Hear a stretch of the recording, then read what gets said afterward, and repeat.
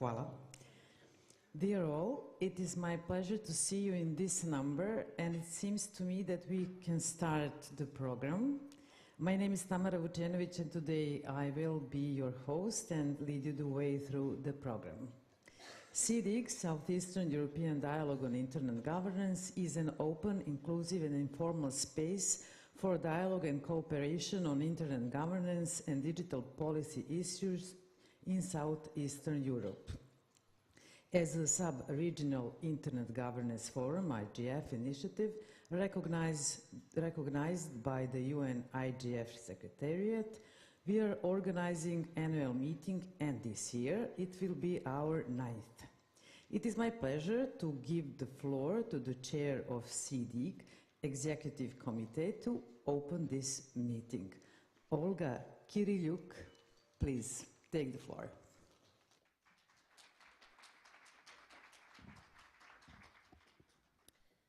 Dobro jutro svima i dobrodošli na dijalog o upravljanju internetom u jugoistočnoj Europi SEEDIG. Velika nam je čast da vas pozdravimo na 9. izdanju ovog jedinstvenog foruma koji okuplja stručnjake, donosioce odluka, akademsku zajednicu, tehničke eksperte i predstavnike civilnog društva iz celog regiona i šire. Želimo vam inspirativne razgovore, korisne kontakte i uspešan SEEDIG. And now also good morning, dear colleagues and friends. Welcome to the 9th edition of the Southeastern European Dialogue on Internet Governance, or as we all know and call it, SEEDIG. It's a pleasure to see many of you here, both in person and online, representing diverse perspectives from across the region and beyond. As we gather here today, it's inspiring to reflect on how SEEDIG has evolved over the years. Our journey reminds me of crafting a mosaic, a process where individual pieces, unique in size, shape, and color, come together to form something which is far greater than just the sum of its parts. Each SEEDIG meeting, each conversation, and each participant has been a vital piece in this growing masterpiece. Over the past 9 years, we have built a vibrant and intricate mosaic of ideas, collaboration, and shared purpose. A purpose that reflects diversity and richness of our region. As we add another piece to the mosaic today, let us continue to celebrate both our individuality and our unity, knowing that together we create a picture of progress and inclusion that will stand the test of time. Our theme this year sounds like See Potential, Digital Turning Points, and Responsible Governance. It was chosen with purpose and vision. The phrase "see" is not just a nod to our region of Southeastern Europe, but also a call to action. A call to truly see the opportunities, see the challenges, and see the transformative moments in digital governance, but also to act with clarity and responsibility. Today we want to encourage all of you to see more and beyond. These ideas are also captured in 4 pillars symbolized in the design of this conference room. They represent the main construction blocks for the future development of SEEDIG community. See region, global vision. This pillar reminds us that while our challenges may be regional, our vision must be global. We aim to bridge local insights with global conversations, ensuring our region actively shapes the future of digital governance. See together, act as one. Collaboration lies at the heart of progress. By uniting governments, civil society, the technical community, academia, and other interested stakeholders, we can create a sustainable future. See ideas turn into impact. This is a call to action. Great ideas are only as good as they change and inspire. Let's move from discussions to actions which drive the real-world outcomes. And finally, see youth, shape progress. Yesterday, we had the pleasure of hosting the SEEDIG Youth School, where 30 incredible students and young professionals from the whole region learned from leading experts in digital governance. These young people bring fresh energy and ideas, and I encourage you to connect with them and to make them feel welcome in SEEDIG community. I also want to use now a moment to invite all youth school participants to stand up, and I also encourage you all to welcome them into SEEDIG community with a heartwarming round of applause.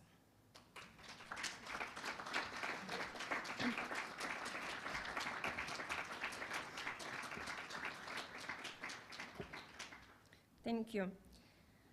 This year's agenda is ambitious, and so is our vision for the future. One of the highlights will be our keynote on the Global Digital Compact presented by Geneva Liaison of the UN Secretary General's Tech Envoy. It's a critical moment for the Southeastern European region to engage with the process, ensuring that our voices influence the global frameworks shaping the digital landscape. On the other hand, tomorrow's keynote dialogue on AI and emerging tech, preventing misuse and advancing regulation, hosted by the Parliamentary Assembly of the Mediterranean, will delve into one of the most pressing challenges of our time, the regulation of artificial intelligence and emerging technologies.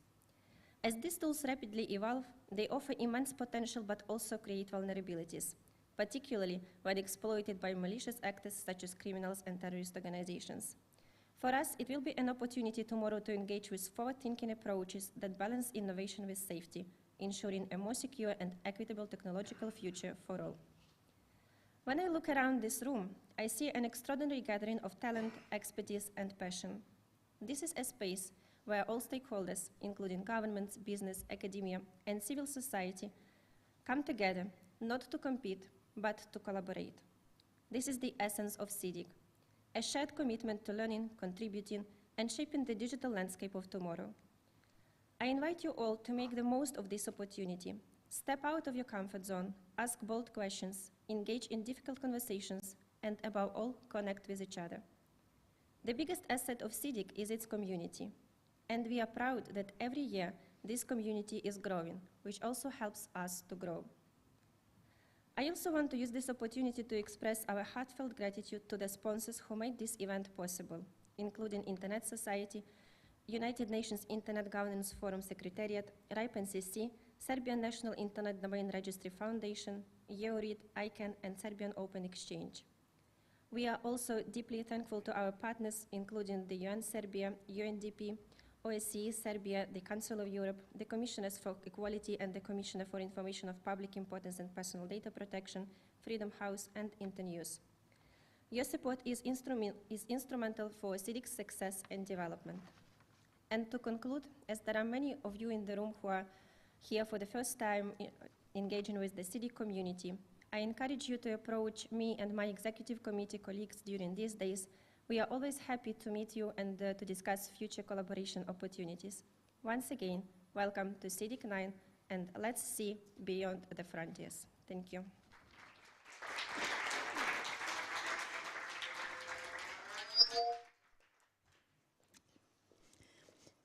Dear Olga, we appreciate your kind words and support to kick off this event. SEEDIG is nothing without support, and I would say cooperation. Welcome to the stage to Jan Bratu, head of the Organization for Security and Cooperation in Europe, mission in Serbia.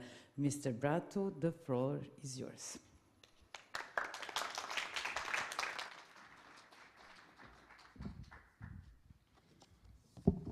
Good morning, everyone, and special greetings to the chair of this session, Ms.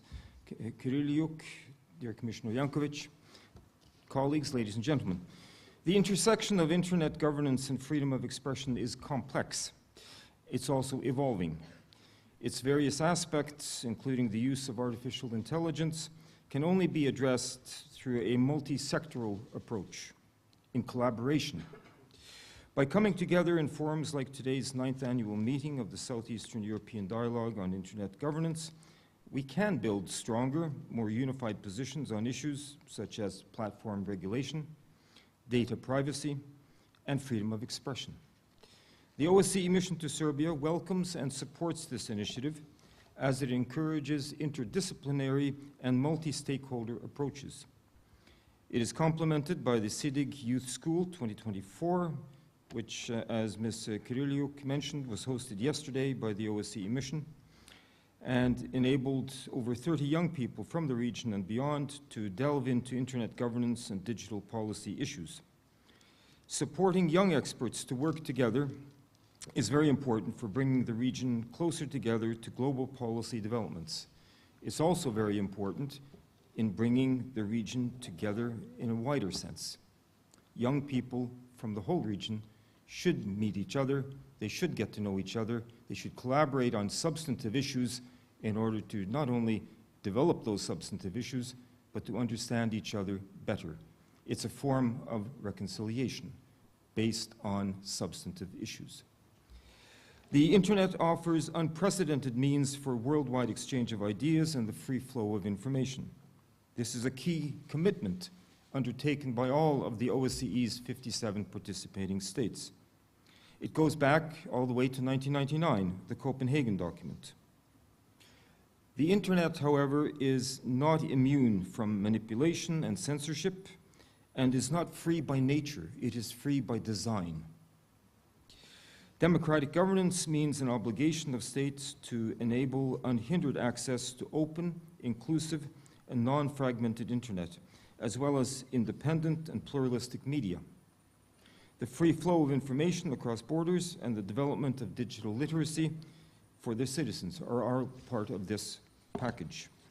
Several key issues shape the ongoing debate on how to balance protection of free speech with concerns about harmful content. Privacy, security, and accountability. A balance must be struck. But how? The availability and openness of the Internet is crucial, just like a continuous multi-stakeholder dialogue on all of these issues.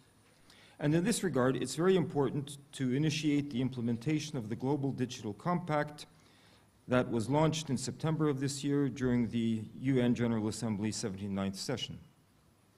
This is a cornerstone in finding and building solutions to the challenges of Internet governance.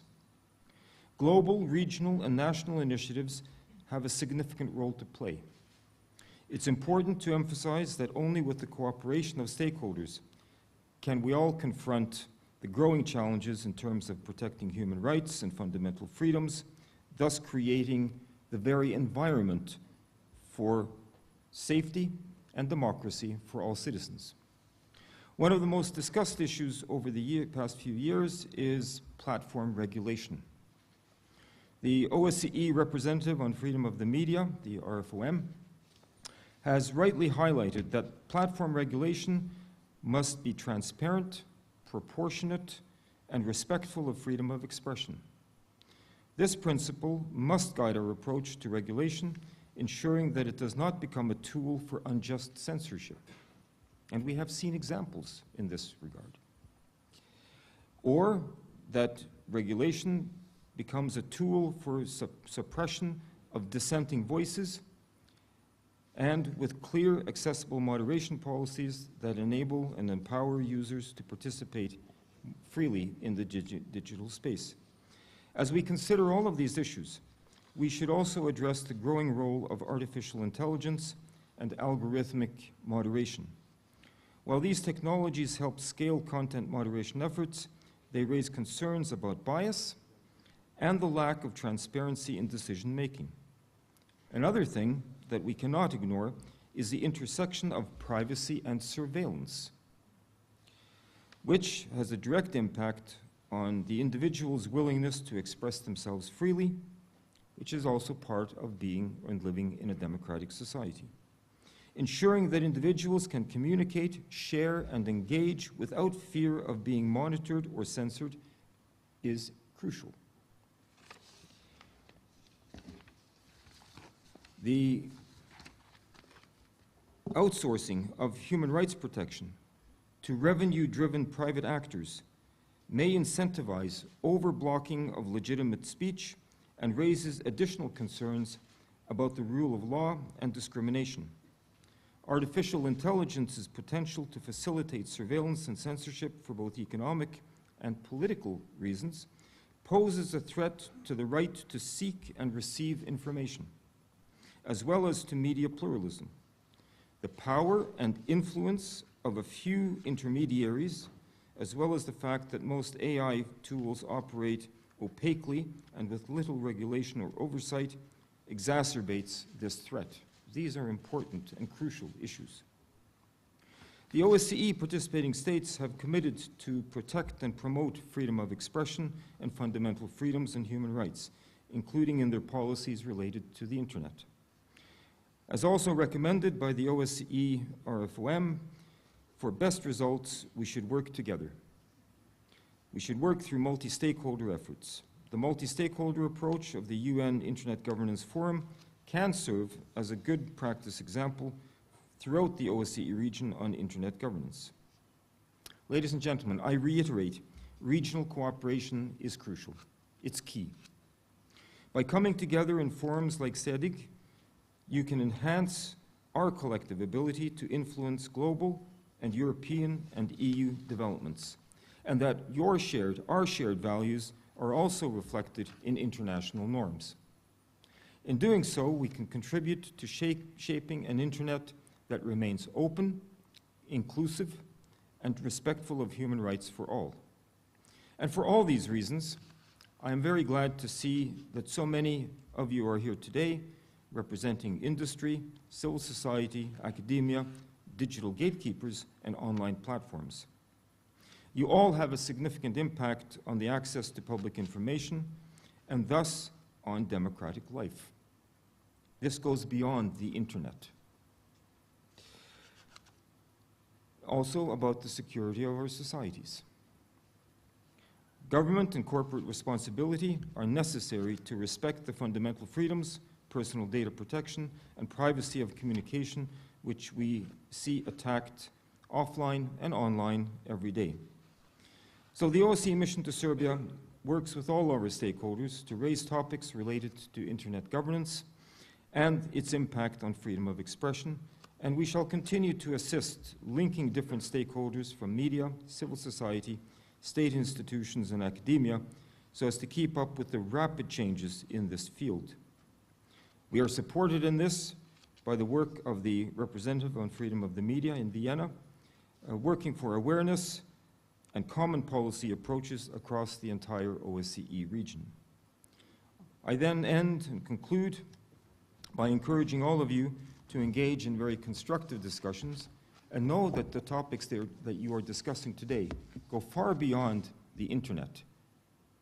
The topics actually affect the very basis of our societies. Thank you very much for your engagement. Thank you.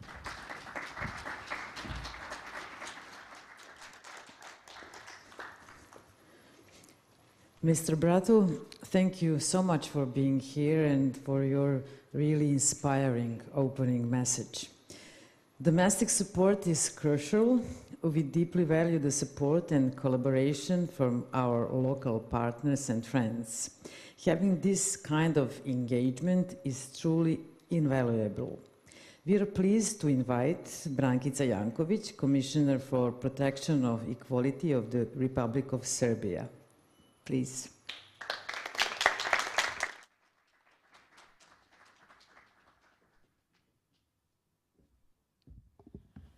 Good morning to everyone.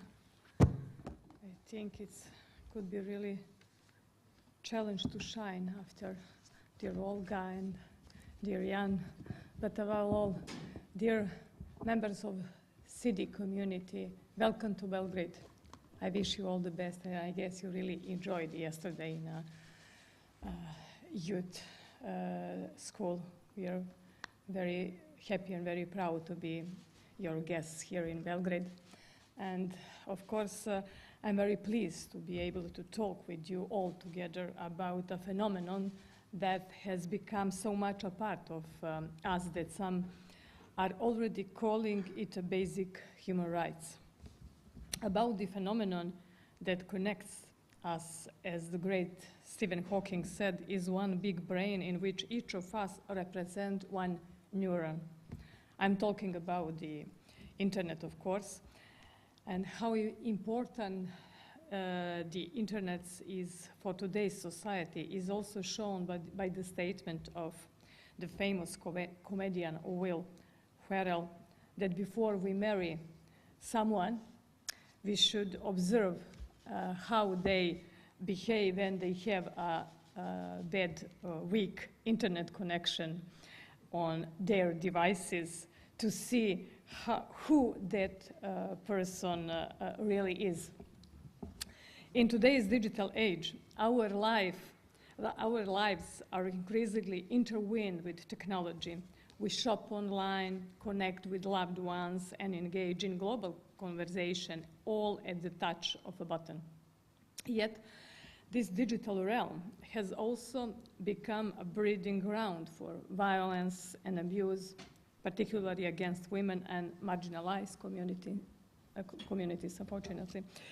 Online platforms, while powerful tools for communication and empowerment, have unfortunately become platforms for harassment, discrimination, threats, and intimidation. Cyberbullying, revenge porn, and online stalking are just some of the ways in which individuals, especially women, are targeted and violated online. The anonymity and the reach of the internet can amplify the harm inflicted, leaving lasting scars on victims. The Internet Society stated that the internet by its very nature presents a challenge to hierarchical structure, be they social, economic, or political. Although this is true, we often witness that existing power imbalance and systemic inequality lead to many technological innovations such as various internet platforms and artificial intelligence systems contributing to the existing gap and can even deepen it. After the adoption of the declaration on the occasion of the 75th anniversary of the United Nations in September 2021, the UN Secretary General presented an important report entitled Our Common Agenda. This report proposes the establishment of a global digital compact, which is adopted through a comprehensive consultative process. This process involved all relevant actors, governments, UN authorities, the private sector, including technology communities, civil society, local communities, academia, and individuals, but above all, including youth community. The Digital Global Compact, adopted during the UN Summit of the Future, aims to address global digital challenges by fostering equitable access to technology, enhancing public digital infrastructure, and ensuring responsible governance of artificial intelligence. It seeks to bridge the digital divide, support sustainable development goals, and uphold human rights in a rapidly evolving technological landscape. Emphasizing multilateral cooperation, it complements broader initiatives like the Pact for the Future and the Declaration of Future Generations, aiming to build resilience and equity in an increasingly interconnected world. But no matter how difficult the journey for adopting the GDC was, no matter how comprehensive or inclusive, it's on all of us to assure its implementation. That is why multi-stakeholder initiatives like Global EGF and other regional and national initiatives such as SEEDIG are important. Ambassador Bretou just mentioned and emphasized how its regional cooperation and regional level is important. I think it's really crucial to bring all of us to the table and to discuss the challenges we are facing and to overcome them together. I think it's only one possible way to stay together and try to find the best possible way to overcome the old challenges. Aware of our role, not only in protection against discrimination, but also in looking at the situation in the field of equality in Serbia in all areas of social life, and from every possible aspects, including modern technologies, we devotedly follow global and local trends in order to find the most effective ways to contribute promotion of equality in Serbia. When I say we, I mean institution I'm in charge together with my, of course, extraordinary colleagues. In many cases, we were with our case practice one step ahead of the practice of the European Court of Human Rights, such as the case of determining discrimination for not removing comments containing hate speech on social networks. We established this practice 5 years before the European Court. First, through the complaint procedures due to the discrimination of our fellow citizens from Novi Pazar, and then the further development by referring the recommendation of measures to all internet portals. I think today maybe it's time to refresh our and to send once again, maybe we should recognize that need. I will use this opportunity to remind you that for the purpose of advancement of the system of protection, we submitted several initiatives. One of those initiatives is the one referring to amending the criminal code, thus criminalizing unauthorized use of sexual explicit content as a separate criminal act. And it seems that this initiative will be adopted, I hope, and many different civil society organizations also supported these initiatives and became our allies. Taking into account the above, as before, we are ready to contribute to the elimination of social inequalities and discrimination, both through actions in the field of promoting equality in public policies and through awareness-raising activities and action on citizens' complaints. I would like to say that we are ready to build a safer and more equal internet for all of our citizens, together with all other social actors. And I wish you all a very fruitful discussion today.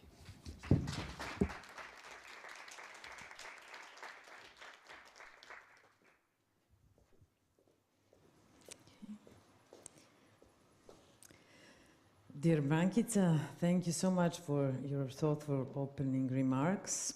As we know, SEEDIG is not a domestic initiative, and it is recognized by UN IGF Secretariat. We are now welcoming Anja Gengol from UN IGF Secretariat. Anja, the floor is yours.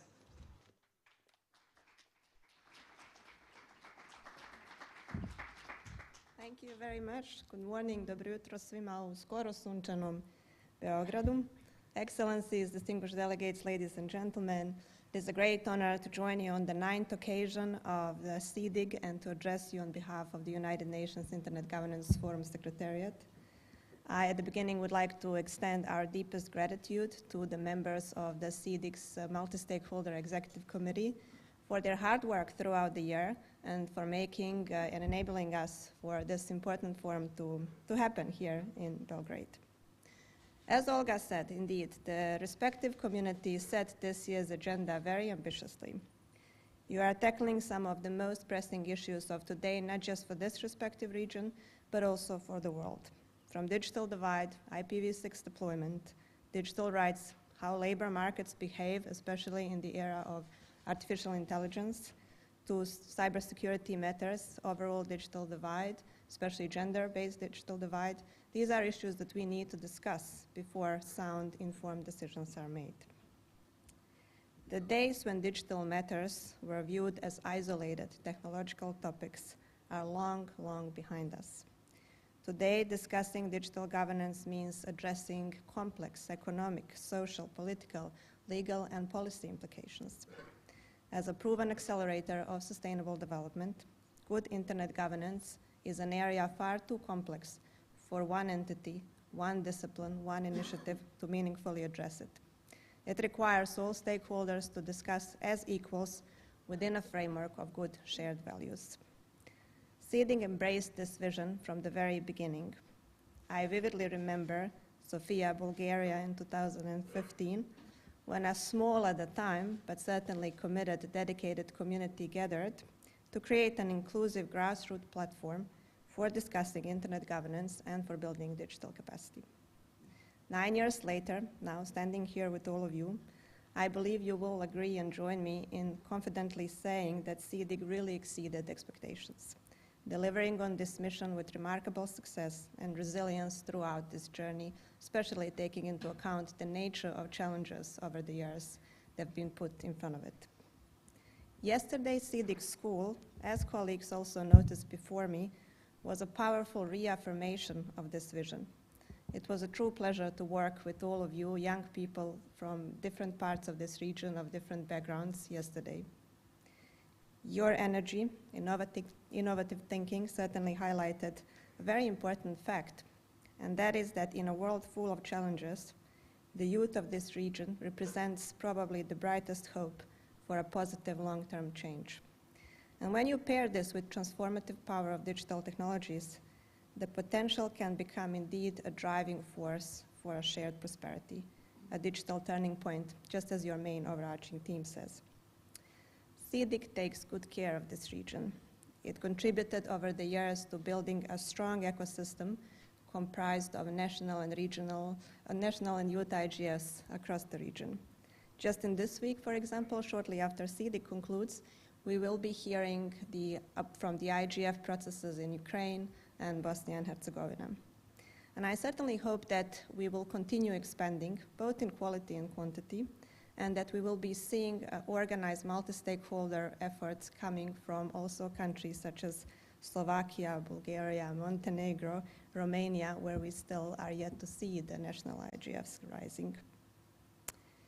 Global internet governance depends on strong local and regional governance, and what you are doing here together with other 173 national, sub-regional, regional, and youth IGFs that exist across the world is extremely valuable. And while much has been achieved, more work lies ahead. The mechanisms to do this are certainly among us, and that's a good news. I join my colleagues who spoke before me in echoing your participation in the recently adopted Global Digital Compact that is soon to enter its implementation phase. And I remind of what I'm sure is very much familiar to all of us, which is the upcoming milestone, probably the most important point of possible change with respect to internet governance, which is the 20-year review of the World Summit on the Information Society next year. I hope that many of you will be joining the preparatory processes that are already underway, starting from just in a couple of days from the 19th Annual IGF Meeting, which will be hosted by the government of Saudi Arabia in Riyadh from 15th to 19th of December.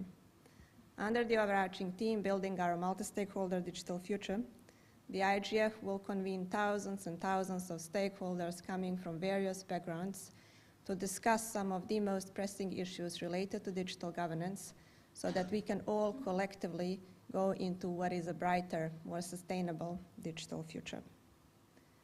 Ladies and gentlemen, as I look today in this room, many faces are known to me, many are new, both good news, because that means that we are continuously engaging new stakeholders, building a long-term, sustainable, resilient framework that we have through SEEDIG.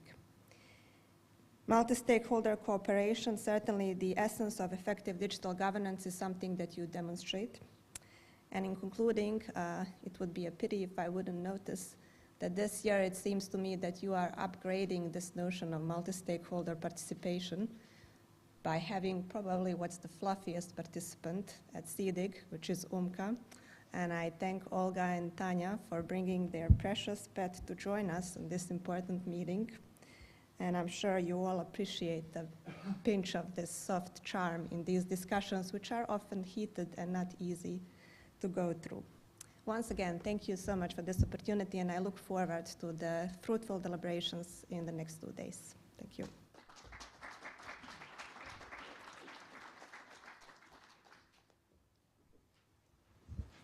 Okay. So, dear Anja, we are grateful for your encouraging words as we begin. And among us today are the young participants who started shaping this event with their activities yesterday. Together with the Regional Youth Cooperation Office, RYCO, we organized a youth school on internet governance, and we are now inviting Đorđe Cvijović, local program officer from Regional Youth Cooperation Office. RYCO, oh no, I'm sorry. Đorđe, you have the stage. Thank you very much, dear guests, colleagues, partners, and friends. It is my great honor to welcome you today on behalf of Regional Youth Cooperation Office, or RYCO. And in the beginning, I would like to extend a sincere gratitude to SEEDIG, but also Commissioner's Office and the OSCE mission to Serbia for partnering with RYCO and opening space for young people to discuss this important topic from a multi-stakeholder perspective. This partnership is really important for RYCO because it aligns with our main mission, which is to empower young people and to foster regional cooperation in the region. As mentioned before, we had the opportunity together with SEEDIG and other partners to organize Youth School, which happened yesterday in the premises of the OSCE mission in Belgrade. And I had this joy to participate together with almost 30 young participants and to hear on their perspective and join regional approaches to address these common challenges that we have. I also want to applaud young people because they were responsible enough, even after the informal part of the gathering and some drinks which were present in Krcgrad after the formal part of the event, to be fully awake today in the room and to contribute with their perspectives and to be involved in all discussions which are currently and will be ongoing during the day. One of the most pressing concerns raised by young people in the region is the growing threat of cybersecurity risks. As mentioned before, those risks manifest in online harassment, revenge pornography, misinformation, privacy concerns, and other areas. We in RYCO strongly believe that regional approach to these issues is what is important in order for those solutions to be sustainable and to also be relatable to young people. That is why we want to open floor for discussion among young people and to engage them in the discussion with decision makers in order not to be the observers of the situation, but to have space where their voices will be heard and that they will be fully empowered to participate in the societies. RYCO is deeply committed to address these challenges, also cybersecurity challenges in the region. This is a part of our efforts to localize UN Youth Peace and Security agenda in the region, which we also do with the support of the actors such as the OSCE mission to Serbia and across the region. We want to open, as I said, a space for discussion among young people and decision makers, and I'm glad to have 30 talented young people and professionals with us today who will hopefully throughout the day contribute to discussions and make valuable contributions to the topic. As mentioned previously, we in RYCO also view internet governance not just as a technical issue, but as a societal issue which affects the whole region. We see this as a much greater threat among and across the region, which is connected with disinformation, polarization in the region, but also lack of trust among societies and lack of social cohesion within societies. This is why it's important also for us to foster this connection between young people from the region and to open space, not just for the discussions about policy-related issues or some technical issues, but also to open space for meaningful connections among young people and creating friendships and partnerships which will last in the future. For the end, once again, thank you for invitation and thank you for creating more space for young people. I certainly hope that we will continue to collaborate together in the future to involve even more young people in the region, and I wish you all a productive meeting today, and I'm looking forward to seeing the conclusions of the discussions. Thank you.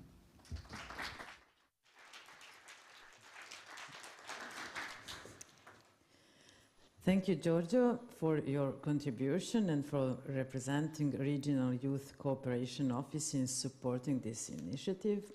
And after welcoming words, no breaks, let us get down to business. We invite representatives of the Council of Europe to take the floor and start the panel discussion, Council of Europe Digital Agenda in Action, hosted by the Council of Europe. The floor is yours.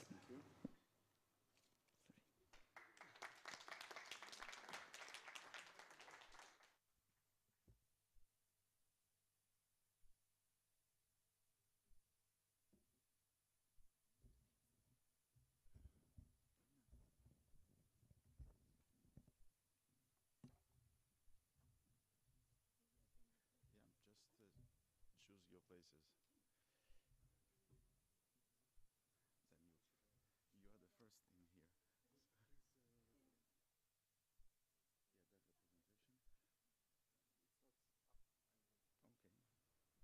Then you are the first in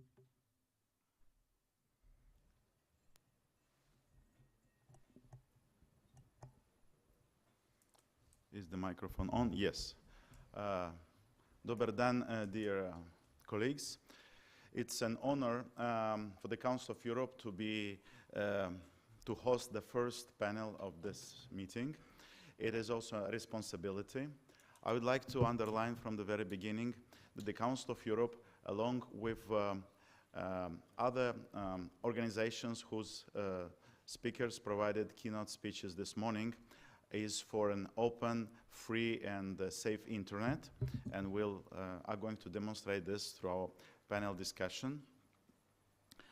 My name is Octavian Shofransky. I'm a Moldovan who works in the Council of Europe for the last 20 years, and I'm responsible for the Council of Europe digital agenda, which means our actions to promote free and safe internet. Also, the digital partnership, which is a cooperation between Council of Europe and leading technology and internet companies for the same objective. And we'll have an interesting panel tomorrow afternoon, to which I invite you as well. Today, we're going to speak about the Council of Europe digital agenda. The digital agenda of the Council of Europe aims to protect human rights, democracy, and the rule of law in the digital environment. I would like also our panelists who are from Italy, from Serbia, from Romania, who joined us today. Please introduce yourself and say a little bit about your area of work. So first is Svetlana Rakic. She's the Senior Project Officer in the field of artificial intelligence and anti-discrimination. She also has experience at the United Nations. So Svetlana, tell us a bit more about yourself. Hello everyone, and thank you, Octavian. Thank you for having me today. I'm here on behalf of our unit on hate speech, hate crimes, and artificial intelligence within the anti-discrimination department in Strasbourg. So I'm here working in Serbia on project combating discrimination and promoting diversity, which we are implementing in partnership with national human rights institutions and our partners from independent institutions. Thank you. Hello. Can you hear me? First of all, thank you for the invitation. My name is Dan. I work for the Council of Europe. Now I'm running a project called CyberSea, aimed to support the countries in the Southeast Europe in order to have a better response to cybercrime. We follow three main objectives: improving the domestic legal frameworks and alignment with the international standards on legislation regarding cybercrime and electronic evidence.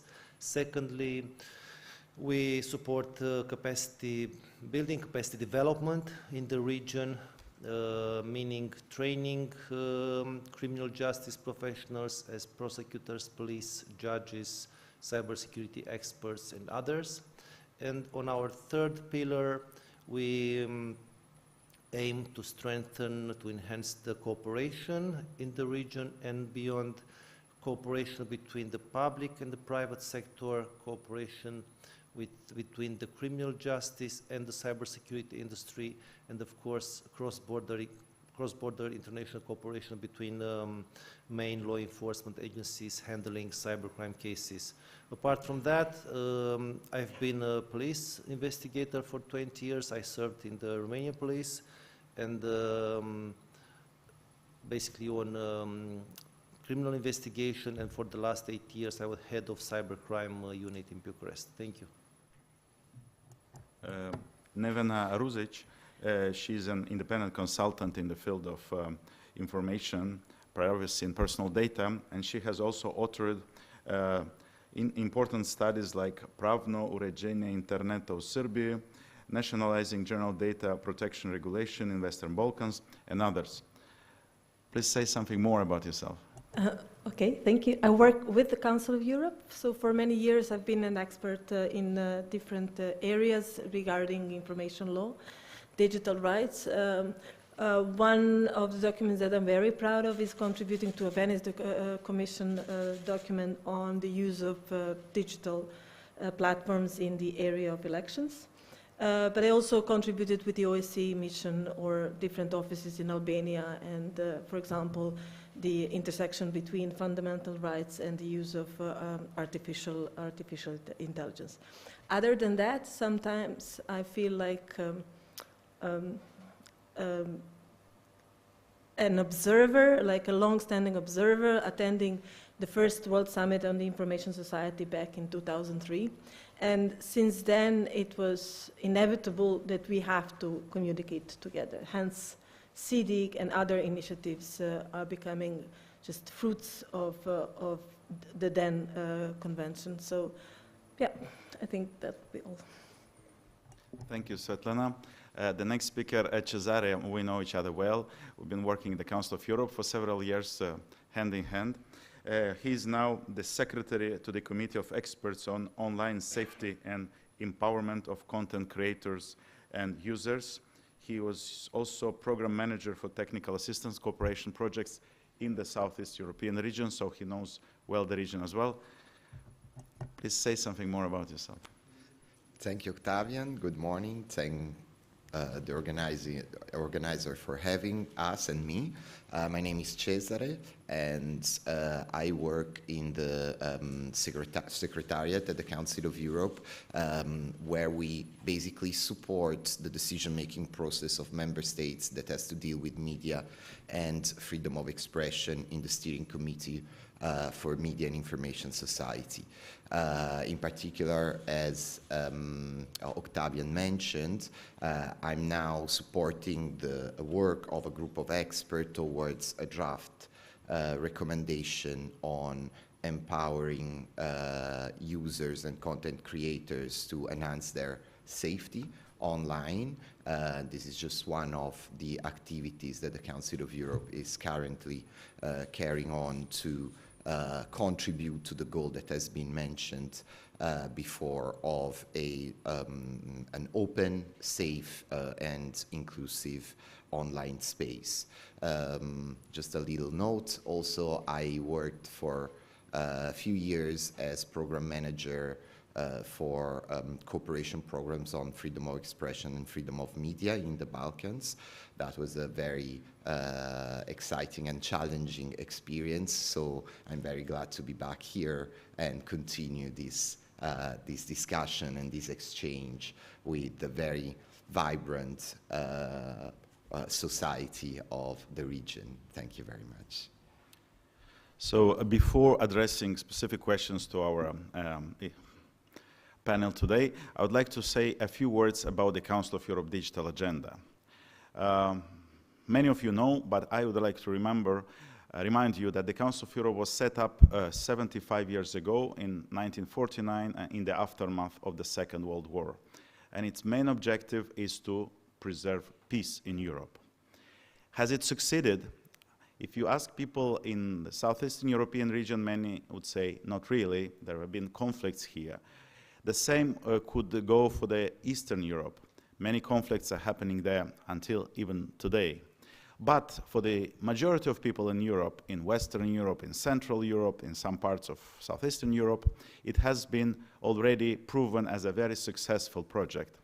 The main essence of the European project is good neighborhood. So new relations between former enemies like France and Germany, like Germany and Poland, and others. It works, and we'd like to spread this type of new mentality, new international relations all around Europe.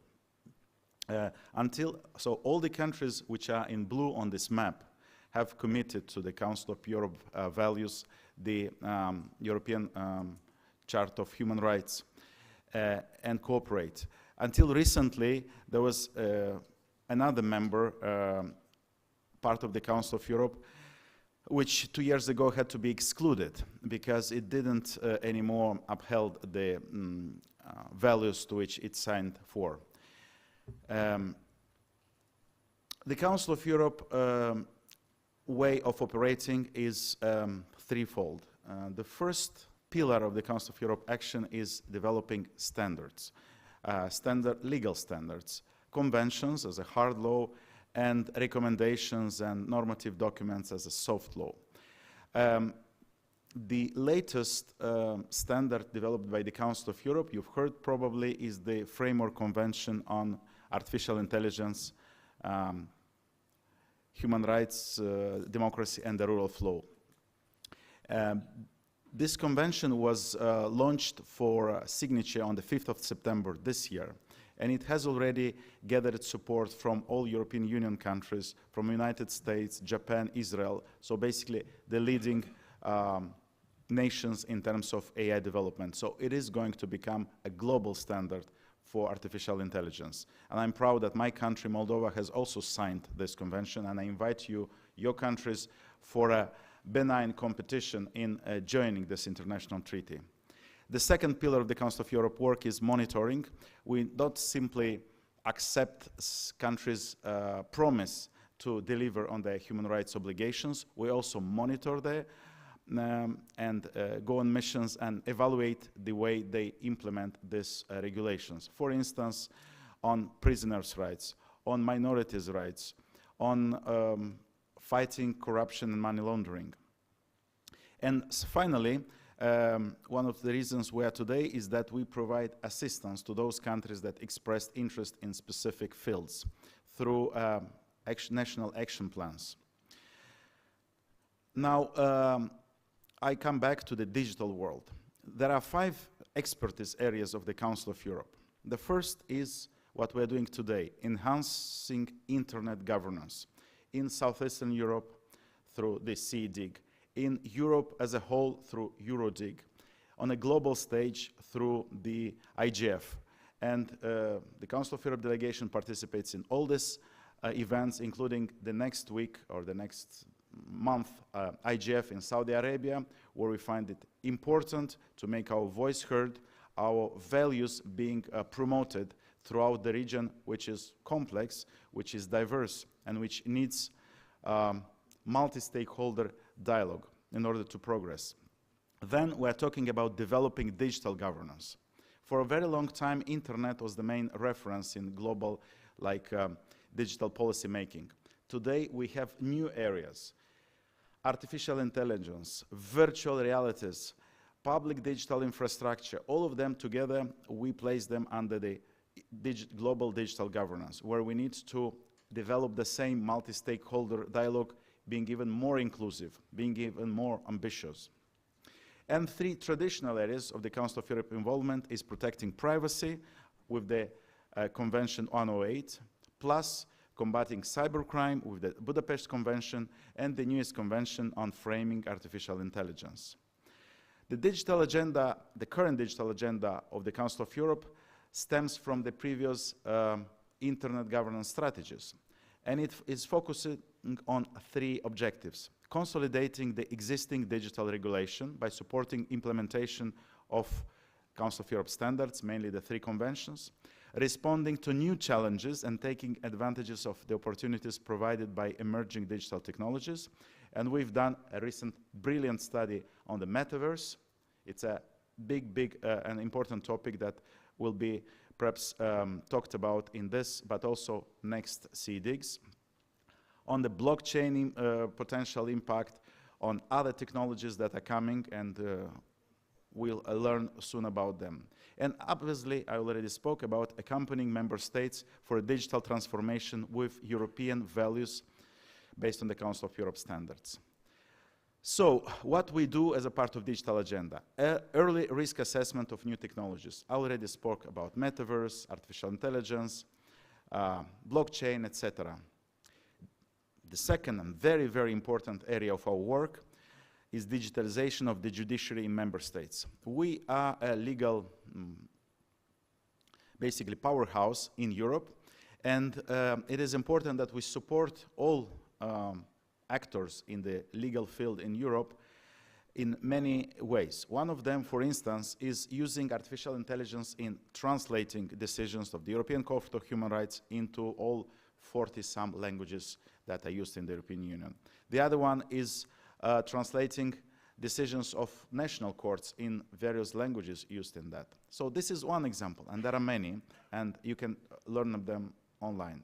Nurturing the global agenda, participating in this and other forums, and promoting our values.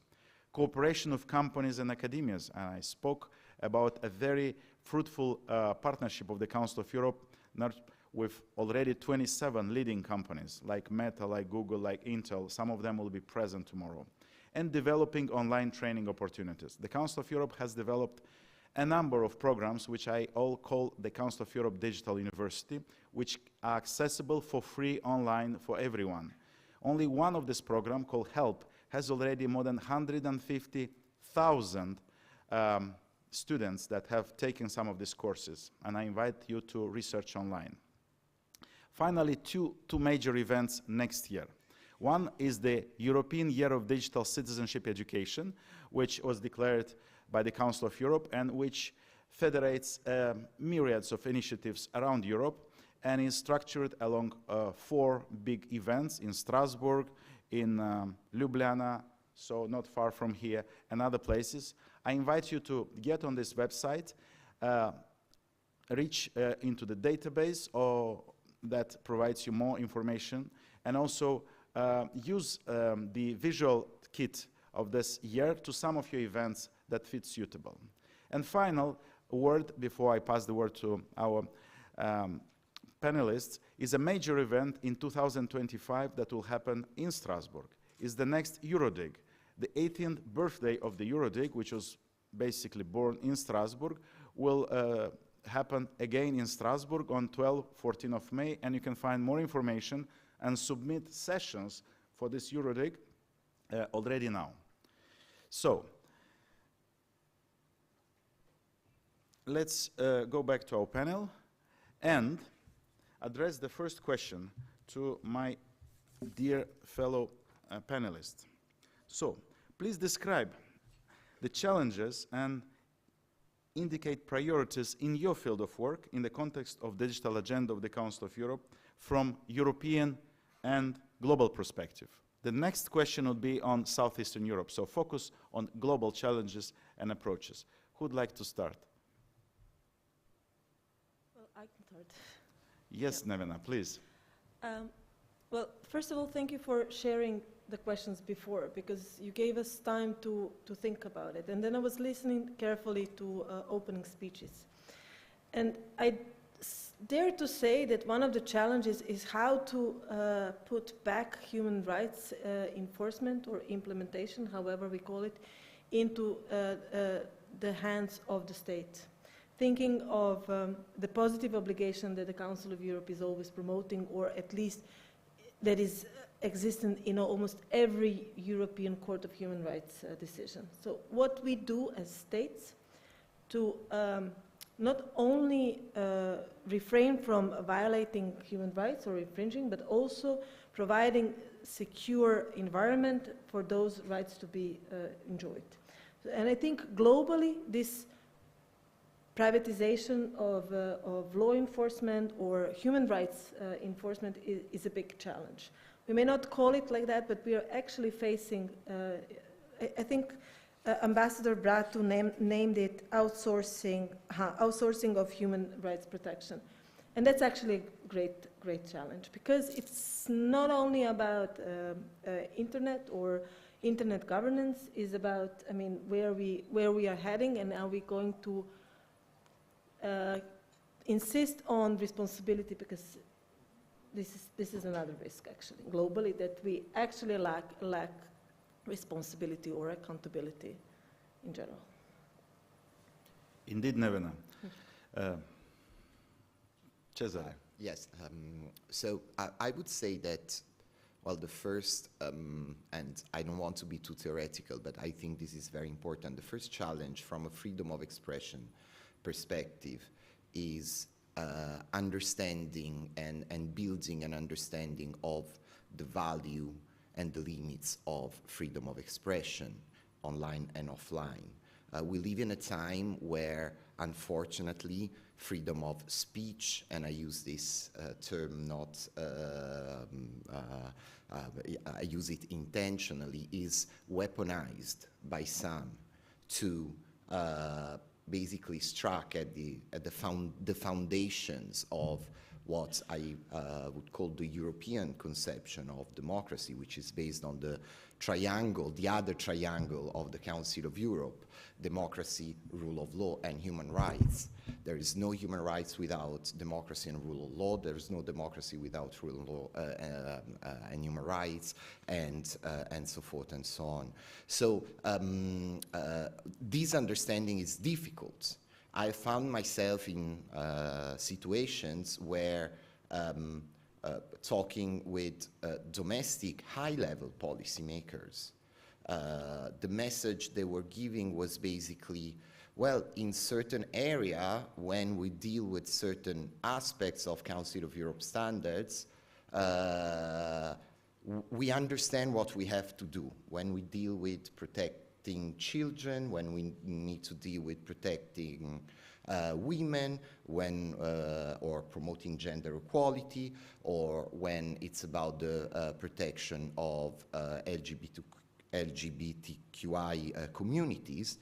Well, the underlying tone was also, we might not really agree with that, but we understand what is the demand.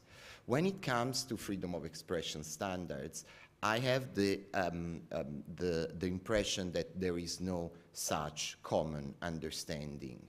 So I absolutely agree that one of the challenges in the digital world is the balance between what the state cannot do and can do and have to do to protect human rights online while upholding freedom of expression, and avoiding outsourcing the responsibility to decide what speech is allowed or not allowed, or welcome or not welcome to powerful and often unaccountable private actors. So I would stop here, and maybe we can continue this discussion later. Thank you, Cesare. So maybe I can follow up. Yes, Daniel. So following the same principle as our organization, main values are human rights, democracy, and rule of law, and aiming to protect and promote these values. From our side, the Cybercrime Division, the main contribution is to fighting cybercrime. And the main contribution to fighting cybercrime is by providing legal frameworks. And by legal frameworks, I'm talking about the Cybercrime Convention of Budapest, which has, I saw the numbers, we have 46 members of the Council of Europe. Well, the Budapest Convention has now 76 state parties, so it goes way beyond Europe. We have countries party to this international treaty from United States to Australia and Japan, from Canada, Latin America, Africa, and so on, from Peru to Tonga and the Pacific. This means that all these countries around the globe have adhered to the same legal standards when it comes to combating cybercrime. They have more or less the same definitions for cybercrime offenses, the same procedural powers for the authorities to investigate such crimes, and also more or less the same procedures for international cooperation. Basically, this allows countries and authorities to cooperate, and because they are speaking the same cybercrime language. On the other hand, in many countries, besides other challenges like technological developments, new forms of crime like ransomware attacks, crime as a service concept where criminals share tools and skills between each other, and many others. In many countries, still one of the main issues, main challenges is legislation. Missing legislation, old legislation, not having the right tools, the right domestic laws in place to allow authorities to actually fight cybercrime and protect the citizens online. Imagine, for example, if time travel would be possible and we could take, let's say, a physician or a doctor or an engineer or a banker from the past century to the world today. In a lab or in a hospital or in a bank, they wouldn't understand anything. At the same time, if you would take a lawyer from the past century and you bring them into a court today, they would be like fish in the water, because you have the same laws, the same long procedures, the same piles of files. So definitely legislation needs to keep the pace with the technological developments. And this is where we support countries in amending, adapting their laws to the international standards of, again, Budapest Convention. These are, again, not necessarily the standards of the Council of Europe or of Brussels or of Bucharest. They are the standards of 76 countries around the globe that basically agreed that this type of legislation is the more effective to create a solid response to cybercrime and protect citizens adequately. At the same time, there is a new treaty out there offered by the Council of Europe to the countries. It's called the Second Additional Protocol to Budapest Convention, with some new provisions not to be found in any other international instruments. I will just highlight two of them. One is actually allowing criminal justice authorities to directly exchange information with service providers in another jurisdiction. And by this direct cooperation, you save countries would save a lot of time to obtain data in cybercrime cases, but also cooperation in case of emergencies. In many cases, and basically from my experience in the police, I have learned that on many occasions we were called during the night, for example, because you had some data about a child threatening to commit suicide or an abused person somewhere else in the world that would need immediate action to identify and try to rescue that person. And therefore, in this treaty, Second Additional Protocol, we have provisions regarding emergency cooperation between countries and authorities. Provisions that would allow authorities to communicate in an expedite form, to be able to exchange data and ultimately save lives. Emergency cases are defined by the second protocol by those situations where life or safety of a nature person are in direct and immediate threat. So in that cases, authorities should be able to communicate directly, 24 hours a day, exchange information, and take legal action as necessary. There are many other things that I would like to highlight. Maybe I would save it for the next round. Thank you, Daniel. And now Svetlana. From my side, I would like to mention what we are doing within the Western Balkans region and Southeastern Partnership region. So within the framework of regional and national projects, we are trying to bring together equality bodies and to discuss with them the most recent convention and documents prepared by Council of Europe. So last year we started with hate speech. Now we are moving to the hate speech as incentive for hate crimes. So following the Committee of Ministers recommendation on combating hate speech, our body Committee on Anti-Discrimination, Diversity and Inclusion prepared a compilation of promising practices on combating hate speech at national level, which showcase some practical examples for member states and institutions how to deal with this phenomena. So talking about hate speech in Serbia, as per the latest ECRI report on Serbia published this June, one of the recommendations for immediate action is for our government to develop comprehensive study on hate speech, and that is something that we would like to see happening and that we will provide our support.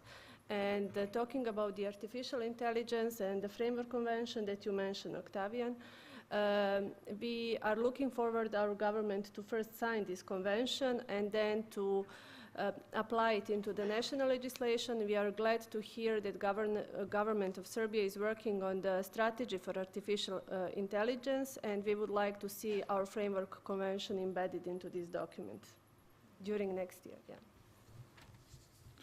Thank you, Svetlana, and thank all panelists for answering this first question. If I may summarize, in a way, the Council of Europe is a regional organization, but it has a global reach.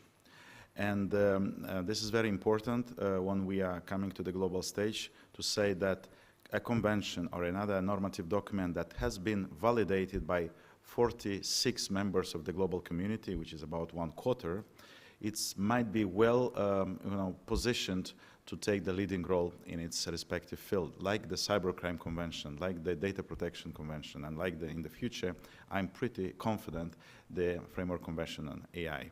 And there are indeed, how to say, the evolution of the society brings these challenges, like what are the limits of the freedom of expression, right? We're talking about the virtual reality in the metaverse. If, I don't know, Putin and Zelensky would fight in the metaverse, in a virtual reality, this would cause no problem.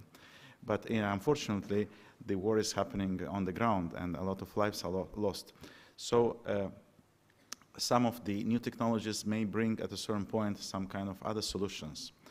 And I would like then to go into the subject of the matter, the projects that the Council of Europe doing right here in Southeastern Europe, stretching from, I guess, Slovenia to Moldova and further.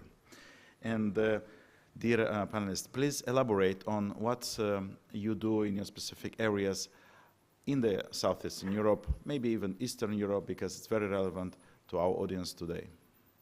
Who would like to start? Cesare? Yes, thank you, Octavian. So the Council of Europe is implementing projects in Southeastern Europe on freedom of expression and media in partnership with the European Union under the Horizontal Facility number 3. And these projects, I would say, I would not go through the projects in a comprehensive way, but I will try to distill a couple of very important issues. So the very first one, I think the most important when it comes to, well, digital rights, I would say, is the enhanced cooperation that our projects have allowed among media regulators in the region. There was a regional workshop held in Budva last June, where the media regulators, the national regulatory authorities, agreed to strengthen their and to some extent formalize their cooperation while discussing the role of media regulators in the digital world. And this is because, of course, one of the challenges for the region is to align its legislation and practices to the EU acquis towards in the process of approaching membership to the European Union. And this is largely based also on Council of Europe standards and upholding human rights in doing so. So here the challenge is to move from the scenario where media regulators basically deal with TV, to a scenario which is called for under EU law, where the media regulators have extended competencies in the online sphere, starting with video sharing platforms, but possibly also going beyond that in the future. So this is a huge challenge. And what I often hear from the regulators is, well, we need to align to the standards, but we are not, not being member states of the EU, we are not fully included in the institutional and decision-making processes that govern this complexity of having to deal with big platforms that are established in one country. So how do you communicate with them? How do you enforce if there is anything to be enforced? And within the EU, there are mechanisms that to facilitate and obtain these results. From the perspective of a non-EU member state, but Council of Europe member state, this becomes a little bit more difficult. So I think this is a first step, very important, very concrete, towards establishing a capacity for regulators in the region to be like more active and more efficient in performing their role in the digital sphere. And this, of course, goes together with a set of other activities geared towards them, of which they're beneficiaries, which includes reviewing legal frameworks, which includes training, which includes setting up and facilitating peer-to-peer cooperation and exchange with other regulators in Europe. So I would stop here. There are many other initiatives that are very relevant for the themes that are discussed today. The Council of Europe works with, let's say, the legal community on freedom of expression and media, so judiciary, lawyers, and also law enforcement authorities. And in this area, I would say that one huge priority that the Council of Europe has is ensuring the safety of journalists, and safety of journalists in this case against online threats, but there is often a continuum between online threats, online harassment, and then real-life threats, harassment, attacks. So working on this is a priority for the organization as a whole. So it's sometimes very difficult for, I would say, people, the citizens, to understand why protecting journalists is so important. It is important because without safe journalists, we don't get information. We don't have check and balances on what the governments are doing, on what we don't have accountability on matters of public interest. So it is very important that journalists, women journalists in particular, that are mostly targeted as women and journalists is a priority. The Council of Europe has launched last year a campaign, Journalist Matters, on the safety of journalists. You can check on the website of the organization.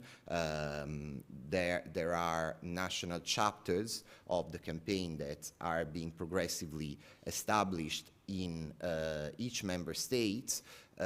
So my invitation is to get the information, get in contact, try to be part of these processes with your specific competences in the digital safety, which is really key for journalists and media workers. Thank you. Thank you, Cesare, and particularly thank you for underlining the importance of regional cooperation for building partnerships and sharing expertise. Maybe Nevena would like to continue from the data protection perspective. Apart from some projects or initiatives that are targeting data protection in the region, such as the ongoing project for the West Balkans countries on data protection, and it also includes empowering supervisory authorities. That is also one of the priorities in the region that we mentioned, like global challenges, regional challenges, like independent authorities are not always equipped with the knowledge, but also integrity to defend the values that they are established on. and to persist on rule of law, respect of human rights, even if that means that they're not on the same ground with the government. And also training for other representatives of the society, media, also civil society organization when it comes to respect of data protection. But data protection or privacy does not go, I mean, it's not a standalone value actually. It has to go along with cybersecurity or security or freedom of expression, because these are the boundaries. And if we're thinking of one issue and disrespecting the other, we are actually not seeing the picture. So I would also say that the Council of Europe is present through different projects that not per se are targeting, or not targeting actually, not per se are heading towards the region, but are dealing with general topic. Like for example, there was a project that only included Croatia from the region, but it's very pertinent to us. And it's about the publication of judicial decisions and privacy issues. And of course, if we want to deploy artificial intelligence, because I mean, technology is very corruptive. I mean, it lures us like that we can use it, sometimes even without thinking of risks. This is the project that also included thinking about potential risk, because Daniel mentioned the lawyer would read the legal acts similarly, but I mean, legal systems are not similar. So if we are thinking of Europe, we also have United Kingdom, we have Ireland, we have Cyprus, but we also have continental legal systems. So the perception of what should be there in the decision is not the same. And we want to have legal certainty, etc. So, and this is also the project that, as such, did not target digital agenda, but is heavily, I mean, it is related to digital agenda, because without, I mean, the overall vision of the Council of Europe in this respect, it wouldn't be successful. And I dare to say, I mean, it's one of the courses that you mentioned, like it's on the help list of the courses, the data protection in the publication of judicial decision, for example. But there are so many other initiatives that on their face are not related to the region, but inevitably, because I mean, Cesare mentioned, I mean, appropriation of legal acts, not only here but also elsewhere in more Eastern Europe. It also, I mean, it is definitely those projects that are affecting, or at least having this radiating effect on the region. Indeed, it's very important that projects focused on freedom of expression, data protection, cybercrime, and the others, they come together and, how to say, target in a complexity the specific issues. So who is next? Maybe you, Daniel? Thank you. From our side, for this region, we have two major projects focusing on cybercrime. One is CyberSea, dedicated to the countries in the Western Balkans and Turkey. And the other one is Cyber East, dedicated to the countries in the Eastern Partnership, like Moldova, Ukraine, Georgia, Armenia, Azerbaijan. We support these countries in fighting cybercrime in all the forms of the online offenses. Like Ukraine, they have war crimes happening online, or with evidence, with electronic evidence involved. For the Western Balkans, basically when we drafted the project, and I was one of the drafters, we consulted with the counterparts, and for example, ransomware, financial crime, online child abuse were reported as priorities. And other forms of cyber as well, I don't know, name it, any illegal activity, like from threats to journalists to, we see now cybercrime interfering with elections and democracy in the very sense of it, and so on and so forth. And the target audience is, as I mentioned already, mainly the criminal justice authorities. So we are working mostly with the ministries of justice on legal reforms, and here I have to mention that many of the countries that we are working with are aspiring to join the European Union, and therefore when we provide the legal support, we consider the recommendations of the European Union in terms of adjusting or amending domestic laws with the European Union standards as well. We're also working with practitioners from police and prosecution in terms of providing continuous training how to investigate cybercrime, how to handle electronic evidence more properly, and so on.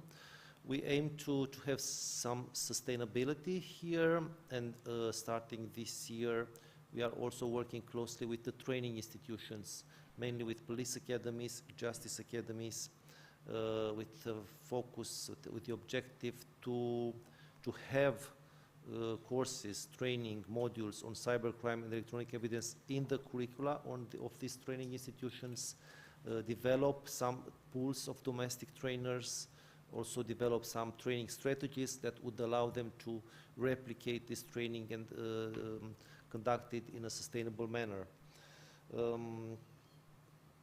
Besides this focus target group, we also work with the private sector as well. We conduct various joint activities with law enforcement in the same room with representatives of the financial sector, of banks, for example, of various NGOs, of internet service providers, and many others.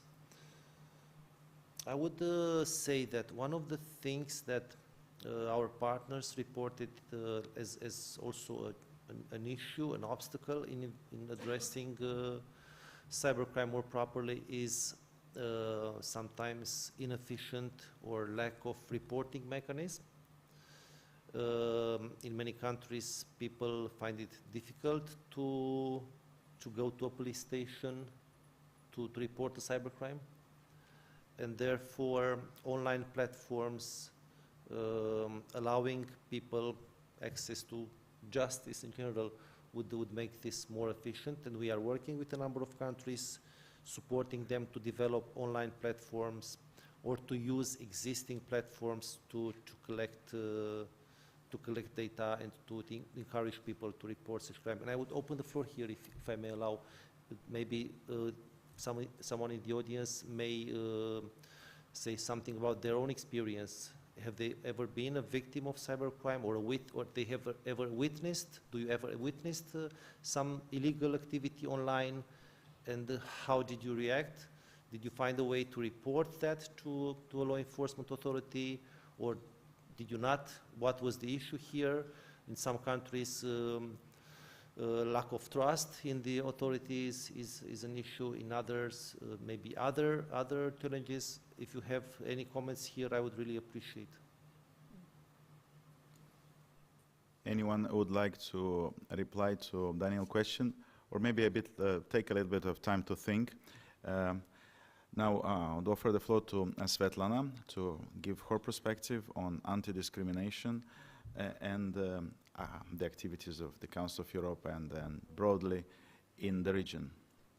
Thanks. So yes, I will mention a few initiatives and resources that you can use. So our anti-discrimination department has set out the new training program on the impact of the artificial intelligence on discrimination. So this has been developed in cooperation with national human rights institutions and equality bodies.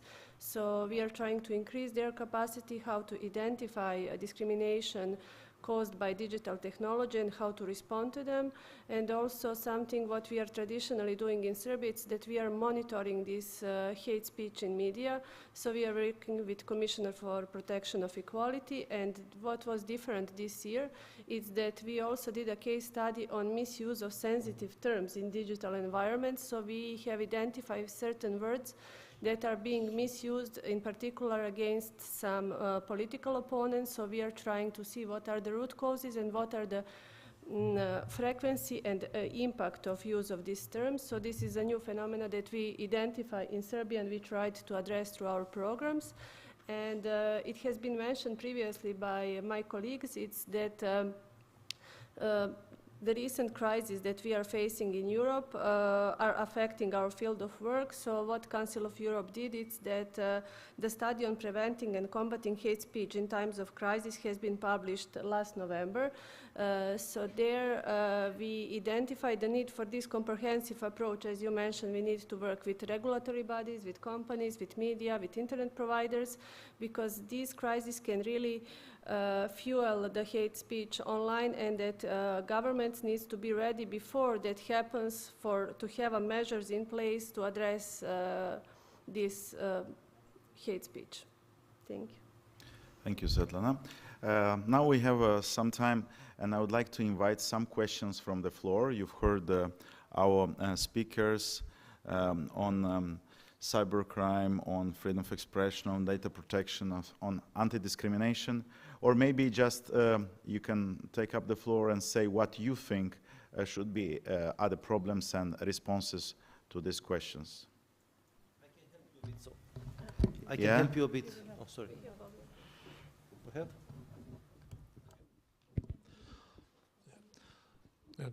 First of all, I want to thank you all on behalf of SEEDIG and also on behalf of the Commissioner for Protection of Equality. And also I just wanted to give a short comment on something that Svetlana said.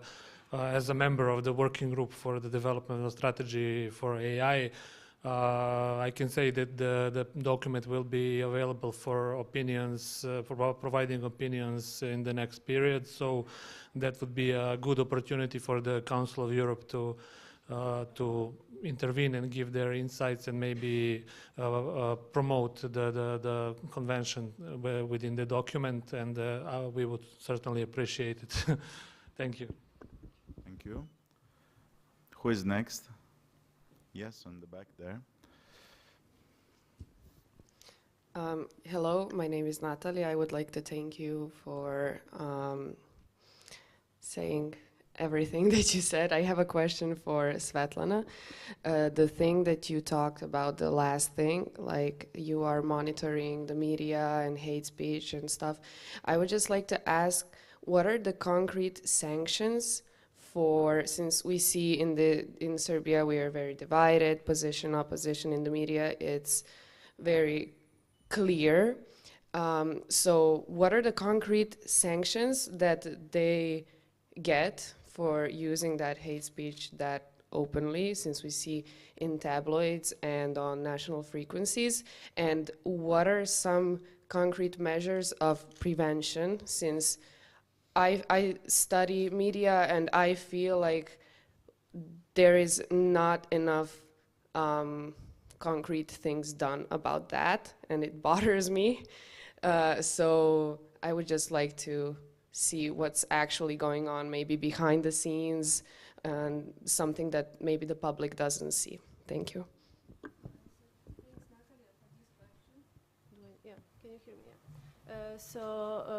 Within this survey, and as Octavian was explaining this Council of Europe triangle, we are in this part of the cooperation. So our current cooperation project, it's done with our partner institutions. So we are not really dealing with sanctions. We are trying to collect data that can inform evidence-based policies. So these reports that I was mentioning will be available during next week or the week after. So then we will communicate them with the institutions and jointly discuss what needs to be done. So this is part of this bigger ECRI recommendation, and we hope that we will continue to develop more comprehensive survey on hate speech together with the institution. This one that I mentioned has been done in cooperation, one with Commissioner for Protection of Equality, and I believe Bogdan can also tell more about what are their measures and sanctions or their response to this hate speech and how the Commissioner institution is responding to this.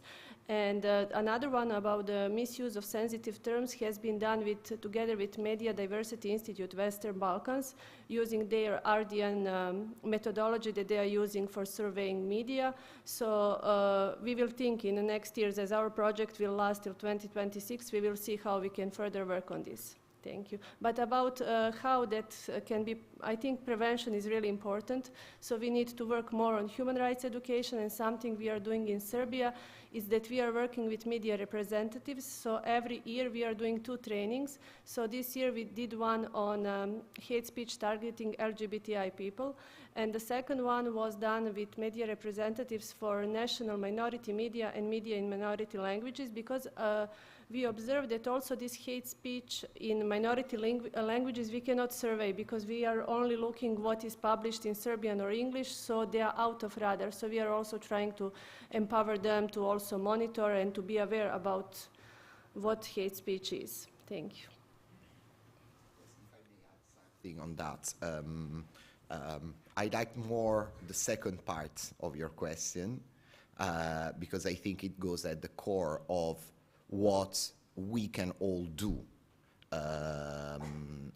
Unfortunately, we live in very polarized societies, and probably in the Balkans even more than in other regions of Europe, where a certain type of approach to public debate, so to speak, is widespread.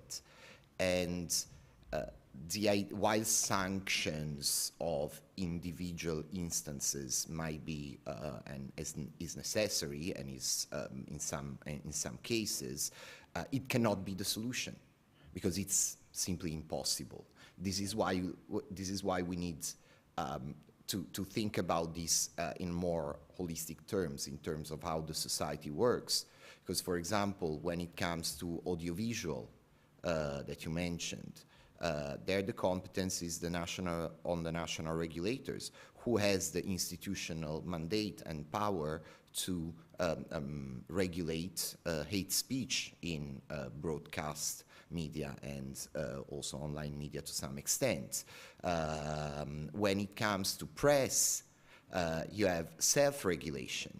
So the challenge here is how to bring together forces to establish a culture that is a culture of respect, I wouldn't say tolerance, really it's about respect of different opinions and different people and different identities and different stories, while at the same time understanding that, unfortunately, when the society as a whole is not ready to embrace this idea of respect and freedom of expression as a unity, then there is a lot of room for abuse.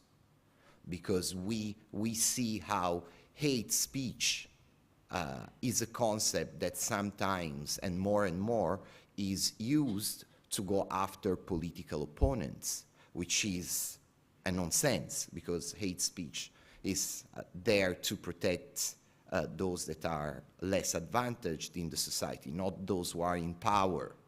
So we really need to, so what we can do together is to continue to establish network, to work together, the civil society, the institutions, the Council of Europe, other organizations, to foster an understanding of what it means and put it into practice, and strengthen civil society in, speaking up when this is not done. This is the basis of what we can do together. And then, of course, we do work with institutions to make their practices better, but that's a different level of political engagement and so forth and so on.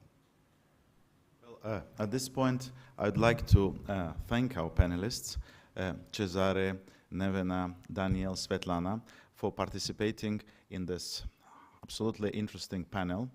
I would like to invite you to still talk to us during the coffee break that will start in a few minutes and later. We are available. By concluding, I would also like to express my firm belief that within, let's say, maximum 20 years, all the countries that are represented in this room will be part of the European Union, because that's what they declared that they want to. And please be sure that the Council of Europe will provide every support necessary in this path of European integration. And I hope we convinced you that the Council of Europe is one of the leading partners in the region in terms of building safe, free and open internet for the citizens of Southeastern Europe. Thank you for your attention.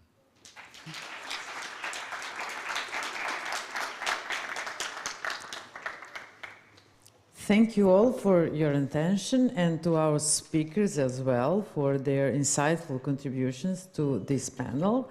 We now invite you to take a short coffee break before we continue with this program and our keynote speech. So see you soon.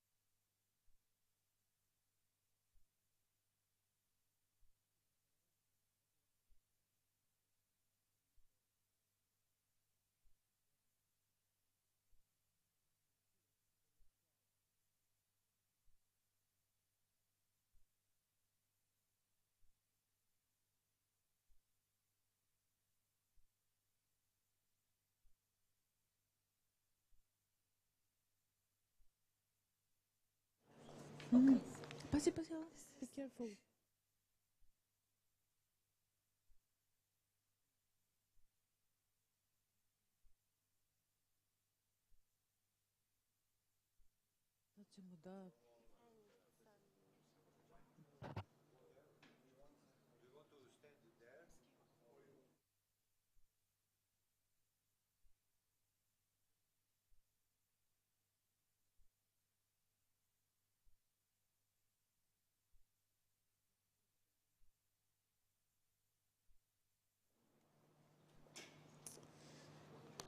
Okay, let's move on.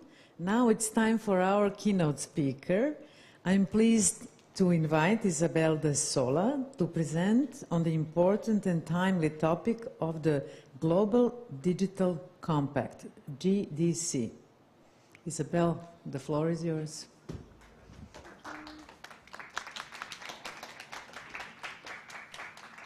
Hi, good afternoon. I'm Isabel de Sola. I represent the Office of the UN Secretary General's Envoy on Technology. And I really liked how one of our, Octavian, who hosted the panel before, asked everyone to say a little bit about themselves before they started speaking. I want you to know that this is my first time in Serbia. I was thrilled. This is the first time in my life that I woke up at 4 in the morning and was so excited to wake up at 4 in the morning to come and see this beautiful part of the world. I'm from El Salvador. I grew up in Central America, and there's some experiences very similar between Central America in the 90s and the Balkans. So it's wonderful to come and meet you all. I'm based in Geneva. And I just wanted to get a sense of who's in the room. It's my first time participating in a regional IGF. I wondered if any of you had participated in the Global Digital Compact process. Yes, could you raise your hand higher? Just a few people? Okay. How many of you would say you're very familiar with the Global Digital Compact? Okay, the same people, huh? How many of you have read it? Okay, the same people. So this is good. I can therefore be useful in this event to tell you a little bit about it. So the Global Digital Compact was approved in September, at the end of September, during the Summit of the Future. It's added as an annex to the Pact of the Future. And it's the first time in 20 years that the UN and the multilateral system has made such an effort to update policy documents, soft policy documents on digital cooperation. Many of you are familiar with the World Summit on the Information Society, which was the first conference, perhaps, or the first multilateral policy documents on what we now call digital cooperation, negotiated in 2003, 2005. Well, since that time, the UN had developed, let's say, a patchwork of many different types of policy documents on specific issues that relate to our digital transformation. But the Global Digital Compact was the first major effort to bring them all into a new umbrella. So for those of you that have ever been to the UN, you'll know that it's a cacophony of voices. No, it's 193 different states, plus civil society, the tech sector, and there's all different kinds of perspectives and worldviews, resentments, and games that are played at the UN. So the process of arriving at the GDC was really a huge effort. It brought in, as was mentioned earlier, voices from around the world, nation states, civil society, tech companies, expertise, and it took about 2 years to build. What you see on the screen here is the basic structure of this document. It offers up a vision, sort of policy principles, 11 of them, or 13 of them, forgive me, and 5 objectives. If you read the titles of the objectives there on the screen, you'll see that they cover old issues and new issues. So we start out with objective 1, that's very relevant still today, although it was first enunciated in 2003, which is about closing the digital divide. And we go through the digital economy, human rights and safety online, the question of data, and then the forefront, which is artificial intelligence. And what the document attempts to do is tie all of those issues together. So to look at them not in what had happened over these last 20 years, which was individual small pieces of policy documents, but to see how they relate to each other. And when I say that they tie old and new issues together, it's very true. So if you read through the document, and I think some colleagues have done this, put it through AI and compare the Global Digital Compact to the WSIS documents, let's say that 50 or 60% of the language is very complementary. So we're still talking about lack of connectivity in certain areas, paucity of content and information in diverse languages. We're still talking about empowering women and girls online. We're still talking about privacy and protection of data. All of those things that were very relevant in the WSIS. We're also still talking about how to empower small, medium-sized enterprises. But then the document is new in many ways, and I want to talk about that. Maybe I'll skip to the next slide. So the principles are listed here. These principles act as a chapeau, let's say, throughout the document. And I see there's different generations in the room. So some of these principles will be familiar to the mid-40s or 50-year-old people. There's inclusive, for example, which was one of the pillars of the WSIS. So for 20 years, we've been working on making a more inclusive internet, and development-oriented. That's from 2015, from when the SDGs were negotiated. But then there's terms that have become more relevant to today's society. For example, equitable. The question of equity is a concept that Thomas Piketty maybe mainstreamed with his work on capital, and it's something that we've been building and looking into in terms of how we measure GDP or how we measure opportunities in life.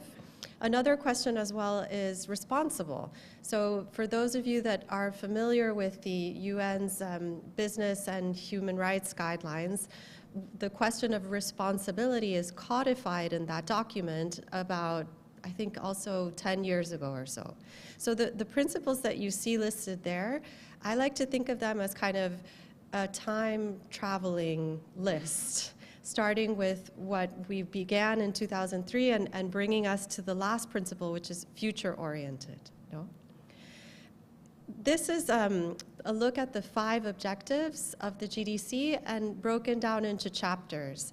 So under each of the objectives of the GDC, there are sub-clusters that address specific issues. And you'll see ones that are very familiar and some that are new. You can see, for example, digital literacy. We're still working on helping people to make the best use of the internet, know how to use it, which is very relevant to combating hate speech, for example, or fake news. But we're also looking at the question of misinformation and disinformation, which is a relatively new field and where we don't have as many good practices and policy documents in place. A similar example is we're still talking about human rights online. However, we're now thinking about it alongside data interoperability.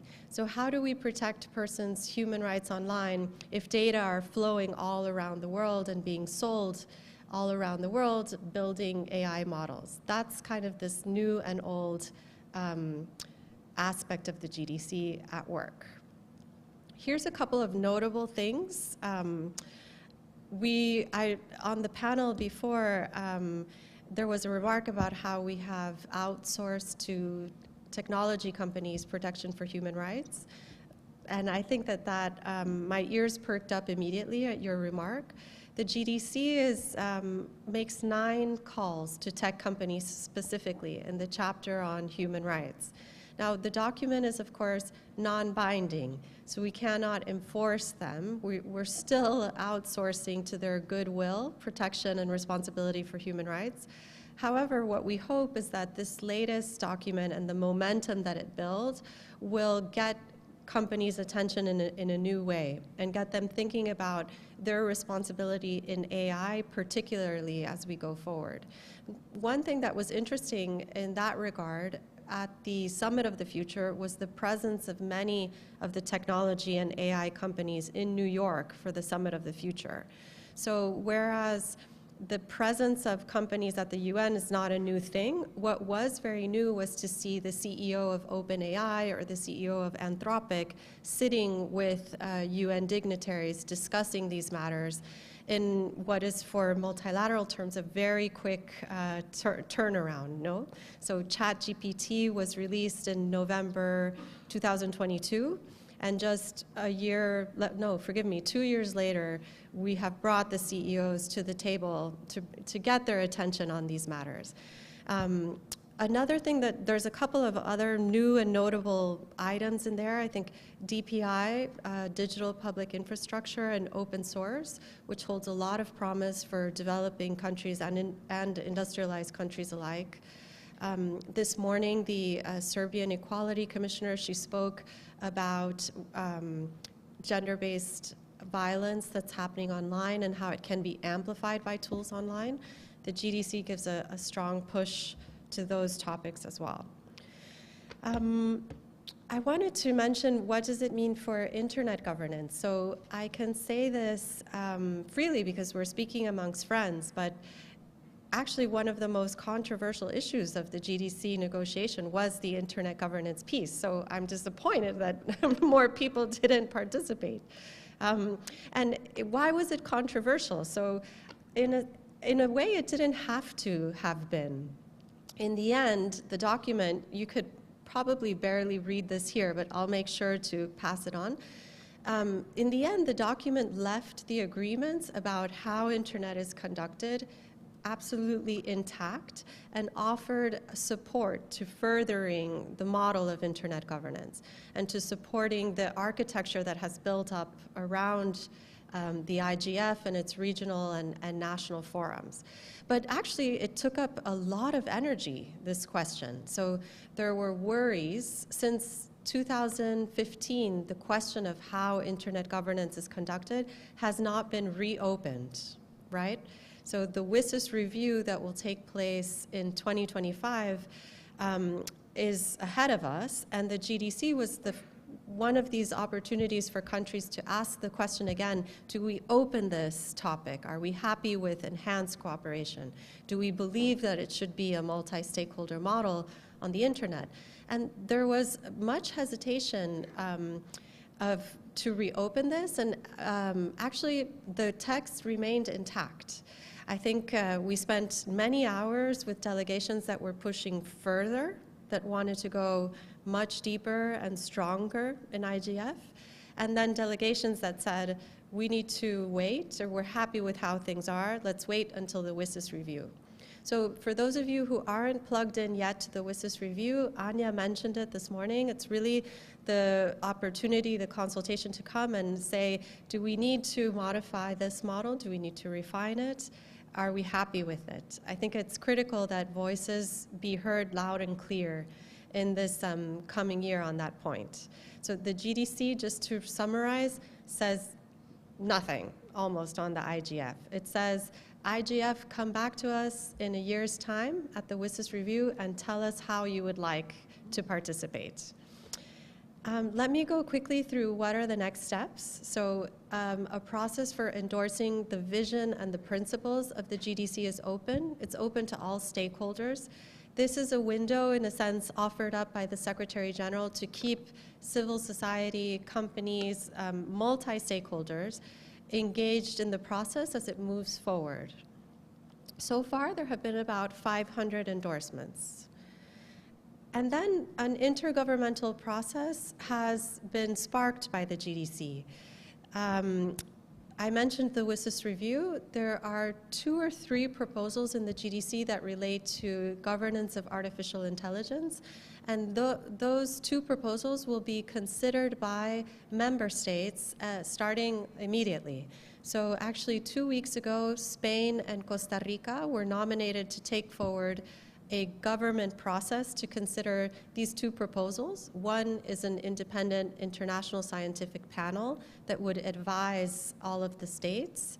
And the second proposal is a global governance dialogue on AI, or global dialogue on AI governance, which is the first step, I think, in having a full-on universal multilateral conversation about how we govern AI that goes a step beyond what UNESCO does at the AI Ethics Forum or what the ITU does at the AI for Good Forum.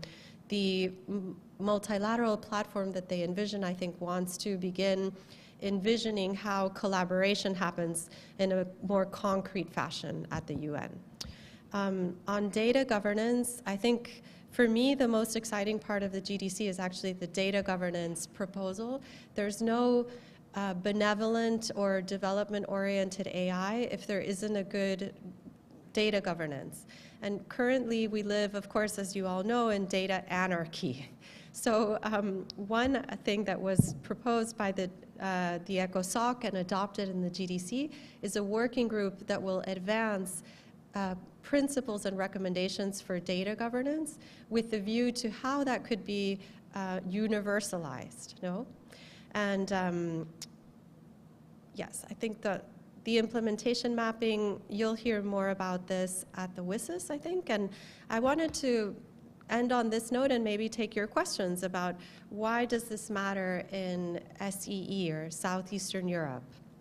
So we've spoken, the office that I represent has spoken with some of the regional commissions of the UN. And they told us, you know, sometimes there are these high-flying global agendas way up here. They may or may not consult with us, or they may or may not reflect our realities. But one thing that would be very interesting is to see how the GDC maps out into this reality of the Southeastern European region. And we have a couple of ideas there on the screens of how to plug in and get involved. So what do those 5 objectives mean and look like in the countries of this rich and diverse region? No? How much are data governance principles already harmonized or already in practice in the region? How much are entrepreneurs, young people using AI for their businesses? Or on the contrary, what are some of the gaps, for example? We heard this morning about a gap vis-a-vis women and girls in terms of their safety. Are there parts of these countries that are still not connected to the internet? And raising up that information via the implementation map, I think, will make the process much richer.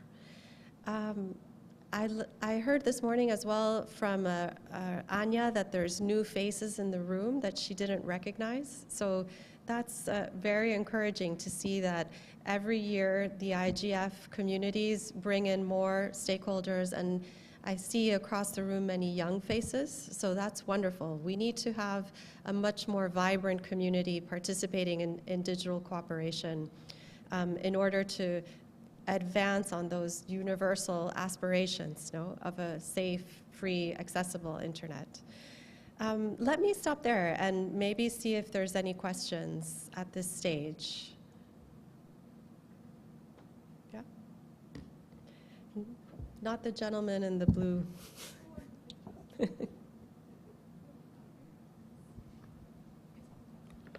Gracias, Isabel, for this very important presentation of the Global Digital Compact. It has been a process of very big importance to which the Council of Europe and other organizations took part. It has attempted to, I guess, develop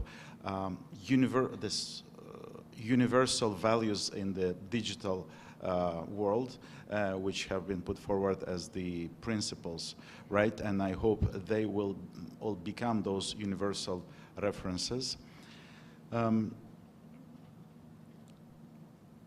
You mentioned in our discussion earlier that in terms of governance, the internet in general, and specifically the artificial intelligence, there is a, let's say, values gap between several regions in the world.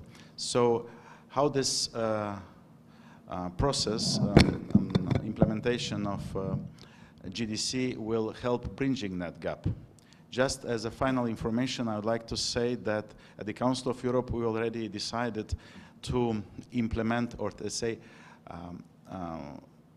include the GDC implementation into our next digital agenda, which will be elaborated next year to facilitate exchange of information and reporting on GDC implementation in the European, let's say, area. Thank you. There was another question over there.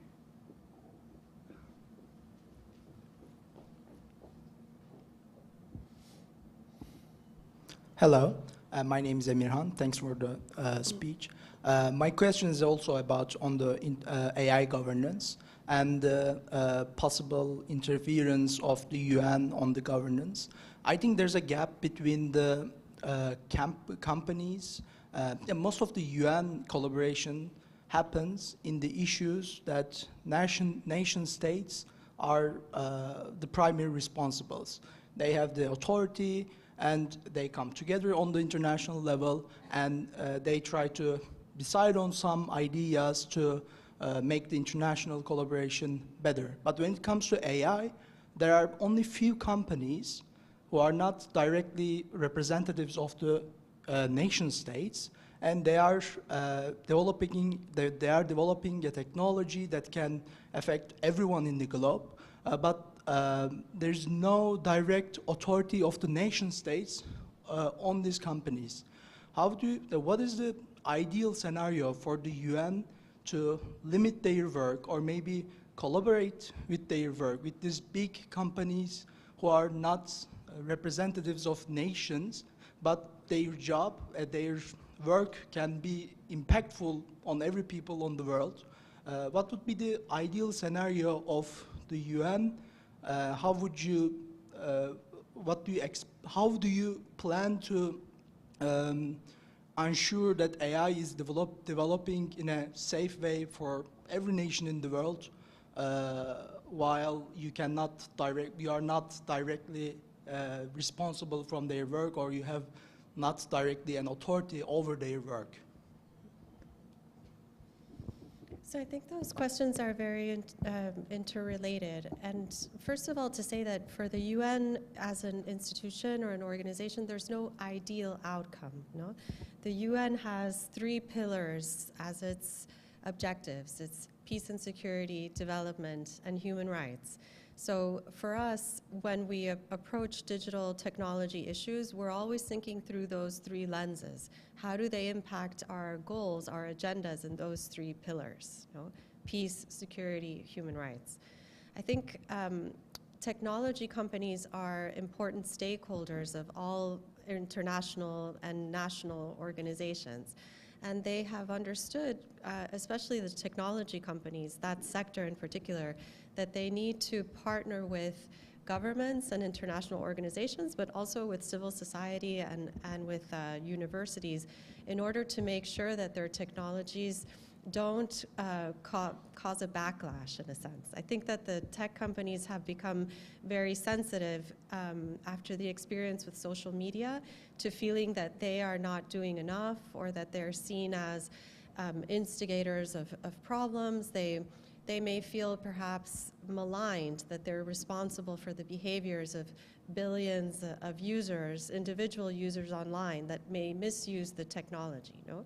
So what I observed, I started out in this field in 2018, so before COVID, and we were still lobbying for the digital transformation of organizations before COVID. No?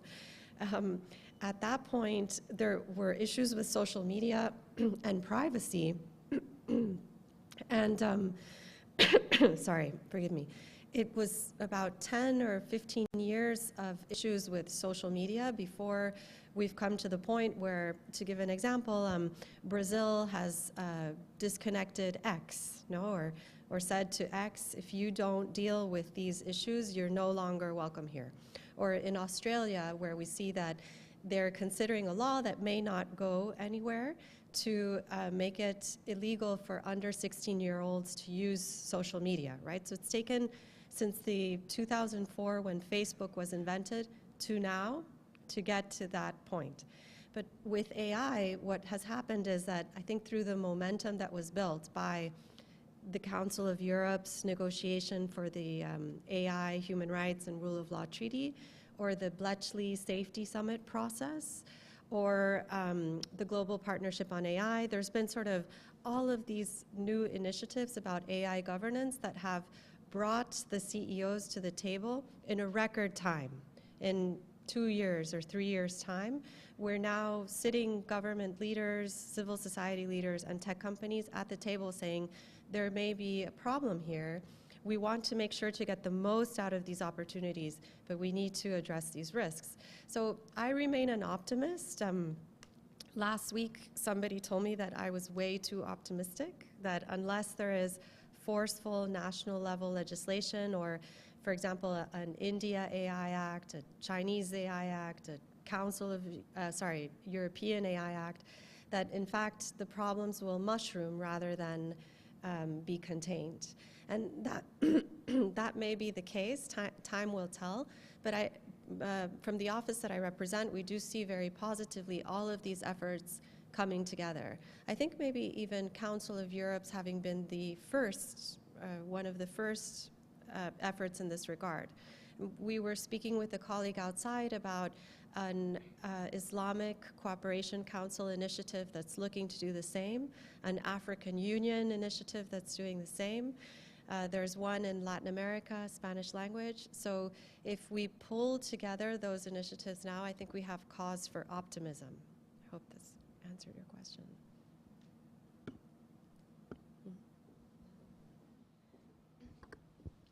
Thank you, Isabel, for the shared insights.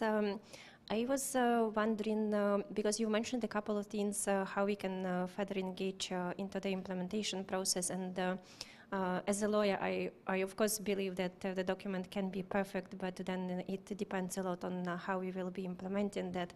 And because also there has been quite a lot of frustration among other stakeholders rather than the member states in participation in the drafting of this document.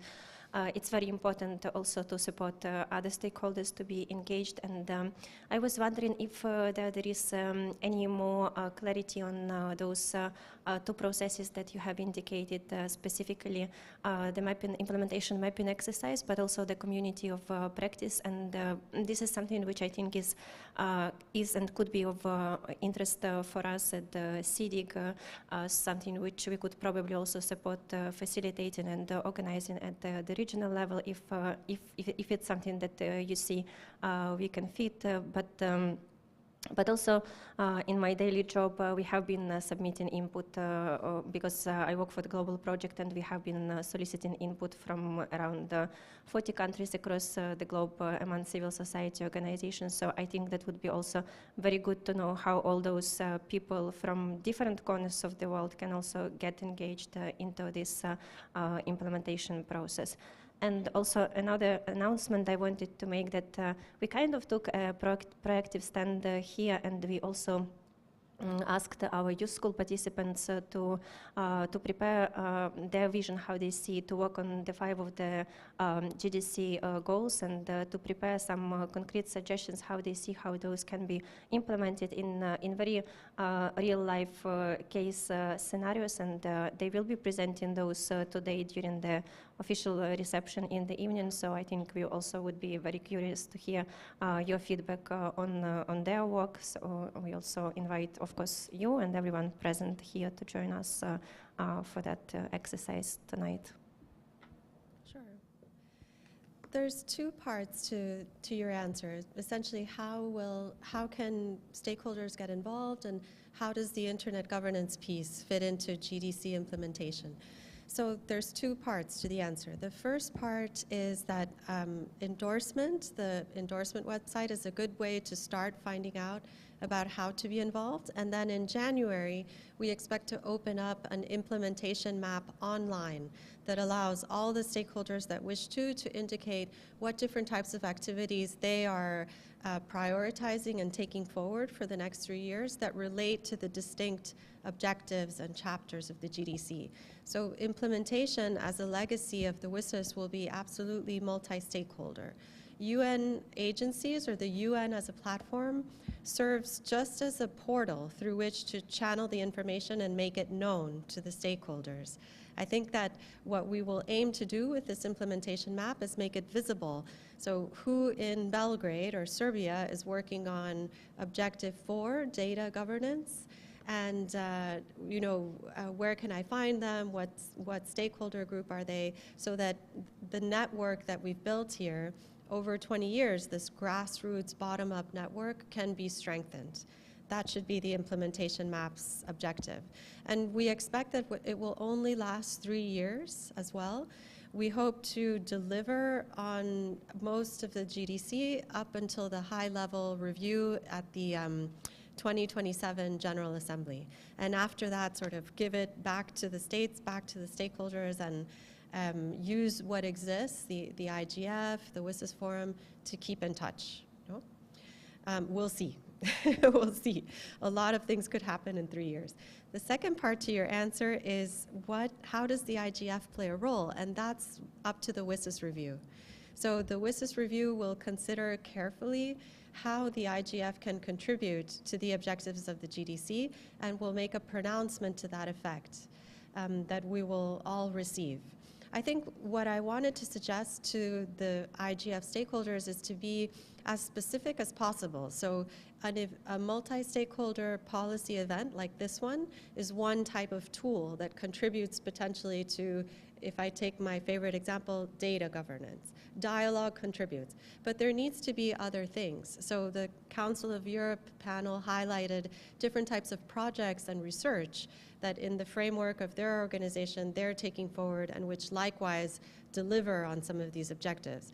So to the civil society and academia that's joining us here in the room, I think when we talk about how regional IGF chapters contribute, it's not just this event. It has to be more than just the event, because the event is a starting point, as I understand it.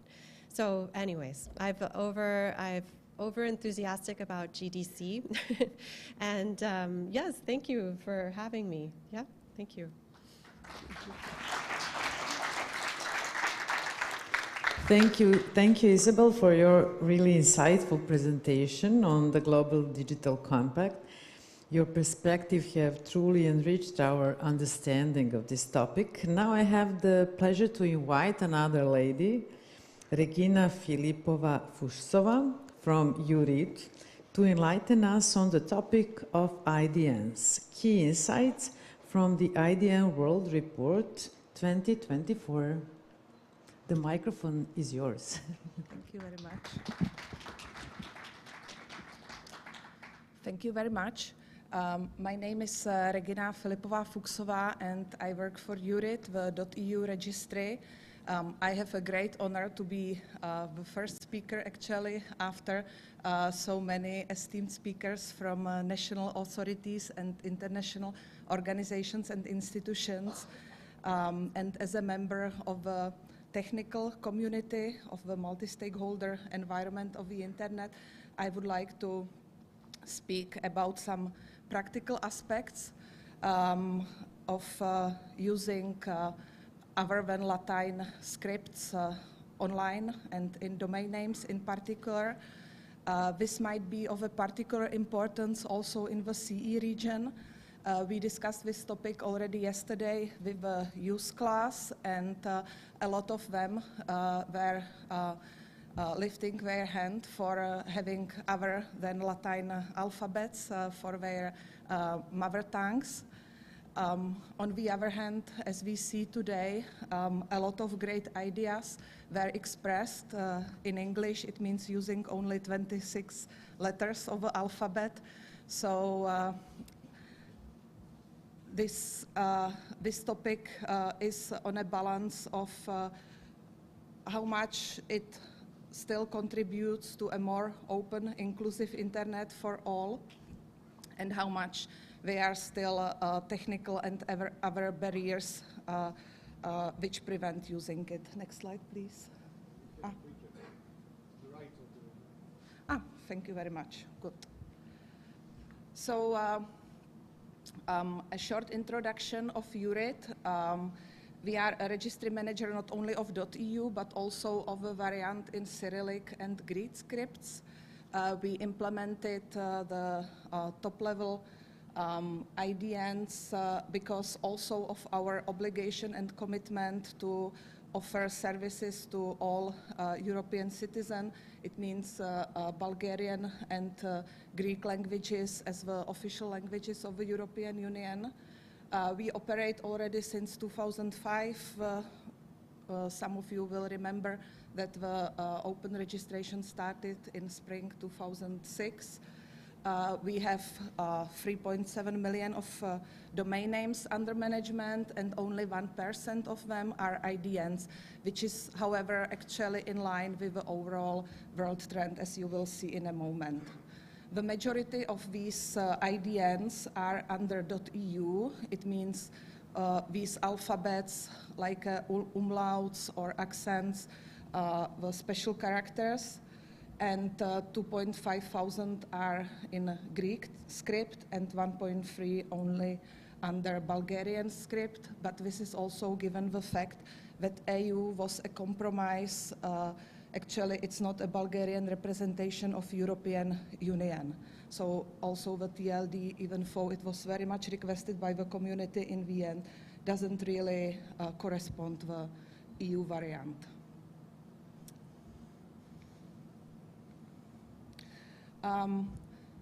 What are we speaking about? You can see in this slide, you can see an example of an IDN, which is in Greek script, and both on the top level, epsilon, epsilon, and also on the second level. On the bottom of the slide, you can see how the machines are translating this, which is also one of the challenges because we want to hide this translation which is used by the machines from the users as much as possible. But currently, this is also one of the issues, the user experience with the translation of the IDNs. So IDNs are like a part of a broader concept which is called universal acceptance, and which is also very much supported at different levels at ICANN. And the concept in short is about that all domain names should be treated equally. It means used across the internet in any application, any service. So this is also URIT's stake to contribute to make the internet more accessible place for different native speakers. It's part of our strategy, bringing European values to open, safe, and inclusive internet, and the IDN World Report is one of them. Also the introduction of Greek and Cyrillic variant of .eu, and also our support to the concept of universal acceptance. We joined the Universal Acceptance Day, which was announced by ICANN already in 2003 and also this year. So I have met also some of you in a different plaza, not Mona Plaza, but the Crown Plaza in March here for a very nice and lively event, Universal Acceptance Day. We also are marking our own anniversaries with .eu in Cyrillic Greek. Shortly, in the middle of December, we will be celebrating 15 years of introducing IDNs under .eu, for example. We are also active in the Universal Acceptance Steering Group at ICANN and also in the CCNSO Universal Acceptance Committee.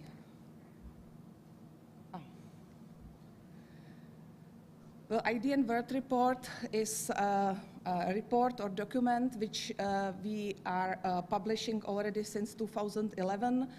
It started as a paper document, a PDF produced together with UNESCO and some regional organizations like Center APTLD. Nowadays it's fully online, and the aim is to bring insights into the global market for IDNs. We focus on CCTLDs and also try to understand current trends and what are also the challenges in adoption and technical implementation. And this year, in 2024, we really tried hard to enrich the content with some concrete case studies, because we believe that especially sharing among CCTLDs of the experience, either with introduction of IDNs on top level or on second level, can help other CCTLDs to start or continue discussion in the respective countries and regions about this topic as well. As for the concrete numbers, quite a lot of CCTLDs offer IDNs, 85% of those which we surveyed, which is over 150 CCTLDs. It's much higher than under GTLDs, which are at 41%. And when it comes to region, then Europe, Asia are at almost 90%, while in Americas just below 70%. We are lacking data for the African region. I will come back to the challenges with sources a bit later as well. So the most common script, which is not surprising apart from Latin, is Cyrillic. And as you can see in the second row of the box, no, yes, sorry. We are facing a decrease, a slight like -0 under CCTLDs, and 4.5% yearly decrease with GTLDs. We also introduced 3 years ago a special survey or questions toward registries. We ask them how they score user awareness of IDNs and also support provided by their registrars, because as you know, CCTLDs typically do not sell domain names directly, but via registrars. So registrars are necessary partners to foster also IDN registrations. When it comes to user awareness, then they scored 2.5 on average out of 5.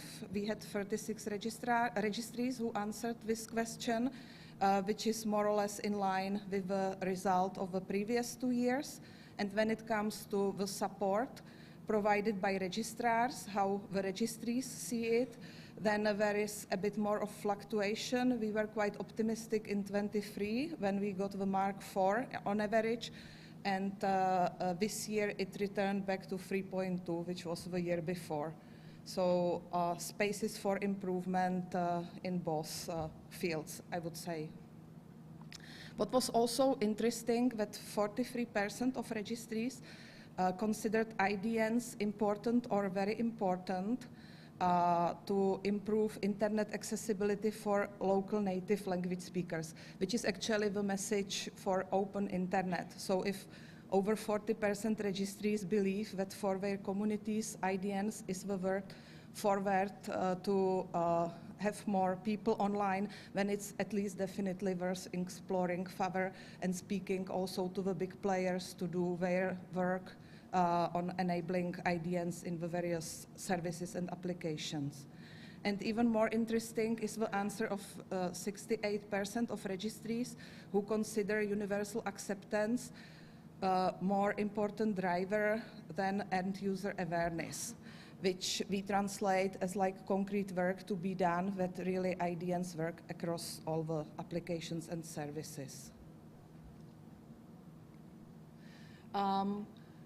If you are interested in more details, when I just copied a part from Serbia and countries, neighboring countries, you can see that we are showing all the data which we gather. You can see that the IDN characters are missing for some countries, and so on. So this is just to invite you to check the website, click through it, and have a look at the data, should you be interested in the topic. I was promising to say a few words about the methodology. So the biggest challenge is that not all CCTLDs can be reached despite of the efforts. So the numbers should be taken as estimates. And we are also trying to involve more center and APTLD and other regional organizations to help us reach out to registries, because with good data, we can draw some conclusions. And the GTLD data we collect via ZUCNIC, via external source. I would like to draw your attention also to some country studies and articles which we published this year. It's about Israel's experience with launching IDN on top level, Faroe Islands who launched IDNs on second level under the Latin TLD, and some interesting information from other countries as well. And it's also a call for those of you who would have access to interesting case studies from the countries from this region as well to reach out to me, and we will be very much pleased to do a case study about FAVR use. What we also are trying to promote the IDNs and this topic among our CCTLD peers. We haven't experienced a big interest at present among the center members, but some of them were interested in joining the awareness effort and sharing the experience. One of them was .cat. We had a session together at Center Jamboree in Denmark earlier this year. So maybe some interesting points what they face in line with the overall trends, like with the registrations around 1%, also on world level. You can see that they also never reached 2%, so they are now around 1%. Interesting thing is that they have their own table, IDN table with the special characters. And what they also mentioned is what I was showing at the beginning, user experience with showing the Punicode conversion instead of domain name in some browsers or email clients. And another one was the Israeli registry, who shared their experience at the Center Jamboree together with us, and they have quite higher amount of IDNs, but it's given the fact that they started only recently. The numbers are also stabilizing, going down, and as for the challenges, they noticed that it takes really time to also learn the people that domain names in local language are possible, that they do not understand even if they see advertisement that this is possible. So it needs a lot of awareness effort. Technical support was a common challenge given by basically all the CCTLDs, but there are clear advantages apart from the less mistakes in typing the websites or a better position in search engines. Also the fact that some of the special characters in Hebrew just do not have alternative in English, which is the case for many languages, gives already a value added to the local community.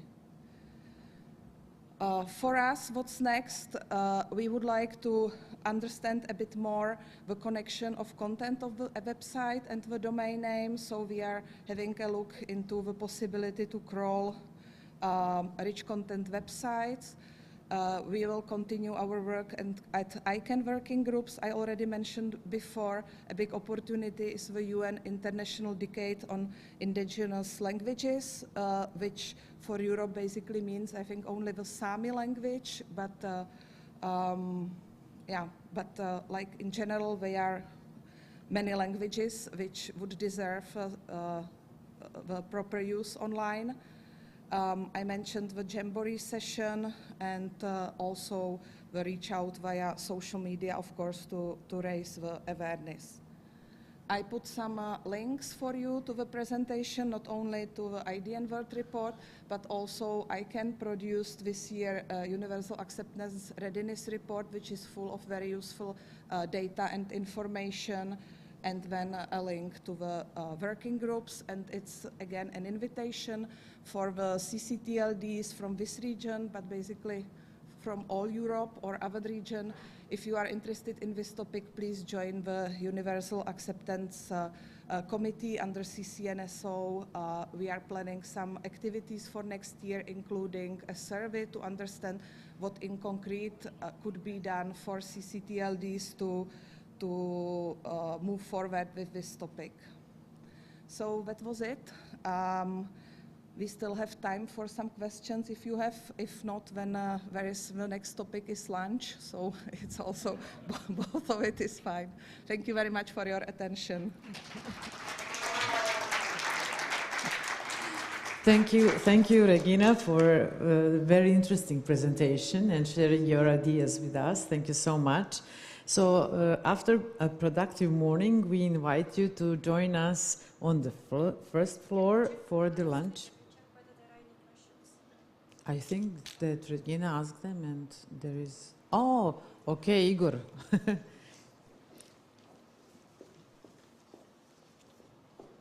Yeah, Regina, thank you very much for your presentation, for your talk. I'm Igor from Belgrade, Serbia. Well, my question is about future of the IDNS, because I agree that it's an important initiative, what you're doing and what you plan to do now, but I've also heard some skepticism, let's say, saying that, new generations are coming. This new generation, they speak English more or less, they're more conversant in English, they're more accustomed to the Latin script, and maybe for them, these IDNs or local scripts are not going to be like such a big deal. So what do you think about future? Thank you. I think, apart from the practical aspect and the challenges I was mentioning, it's allow me to take it a bit more philosophical. We heard often that online world is the reflection of our real world. So when it also comes to cybersecurity crime and so on, so what is not what is not allowed offline should not be allowed online. So if this generation you mentioned would be fine with using some uniform, like some lingua franca in their normal conversation, then probably there will not be a need to have something special online. But at present, there are still huge potential user communities, also outside Europe, who are facing limitation with not being able to use English and to go online, to have content online. So I think as long as we want to preserve the cultural heritage and languages and the possibility to everybody to express himself, herself correctly in the local language, we just have to try our best to reflect this online as well.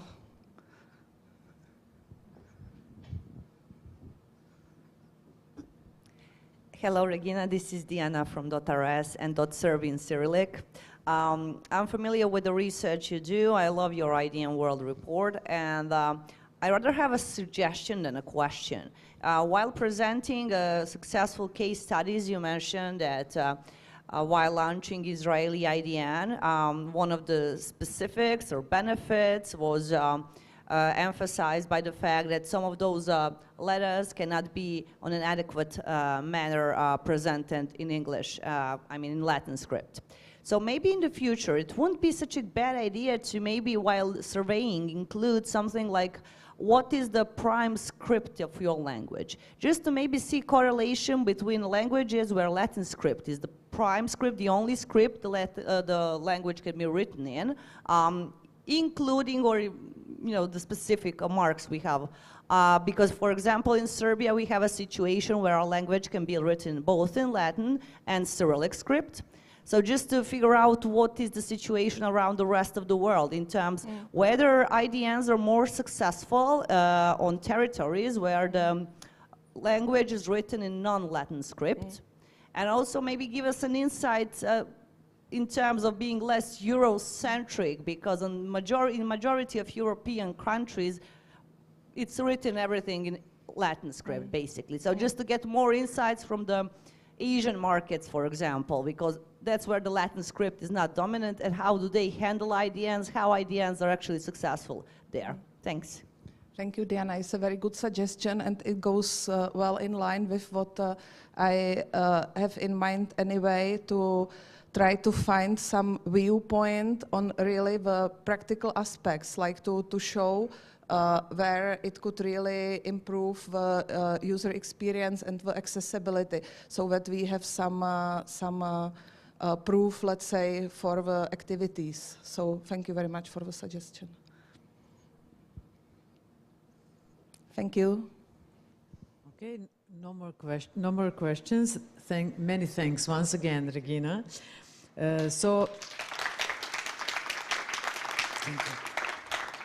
Now we invite you to join us for lunch on the first floor.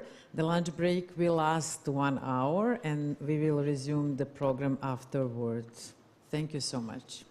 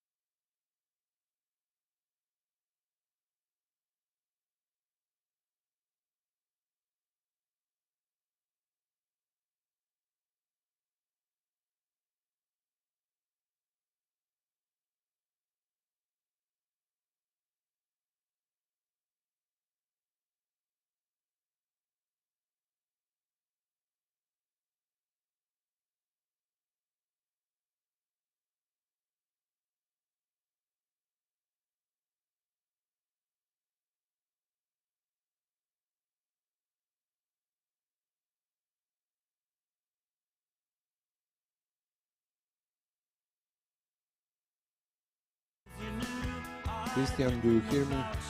Yes? Yes, indeed. I have a call coming in from Ram. Just one moment. Okay. Ram is not here. Ram is not here. I'm on with Ram right now. Okay. Ram, Maybe we will do together just. Okay.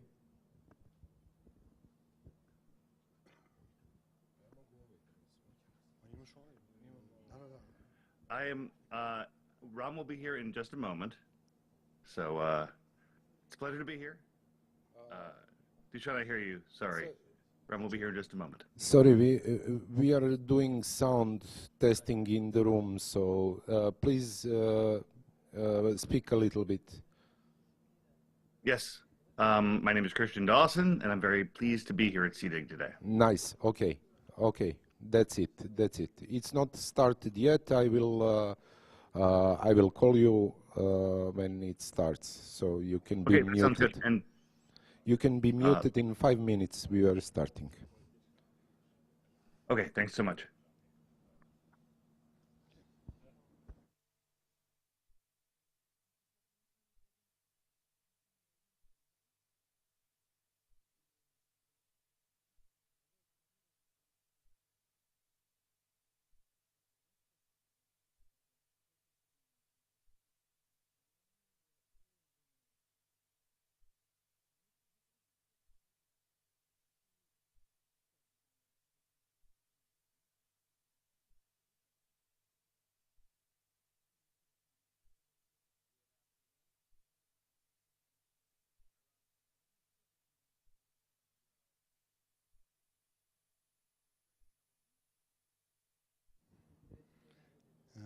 Hello, Ram. Can we do the test just to check the audio?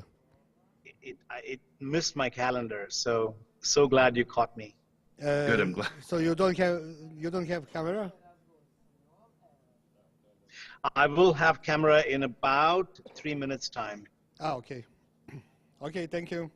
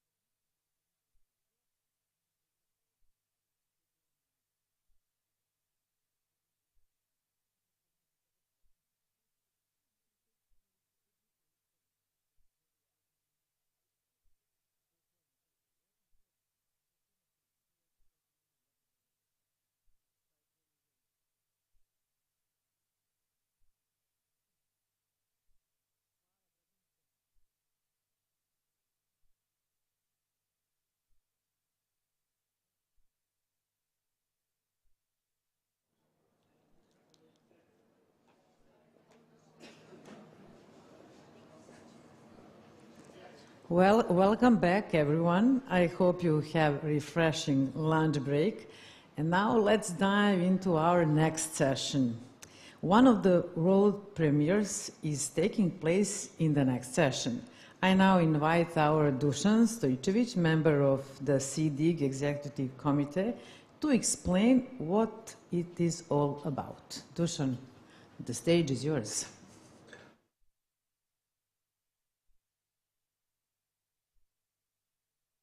Hello, everybody.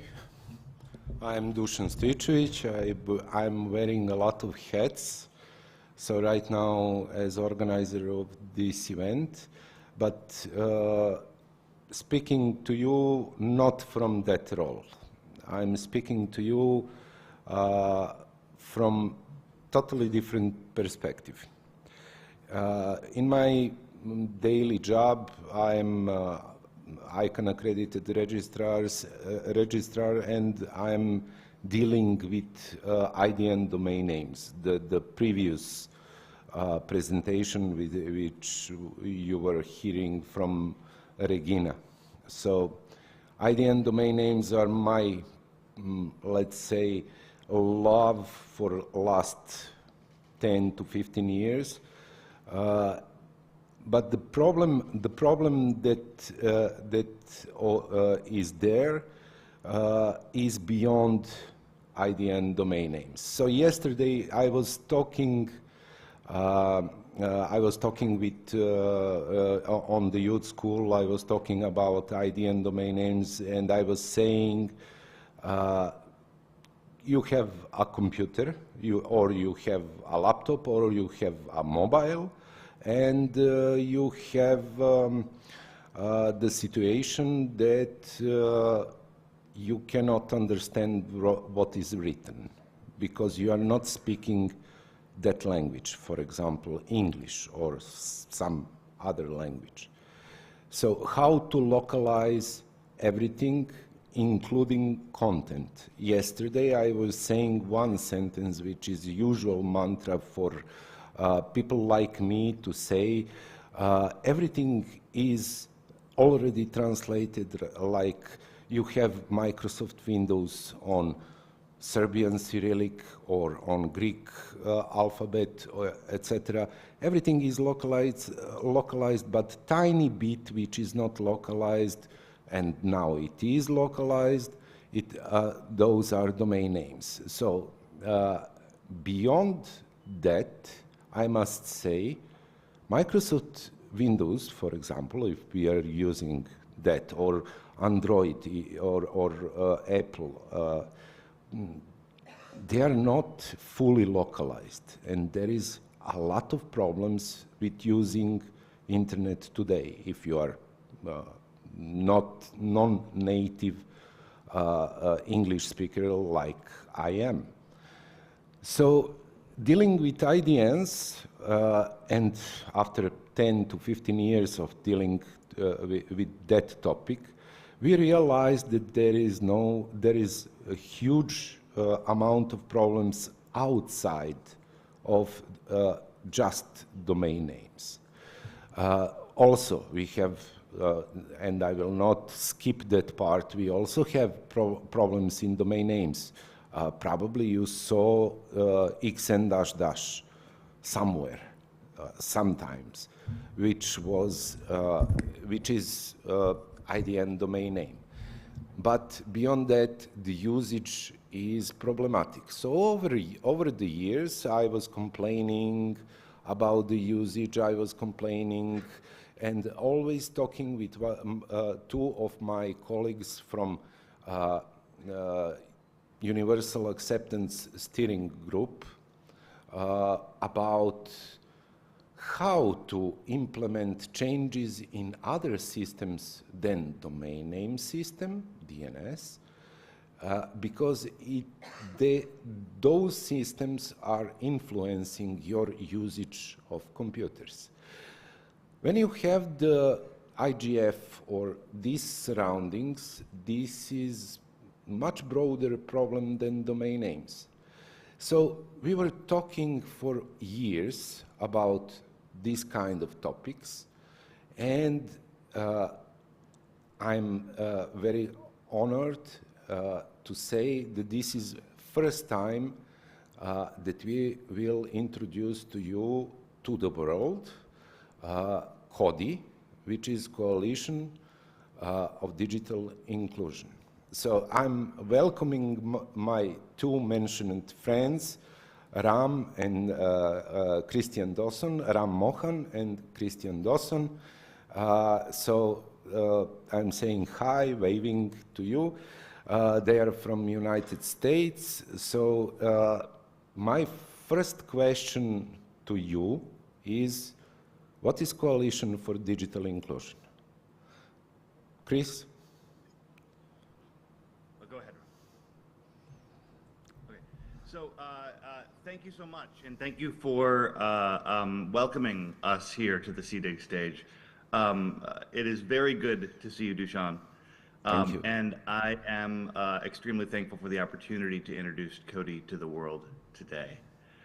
Ram and I are here very excitedly to talk to you, and it is appropriate for us to be introducing this to the world with you by our side, because in many ways, the story that you were telling about what you called your complaints. Yeah.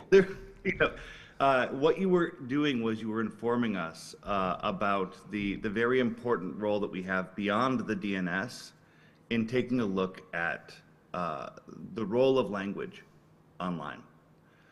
We listened to you from the very beginning, just didn't necessarily have the best idea of what we can do about the problem that you were describing. Now, let me tell a little bit for a moment. Let me start before we get to what Cody is. I want to tell the story that I told when we first chatted. You inspired me with the story that you told of your grandmother and how you wanted your grandmother to be able to use the internet. And being able to use the internet was more difficult than just fixing a problem at the DNS level. So, well, it goes down to like having a keyboard in her own language, with her own character sets. It goes to being able to use an email address and to have the entire exchange be something. I think that she also has problems with sites. So there's lots of different aspects that if we don't solve for them all, she's not going to be able to be included in the internet. So what we did was we took a look at how we could really take a top-level approach to how can we get true digital inclusion, one that encompasses accessing the internet in one's native language from the entirety of that experience, to ensure that online content and services are accessible to people from diverse linguistic backgrounds using all internet applications. And how can we bring more people in to being internet users in their own language? And that's the goal of the group. We'll get into what it is the group's going to do to try to deal with that, but it really takes a high-level, top-level approach to what digital inclusion means when it comes to language. And I'll turn things over to Ram to tell a little bit more. Ram. Dushan, good to see you. Yeah. Go ahead, I hope Ram. you can hear me clearly as well. So thank you for inviting us, and it's a great honor to be able to introduce Cody for the first time to the world at SEEDIG. Look, the Asian said is that this time we are talking about universal acceptance, about Unicode, about getting scripts and languages, scripts in particular, recognized on the DNS. But what we also have to realize is that accessing the internet, navigating the internet in your own language requires more than just getting your domain name to be accessible in that language. It requires more than simply having content in that language, right? So the idea behind Cody is that digital inclusion actually means that we have to find ways to help the people of the world access the internet and navigate the internet in their own language. That's what we're trying to do here. Dushan, you were going to say something. Chris was saying something about my grandpa, so let me just explain that a little bit more. So often I was saying I want my grandma to be on internet. It means native language, native script, to be used everywhere. So if I look on my phone right now, which is localized, I have a mix of Latin and many other scripts, including Cyrillic, Serbian Cyrillic, and it looks a little bit weird to someone who is not familiar with our scripts. So even that part is confusing for people like my grandma to be on internet. So let me. We will walk through the presentation. So we just explained our vision.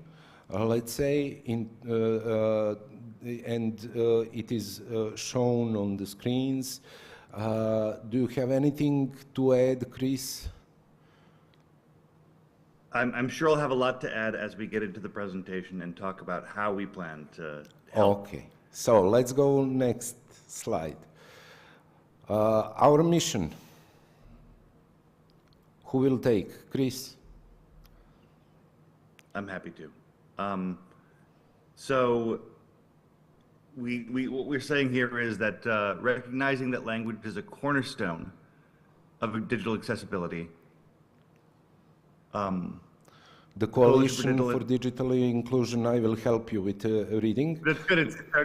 I'm trying to look through a small screen. I apologize. Aims to harness the power of language to bridge digital divides, ensuring that linguistic diversity becomes a catalyst for rather than a barrier to global online participation. Okay, a lot of English words. Can you explain this a little bit more simpler? Yeah, let me speak to that. Oh, Ram, yes. We all experience this.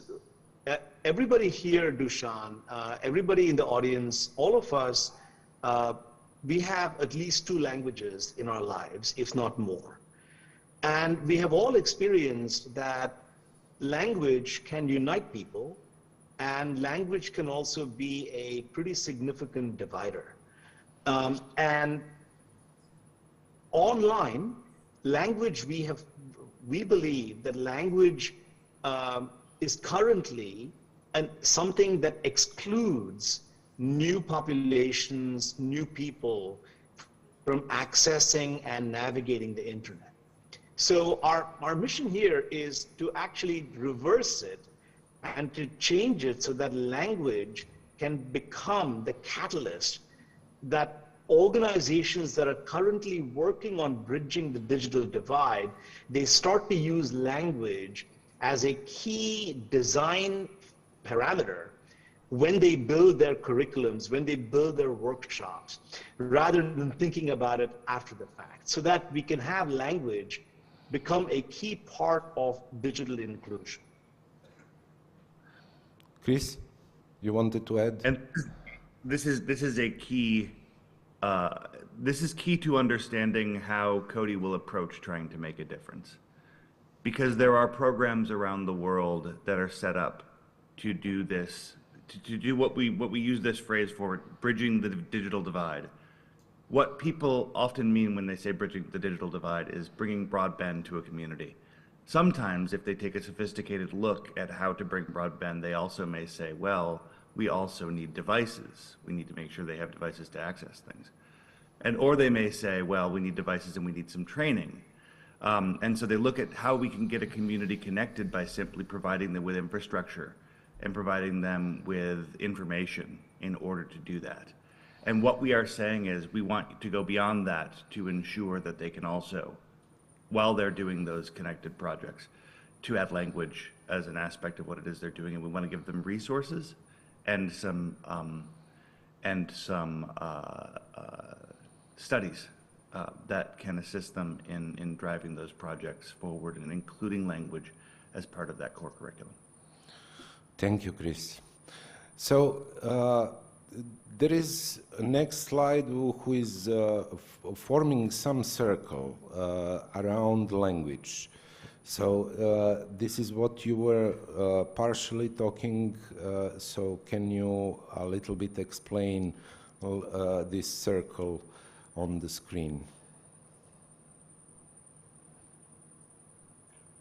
Sure.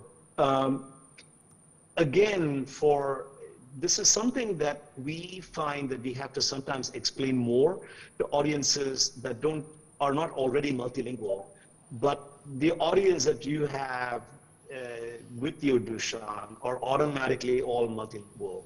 So all of the things that are stated here ought to resonate with you. But our observation is that language is the pathway to cultural relevance. If I speak to you in your language, you feel more connected to me. You may even trust and you may engage with me better.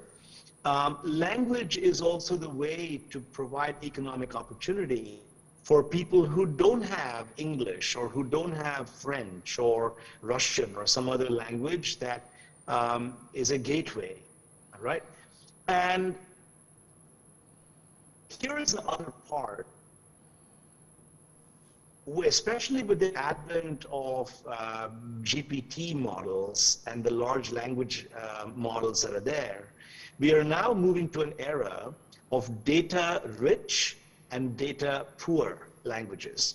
And languages that don't have a lot of data behind them, don't have a lot of content behind them, with LLMs, they're going to become more and more endangered, right? So we think that language is crucial to digital inclusion in all these aspects. So there's an aspect, when you take a look, there's digital preservation is one of the things that's in this. This virtual, yes, this circle.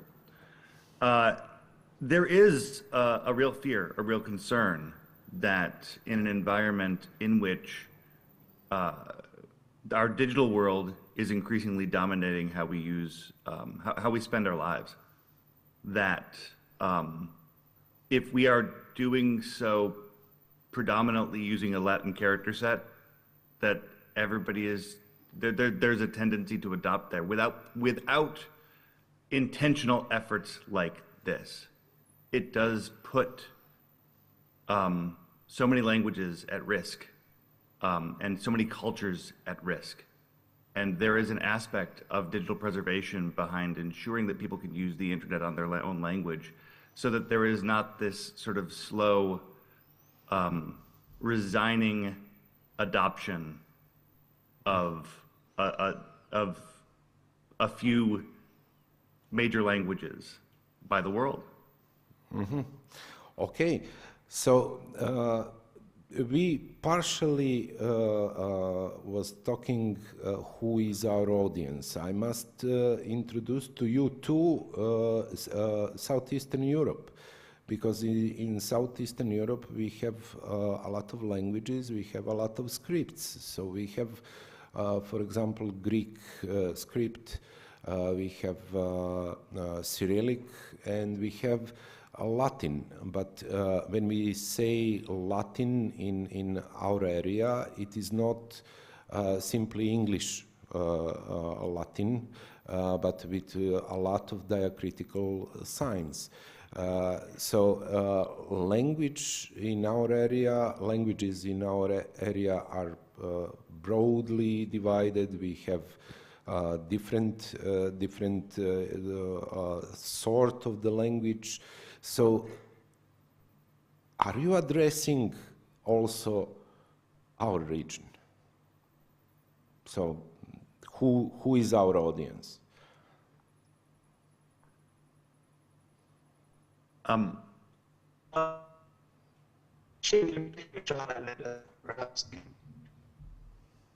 I think you're breaking up a little bit. Let me go ahead and drive this, and Ram will come back in just a moment. Chris, yes. Yeah. So the way that Cody intends to work is that we are going to be working with organizations that are driving digital inclusion. Digital inclusion is a known term around the world. Many organizations that work with UNESCO or within their own member states are operating on programs of digital inclusion that are doing the kinds of things that I'm already talking about, where they're getting people broadband connected, providing them devices, training, things like that. or they're trying to build programs so that those with disabilities can use the internet. What we want to do is we want to work with those organizations that are already doing that work so that they can incorporate language within their communities. So in a way, we're trying to target the world, but we're only really trying to target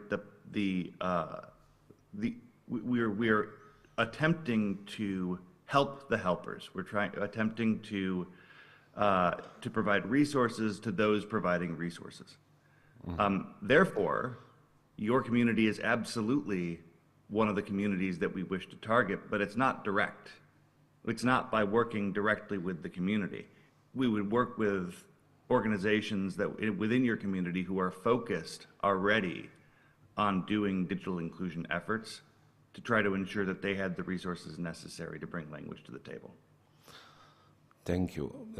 Now the question, why do we call it coalition? Why it's a coalition? Why not association?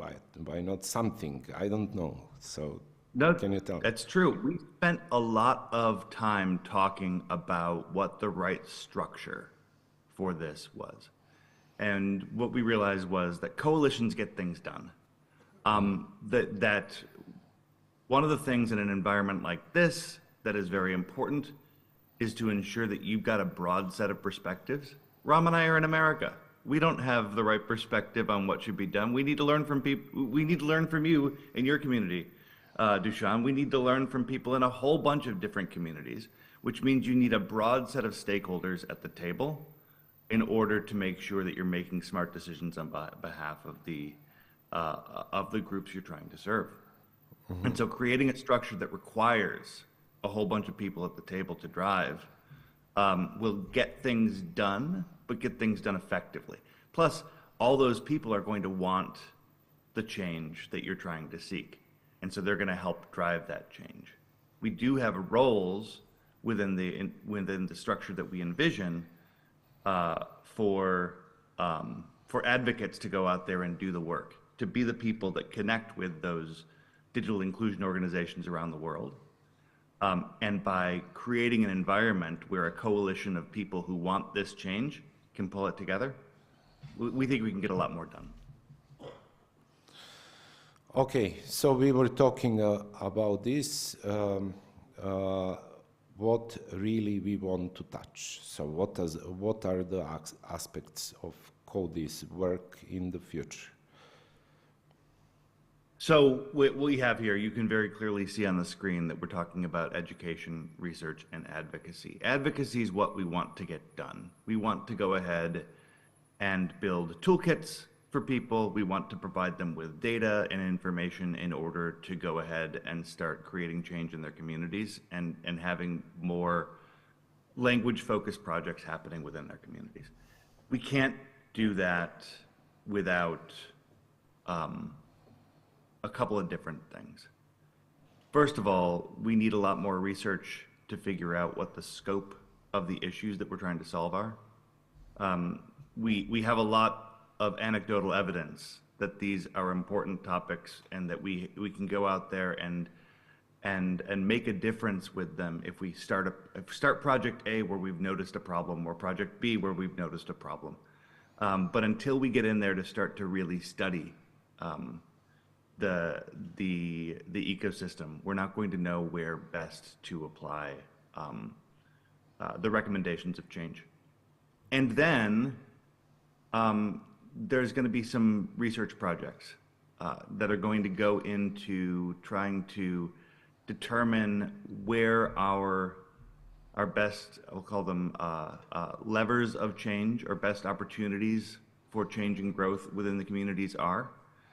And so there's a lot of work ahead of us that we've started to plot out in order to do that, so that as a third stage, we can start our advocacy. Advocacy is a couple of different things. First of all, there is the aspect of advocacy where we are going to be putting the tools that we are developing in the hands of our community in order to go out there and advocate within communities for more language programs. But part of advocacy is also engaging governments. It is using the voice that we are trying to develop in order to tell them that language is important and that they need to be running programs that take a holistic approach to increasing language availability within their communities. Okay, so those on next slide, we have anticipated coalition activities. Ram, welcome back. Sorry.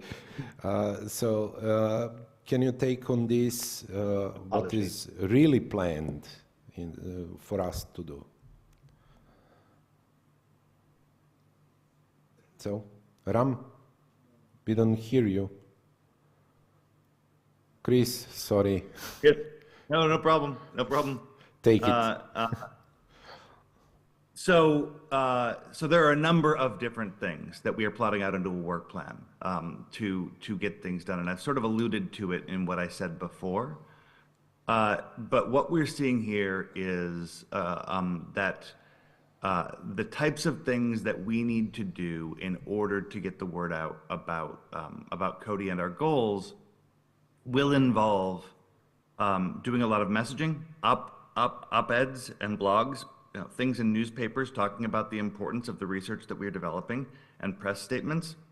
We're going to also need to do things that build community, that bring people together with in-person events to make sure that we're building up a small sort of army of people looking to do good in this area, because it's going to take, since we are trying to enable the enablers, we're trying to help the helpers, we need to go out there and find all those communities. So getting a group of people who are excited about this work and willing to go and spread the word is important. So we'll need to do some in-person events that will probably lead to fellowships where people will be tasked with going out there and taking the message that we have and the toolkits that we're developing and the research that we are developing and putting it into the hands of the digital inclusion focused groups that we want to help.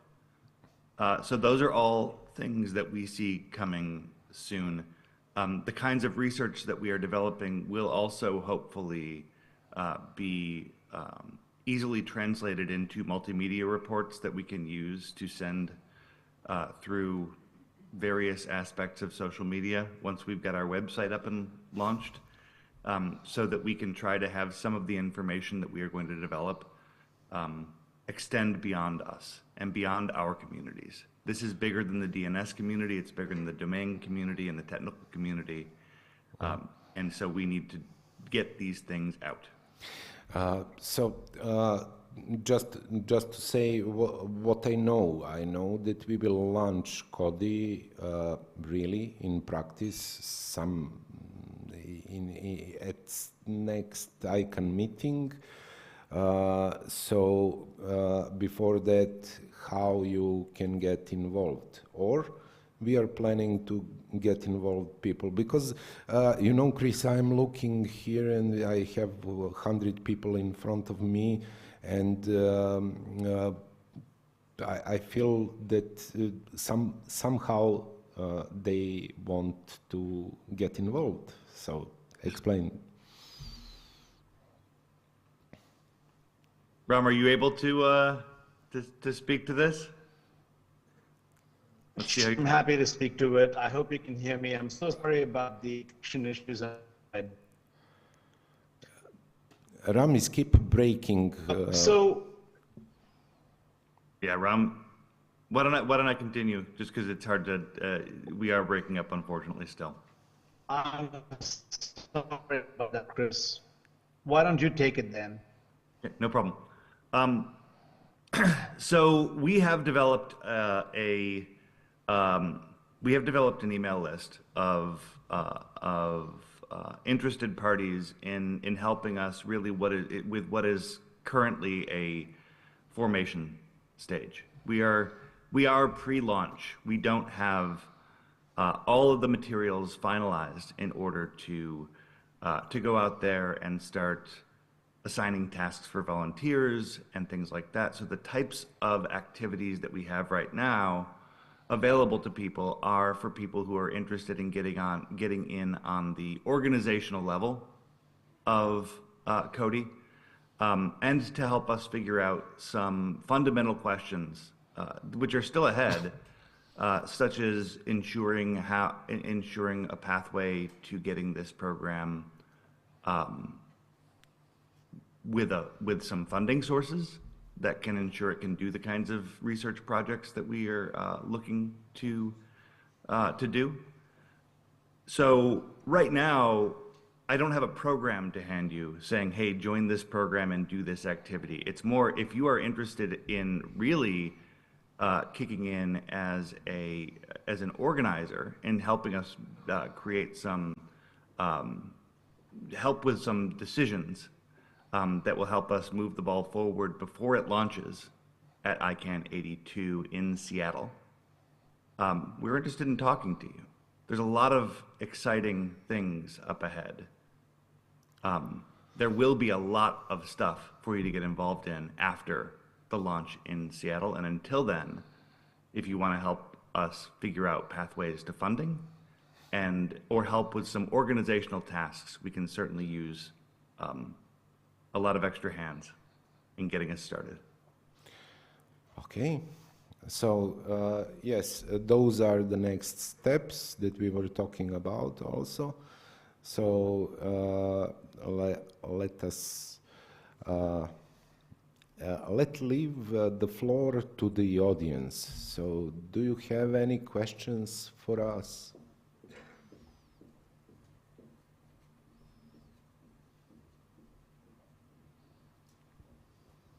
Hi, thank you for the insightful fireside chat. I'm Sunčica from Central European University in Austria. And I would like to connect this topic to the wonderful keynote speech we had today by Isabel about the GDC. And one of the objectives of the Global Digital Compact was to expand inclusion in the digital economy. And I feel like this is very much linked to what you talked about. But I have a question about avoiding drawbacks of Cody. And the reason why I'm concerned about this issue is because I read this study about financial inclusion in Nigeria and India. And the study shows that reliance on cryptocurrency actually increased digital inclusion. On the flip side, these are also the countries that very often appear as having pretty high levels of cybercrime. So I think we have to consider both sides.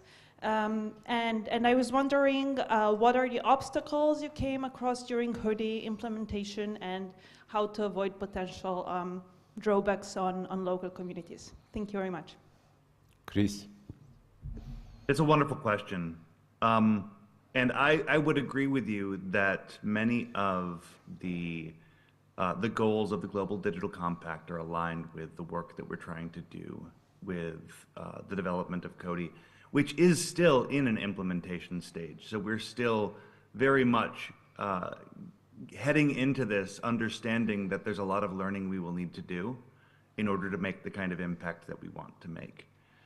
What I'm excited about is that we've got some ideas about how to build language-based resources that will be similar for each community, but allow for addressing issues that are going to be different in each community that we want to help. The kinds of things that you're talking about in specific communities that are dealing with major problems with anti-abuse or corruption, we're going to run into them as we meet with different community digital inclusion experts to try and help them. And they're going to be different every time. The kinds of projects that we're likely going to be building will rely upon things that we've built for everybody. But I would say a significant portion of them will be custom problems that we're trying to solve for each community that we meet. And I assume that the levels of success are going to be very different from community to community because we've got such diverse ecosystems around the world. And some will be successes and some will not be. I'm not sure how we can presuppose what those learnings are going to be, but our model allows us to go and try to engage a number of communities and learn each time so that we can be better in each approach every time we meet a new community to try to help them. Another question? Okay, hi. My name is Roman. I work for a media development project in Bosnia and Herzegovina. I'm with Internews. And my question in regard to accessibility and inclusion is basically tied to one point I believe that Ram mentioned, data poor and data rich languages. So as I work with the media, and generally speaking, media are at odds with large language models when it comes to providing them with data to train their models. But you know, we in the Balkans, we live in a rather data poor language environment. So what would be a general, if that kind of answer is possible at this point from your perspective, what would be a general advice or strategy when it comes to smaller languages? Would it be to get exposed as much as possible to the large language models in order for the models to get as much information from the smaller languages? Or we should also be more like conservative when it comes to sharing information with the large language models, as we know that some of the international outlets are protecting their content from LLM crawlers in order to stop them getting data from them without being paid, basically. So would it be a good strategy for smaller languages for the media in the poor data poor languages to provide as much as content as possible to the large language models in order to get recognized in a way? Okay, we got it. Okay. Chris. I'll start with a couple of thoughts, then maybe we can see if Ram's connection allows him to chime in. This is one of the hardest questions to answer, I think, during this time when AI is evolving and determining what ethical behavior is and what behavior should be in order to do things like the digital preservation of your language. It's very much a situation where you could make arguments on both sides. And the fact is that I don't know. The thing that I'm excited about when it comes to Cody about this is hopefully we can create an environment where if you were engaged in this group, you're going to meet other people who are engaged with dealing with this same question in other communities. One of the first communities that we've been speaking with is the Maori community in New Zealand. And they've done a lot of work in the digital preservation of their language and a lot of, and dealing with a lot of questions about how they should enter or whether they should enter into dealing with large language models or whether they should be very protectionist against doing those sorts of work. And I'm not certain where they are in their thoughts or whether they've got a single approach to that or not. But this is hopefully going to be the environment where we can create events and dialogues amongst people that are doing language preservation projects so that they can communicate and try to come up with best common practices amongst themselves. Thank you. Let me try to speak. I'm hoping you can hear me. Yes, Ram. Okay, thank you. So I'll be quite brief. Two things. One, you have completely hit upon the big dilemma languages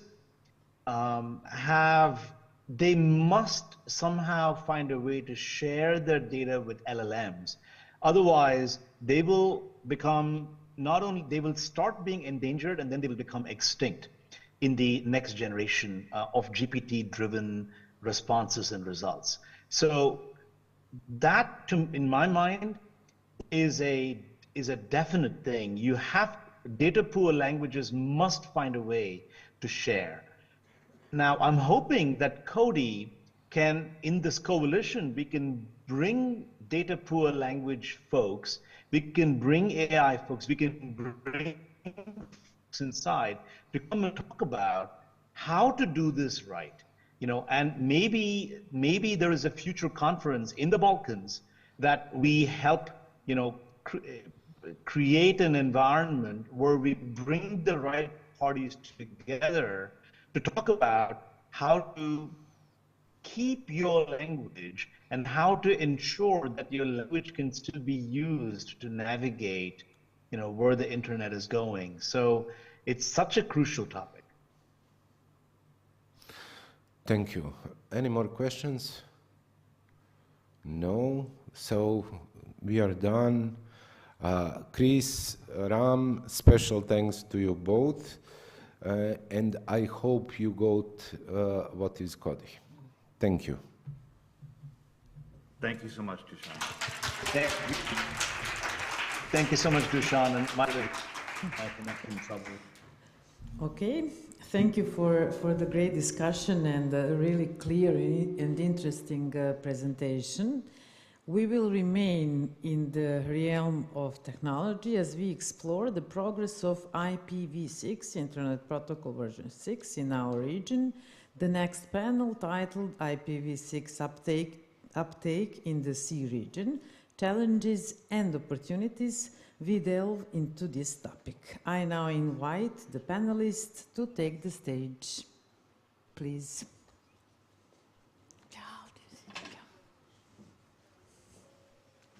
Se nešto pomerilo.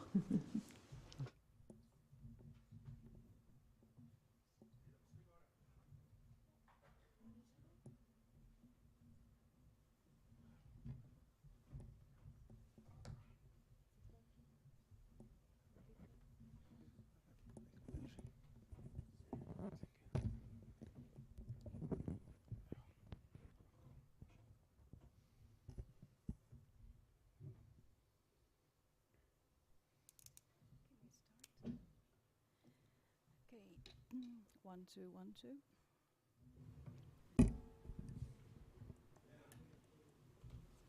1, 2, 1, 2. Okay. So welcome to our session on the Internet Protocol version 6 uptake in the Southeastern European region.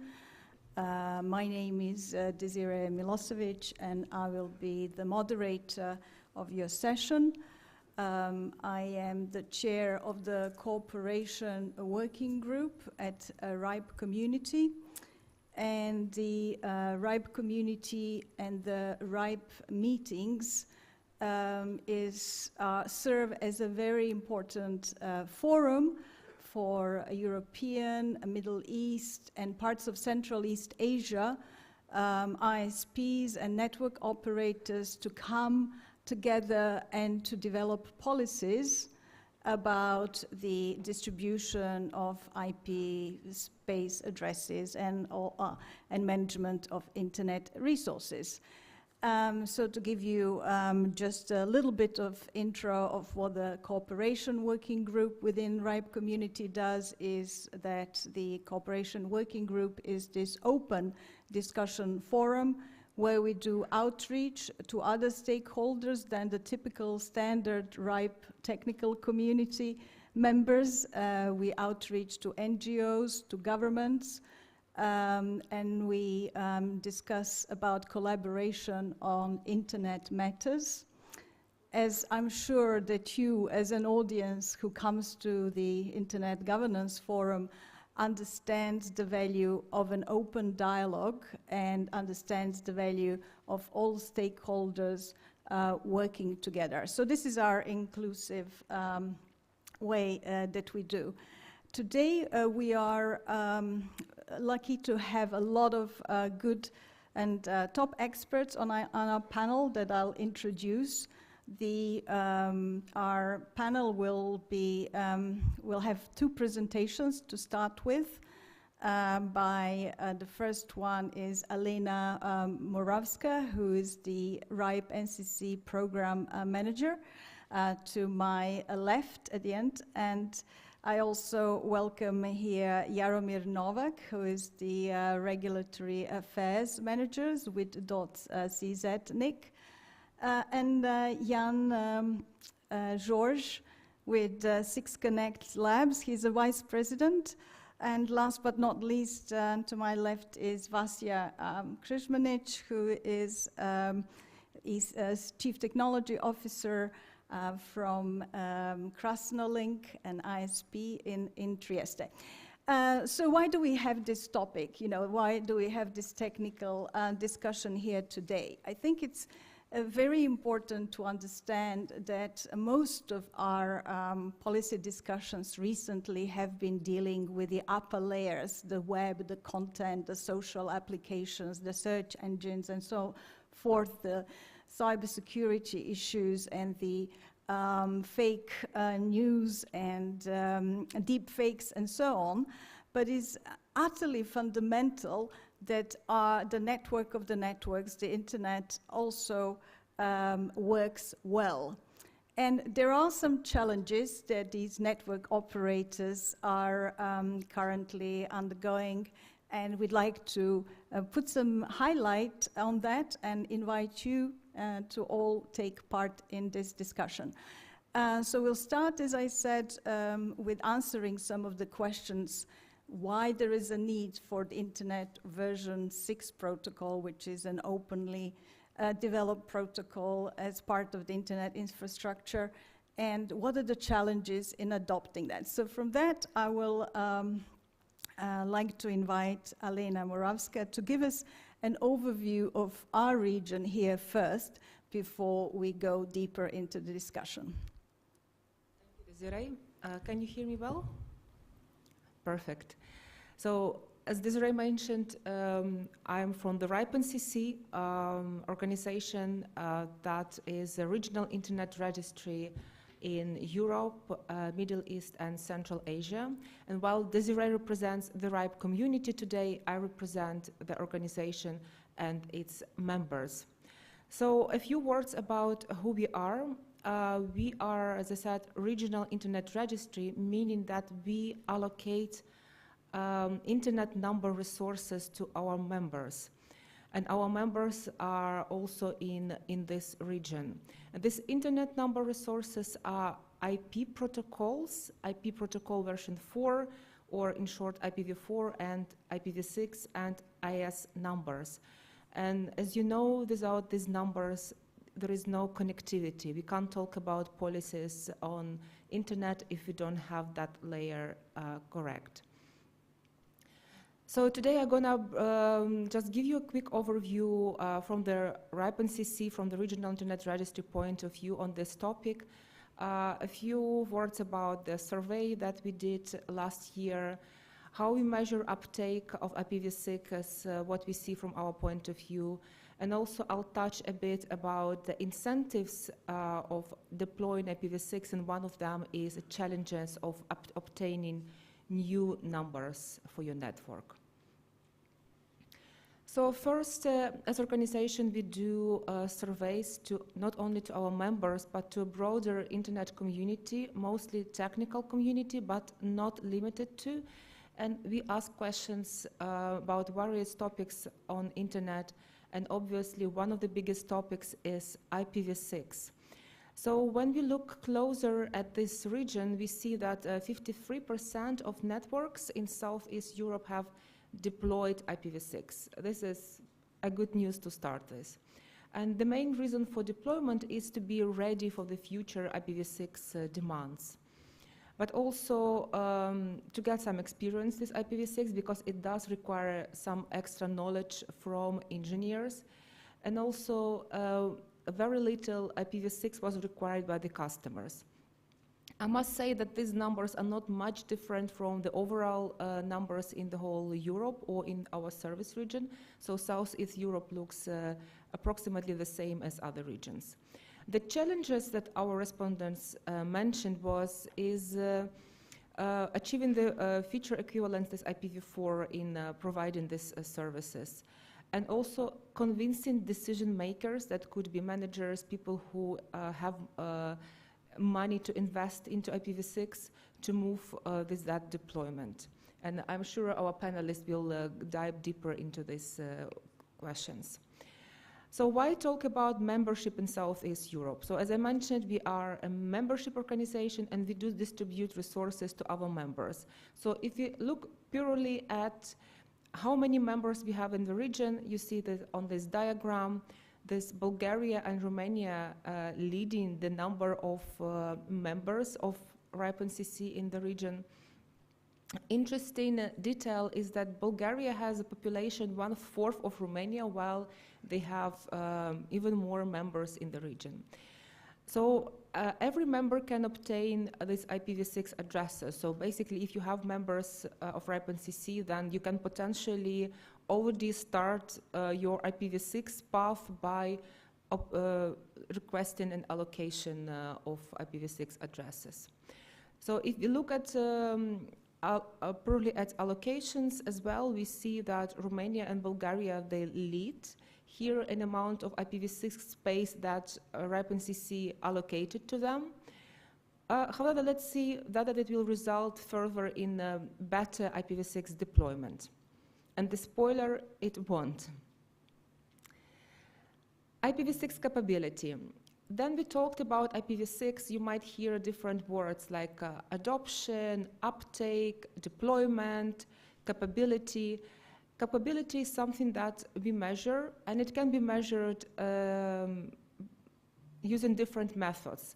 So if you see different numbers about IPv6 something in different sources, don't be alarmed. Apparently they use different methods. So please, before thinking how is it possible that it grew from 20 to 60%, maybe there was different method used to measure that. So how we calculated that at RIPE-NCC? So we took as a metric the percentage of IS numbers, and it's maybe going too much into technicalities, but these are networks, group of networks that announce IPv6 or IPv6 and IPv4, comparing to the one that announce only IPv4. So this metric, it doesn't indicate the deployment, however, it's a first step on the road to further IPv6 deployment. So maybe the most interesting thing is the percentage of IPv6 capable IS numbers in C region. And we do see that Greece is leading here. There's 40%. It's just above EU average. We have good numbers for Albania, Montenegro, and looking at our hosting country, Serbia, it's below European average, but it's also below the average in the Southeast European region. And if you look at Bulgaria and Romania, we just saw that they have a lot of members in these countries, and we allocated many IPv6 blocks of addresses to them. However, they are behind IPv6 capability in the region. The next graph showing a bit different set of countries. It's the reason why I'm showing Czechia here and Italy, along with our hosting country Serbia, is because we have our esteemed panelists, Jan, Vasya, and Jaromir from these countries, so from Czech Republic and Italy. And we see that Czech Republic is really having a very high numbers, and they are just going up and up. So later we will hear from Jaromir what his country is doing well in that region. So last but not least, something to pay attention to, that I mentioned that You can obtain IPv6 addresses via your local internet, via your original internet registry like RIPE-NCC. However, there are many ways that lead to Rome, and in the report that I linked here on this slide, and I'm showing just one slide from this report, shows different paths if you want to grow your network or if you want to build your network from scratch, what are the options? So, and this is what your internet service providers, different organizations are asking these questions, like what do we do and how much it will cost us and how long will it take? That's why when someone is convincing their manager what next steps to take, they can use this report also to make their analysis of their own situation. And our panelists will also come back to that subject in the conversation. So that was it from me, and I'll give it back to you, Desiree. Thank you, Elena, and thank you for making this distinction. What does it mean to just allocate the IP addresses versus to have them deployed, to see them and routed on the network? And I think it's a good distinction. But really, for us, why is it all important rather than going into the more technical stage? We'd like to give the floor to Jan George to give us like a understanding of how some of the leading content providers organize their networks. And we know that the world has run out of IPv4 addresses, and now there is this new thing on the block, the IPv6, and it's taking a long time for internet service providers and end users to actually use this protocol. So with that, I'll pass the mic to Jan, and please, the floor is yours. You can stand up or continue sitting. Fine. I'm sitting well. So thank you very much. I'll be brief. I'm sorry, I did not update the year, so you can see these slides were made 2 years ago, but not much have changed since. Who is me? That's me. I'm doing a lot of stuff for the last 30 years. I'm involved in the RIPE community and helped deploy IPv6 to operators all around the world. I've been dealing with IPv6 for 25 years since it all started, nearly 30. So I have more experience with IPv6 than IPv4, and I built a couple of operators around the world. This is the current state of IPv6 deployment. Just for the record, how many of you are technical people in the audience? Okay, good. This will be fun. Okay, so as you can see, this is the measurement from Google. Google measures all the traffic to all their services, to YouTube, to a search engine, to all whatever they offer on the internet. And as you can see, nearly 50%, 45-50% of traffic from the end users is coming over IPv6.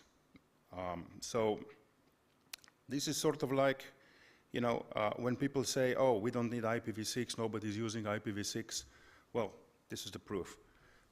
Half of the world, half of the clients that are consuming content from Google are coming over IPv6. This is not a joke anymore. This is not something that people place in the lab. This is the protocol that actually works, and this is the end user traffic. When I usually talk to the operators around the world, they say, oh, we don't need IPv6 because we have enough IPv4 space. Because they got the IPv4 space a long time ago, and now they didn't use it. But later on, you will hear the story from Vasya. They started the new ISP in the era where IPv4 space was not available anymore. So how do you start a new internet provider when you don't have IPv4? You just have IPv6. He will tell you the story. But the old operators are saying we have enough IPv4. And I say, well, this is not even the driver anymore, because this is what is happening. So, when you are the operator, when you plan for your network, when you do the strategy, and when you do the architecture for your network, you need the exit strategy. And now currently, this is how it looks like if you have dual stacked end users and you have IPv6 deployed at the operator and you have IPv4 deployed, it goes through the CGN. Whatever is red in this picture is expensive. That parts are expensive, lots of money. So CGN, carrier grade NAT, this is expensive part. And you have dual stacked content that people can access over both protocols, right? Then you have at the end user you have it's called happy eyeballs that is deciding over which protocol you will reach the content. So this is how it looks today at a normal in the normal situation. So more content that goes on dual stack, then less and less traffic will go over IPv4, as you can see. Maybe you can explain what a dual stack is. Dual stack is IPv4 plus IPv6 that is running on the same devices. And CGN is expensive bit. So you send more and more traffic over IPv6, this is direct traffic, and less traffic through the translation device that is CGN. So this should be the exit strategy, right? So let's go a little bit closer into the content provider part. What content providers are doing today? So this was before 2012. You have internet and you have content provider network and services are on IPv4, right? That was pre-2012. Then after 2012, we had the IPv6 World Day, we had IPv6 World Launch, and some of the content providers implemented IPv6 and started offering content over IPv4 and IPv6. But then they figured out that maintaining the network, maintaining dual stack in their data centers is expensive. You need double monitoring, you need double everything. So they decided to remove IPv4 from their servers. So as you can see here, the content provider network is just green, it's just IPv6. And if somebody comes to their network over IPv4, they need to hit the red things that are the translation boxes that translates from IPv4 packet to IPv6 packet, and then the packet reach the content. So if you have dual stack as a provider, as an internet provider today, it's quite easy, right? Because you have IPv6. So where is it? No, I can't point with the laser, sorry. When it's green, it's IPv6. That's the direct network without translation. And those people who want to go to the IPv4 legacy internet, they go through the translation. But if you are an internet provider today and you don't have IPv6, this is what happens. So you see single stacked end users, just IPv4. There usually you have a CGN. You have a NAT in your home router. Then you have carrier grade NAT. It's another translation device in the core of your service provider. And then you have the internet, and you have another translation at the edge of the content provider network. So the packet from your user needs to go through 3 translations. And this is, with every translation, the user experience is lower. It's declining rapidly because it's slower and slower. And this is the picture that internet operators needs to understand when they say we don't need IPv6. This is what users are encountering. And the problem is that you see the SIIT NAT64 proxy. For the content providers, it became if the traffic hits their translation device, that is very expensive for them because they need to maintain big translation devices.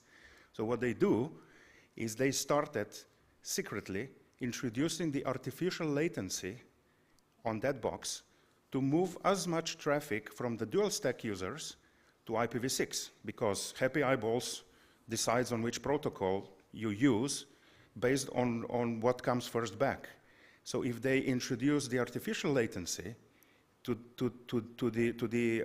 their translation device, this means that more traffic will go over to IPv6, if possible. But what does this mean for the IPv4 users only? Worse and worse user experience, because you have more and more latency. So this is expensive and not very user-friendly. And this is what's going on today. So when people say, oh, we have enough IPv4, we don't need IPv6, that's rubbish. That's not an excuse. That doesn't even matter anymore. What matters is your user experience. And if you have just IPv4, then this is getting worse and worse from time to time.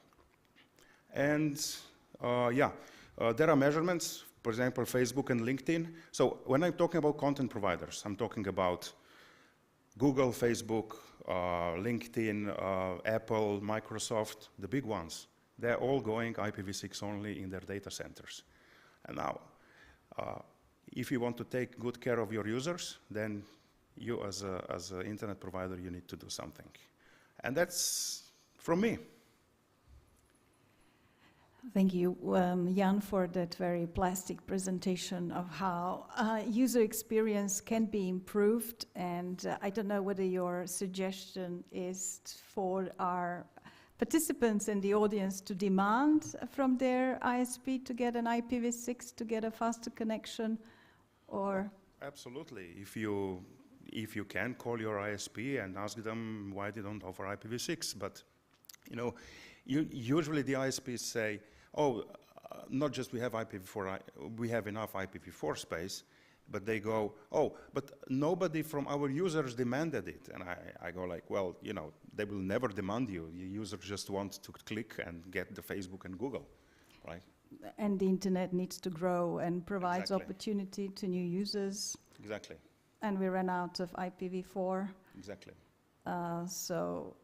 Well, let's see maybe a plastic example. I will ask Vasya maybe to tell us what did it look like when he decided to set up a new ISP and he went to RIPE NCC and asked for some IPv4 allocation, and you found what? And what steps did you take to set up your business, to set up your ISP provisioning services? What challenges did you come across?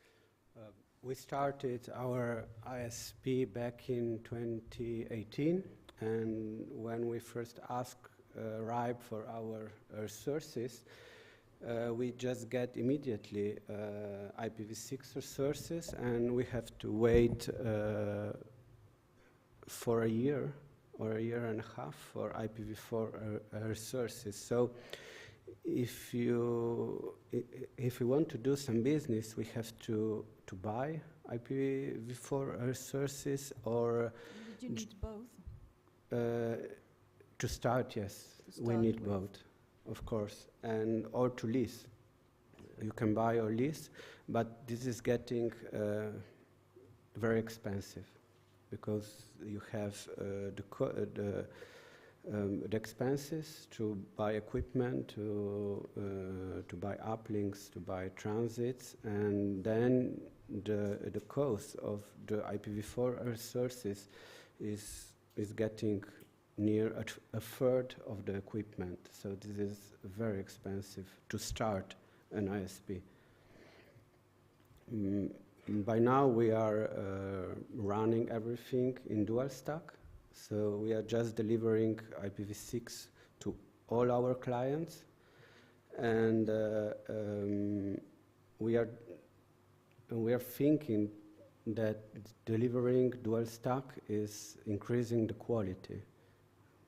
What Jan said, so just straight all the traffic that will be native IPv6 will go just straight, and also our costs, running costs, will be much lower because we have to keep track of every IPv4 connection because we are using GGNAT, and that is a high cost for us.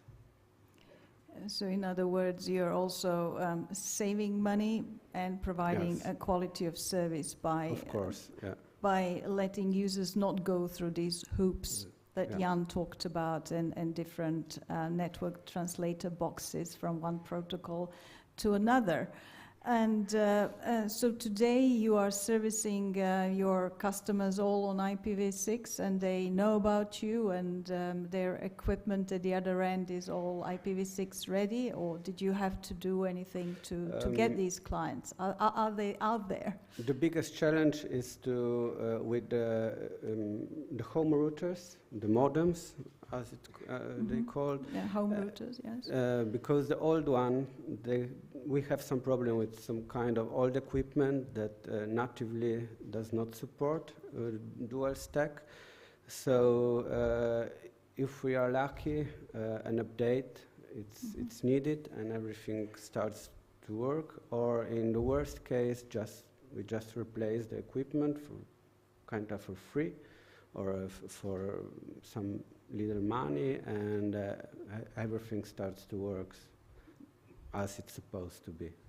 Yes, my understanding is there is this best practice operations document that tells vendors that all their equipment should now be IPv6. But who was the most helpful hand around when you were setting up an ISP? How did it? Since 2018, when we joined the RIPE as a member, as a LIR, we also can joined. you explain what LIR is? LIR is the local internet register, yes. And so we have our own resources, and of course we can deliver services over the internet. And we also joined RIPE community, and in that community we found a community that can help us very much. And so if you have questions, if you have best practices, or whatever problem you have, you can go to the community, ask them. They will help you develop, deploy, and share their experience. And that was very, very important and helpful for us to start and to deploy and to use it and to operate. Also, a big help from the RIPE community was essential in your deployment.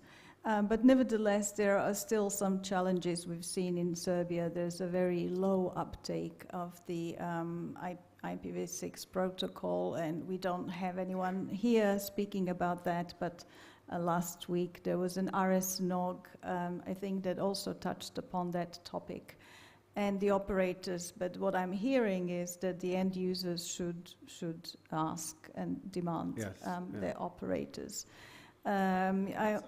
Please. Now, when you have the operational experience how to deploy IPv6 at the operator, you can maybe help back the community for those who don't have the operational experience. We are already helping other operators, or small operators as us, deploying IPv6, and we will be very happy if someone needs a hand, so we can share our experience and our configurations and our best practices and even suggestions. Thank you. Make sure you speak to Vasya if you need that at a coffee break, but it's a time to give back to community what you learned. Still, we have many challenges, and we are looking for answers as to how to motivate, how to move to this necessary protocol that will be with us for a long time. There are some governments who are thinking about new IP addresses and trying to, maybe change the balance.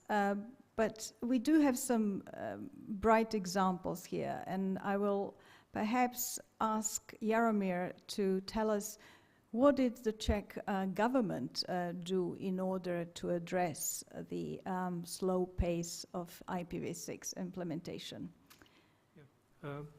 Good afternoon, everyone. It's so kind to hear that we are a bright example, but I think that we are just in the middle of process to be better and better in IPv6. The first attempt, we tried to promote and to deploy IPv6 in Czech Republic was around 2009 and 2013, when the government approved the resolution saying that all ministerial body and all state administration should provide services on IPv4 and IPv6 on both protocol. And also that in the tenders, there should be IPv6, so that when the ministry is buying the connectivity, it's tendering the connectivity, they should oblige to, there is the IPv6 also. And plus, we also put there the obligation for DNSSEC on the state-owned domains.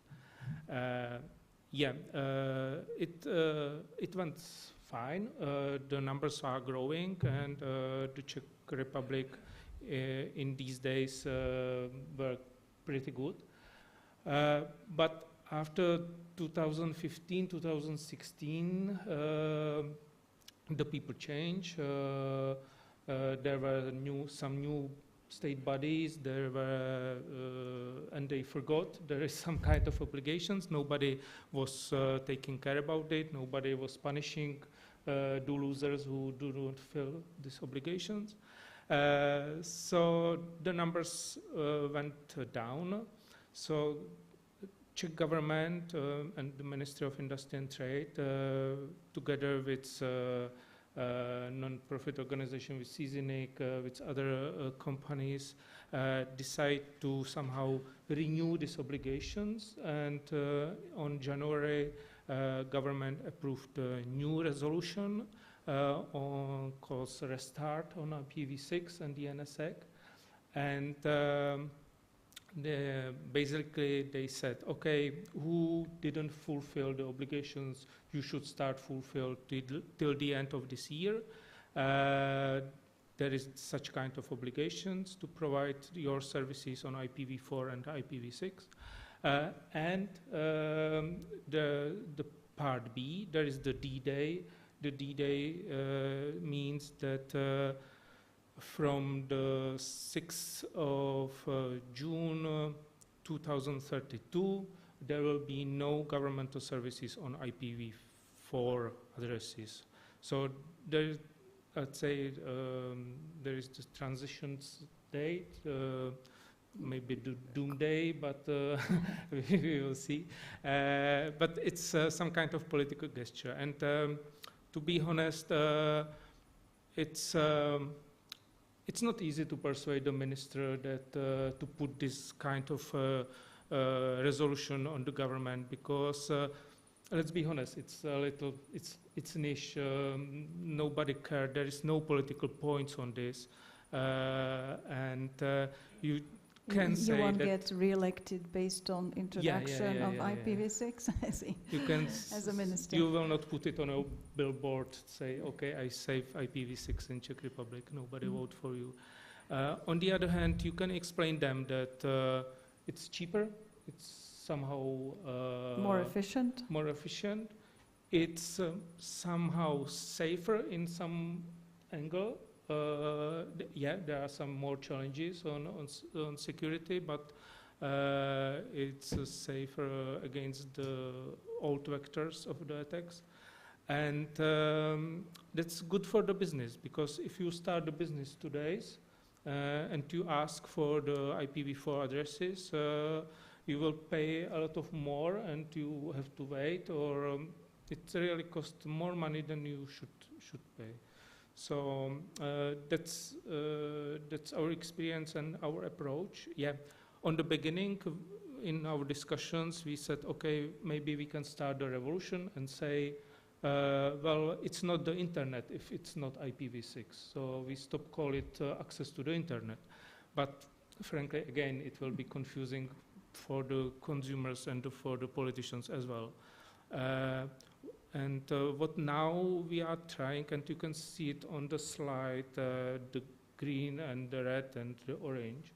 Every week we are sending the results of the tests to the IT experts on the ministries. If they are fulfilling the obligations, if their domains, if their mail servers are on IPv6, there is DNSSEC, if their certificate is valid also, and we score them. And we do it like 5 or 6 months from the summer, from the beginning of the summer, and we see there is slowly improving. Sometimes it's happened that you switch some services and you forgot to switch on the IPv6, or something happened with the connectivity. So you just need to a little push to this guy, soft push, okay, say, hey, buddy, there's something wrong.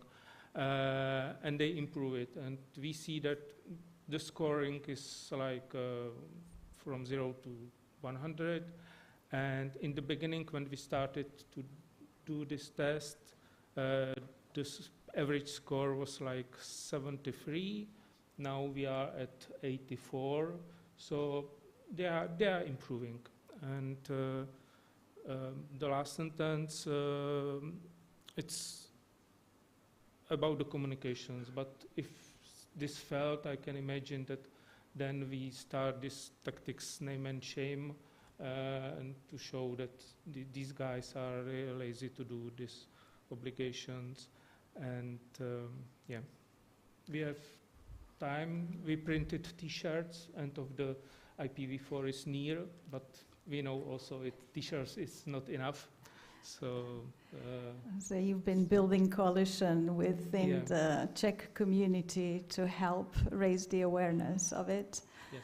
And with many other stakeholders that are doing the watching, or is the CEEDIG doing the measurements and the watch? And we prepare with the ministry some kind of memorandum of common approach on IPv6 deployment with other operators associations, the big one, the mobiles one, and the small regional one, with the next CEEDIG, which is neutral exchange point in the Czech Republic, with the Ministry of Interior, and with the Agency for the e-government.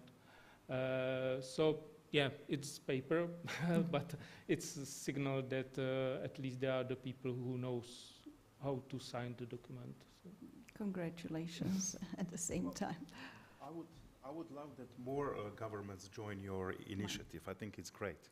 Yeah, frankly speaking, it would be nice to have some kind of EU approach, but when I was digging, the EU was tackling IPv6 in 2008 or something like that.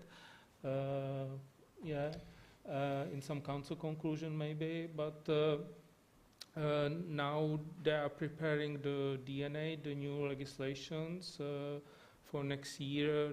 The new commissioner will probably introduce it next year during the review of telecommunication code. And it would be nice to see that the European Commission realized that internet is not only Google, Facebook, Netflix, and Telefonica, and Deutsche Telekom, but it's this basic infrastructure, this critical infrastructure. So we are trying to pushing via our channels to put it on agenda, but you know, Czech Republic is a small country, so we definitely welcome any coalitions partners. Any coalitions from the Southeastern Europe as well to join, and that if they're listening. But that is one of the examples that you mentioned. Your government has certainly set the D-Day, which is 2032. Yeah. So it's quite an ample time, 8 years until everything will be on IPv6 internally. Yeah, concerning the governmental services. Governmental services.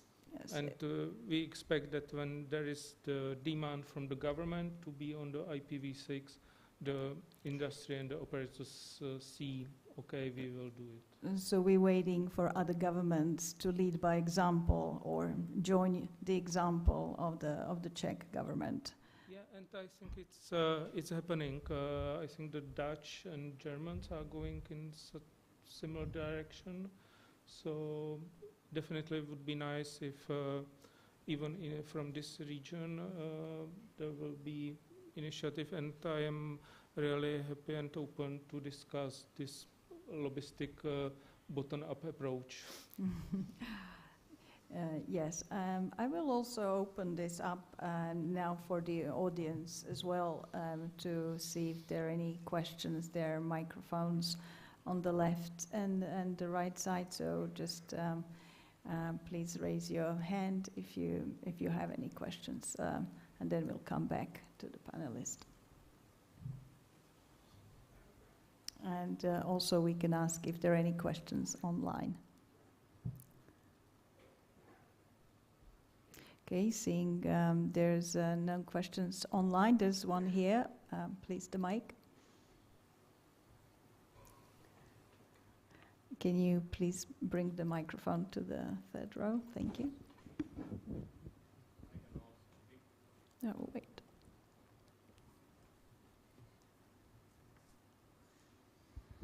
Hello, so I have a question about the balance between the cost of the CGN you mentioned and the cost of a new hardware that the ISPs will require to buy in order to support the IPv6.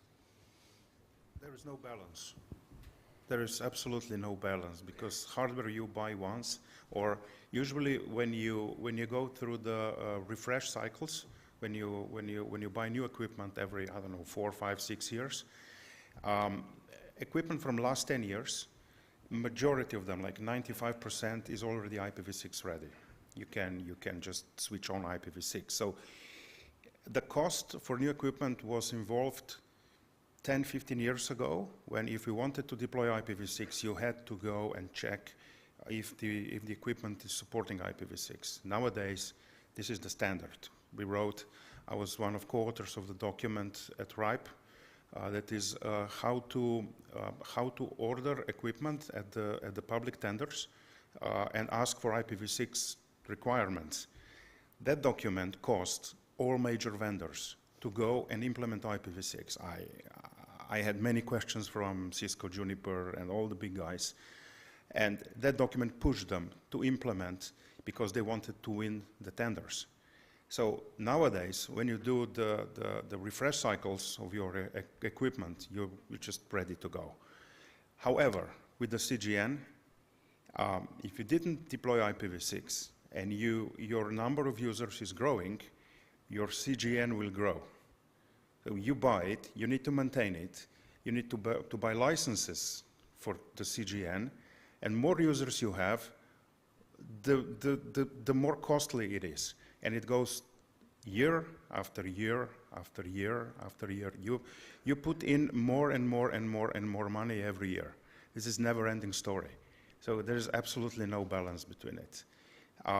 What you need to understand is also that with CGN, people tend to understand how it works, but with IPv6, you need to gain some knowledge, some experience, how to build a network, but then you do that once, and you're done. You just continue to run your network happily ever after. Does that answer your question? Yep. I can just add, in this case with CGN, that a big cost of CGN are logs, because you have to keep track of every new connection that passes through that machine, so that you can track which connection belongs to which user. In case some policy officer come to you, they need to know who was behind those machines. And these logs are increasingly exponentially growing, and to keep that logs is extremely costly. And that's the trick. More traffic goes over IPv6, less log you have.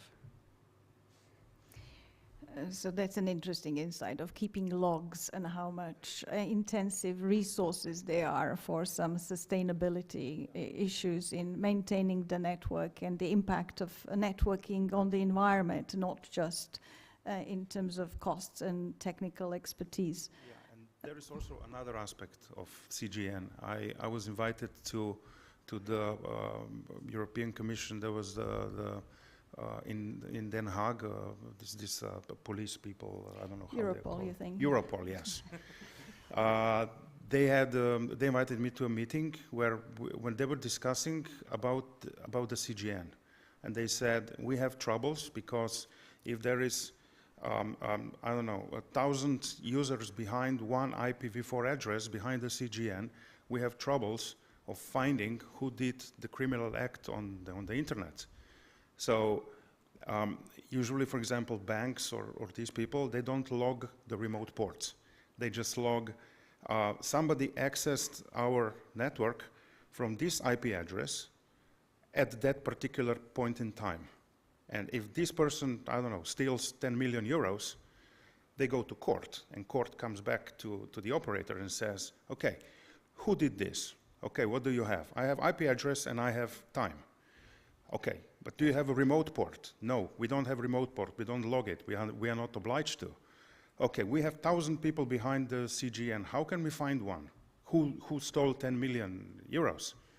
And they say, well, where was that IP address configured at the time of the crime?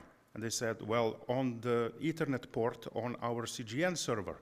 Oh, so it's your machine, so it's your fault. If you can't point us back to exactly who did this, you have a problem.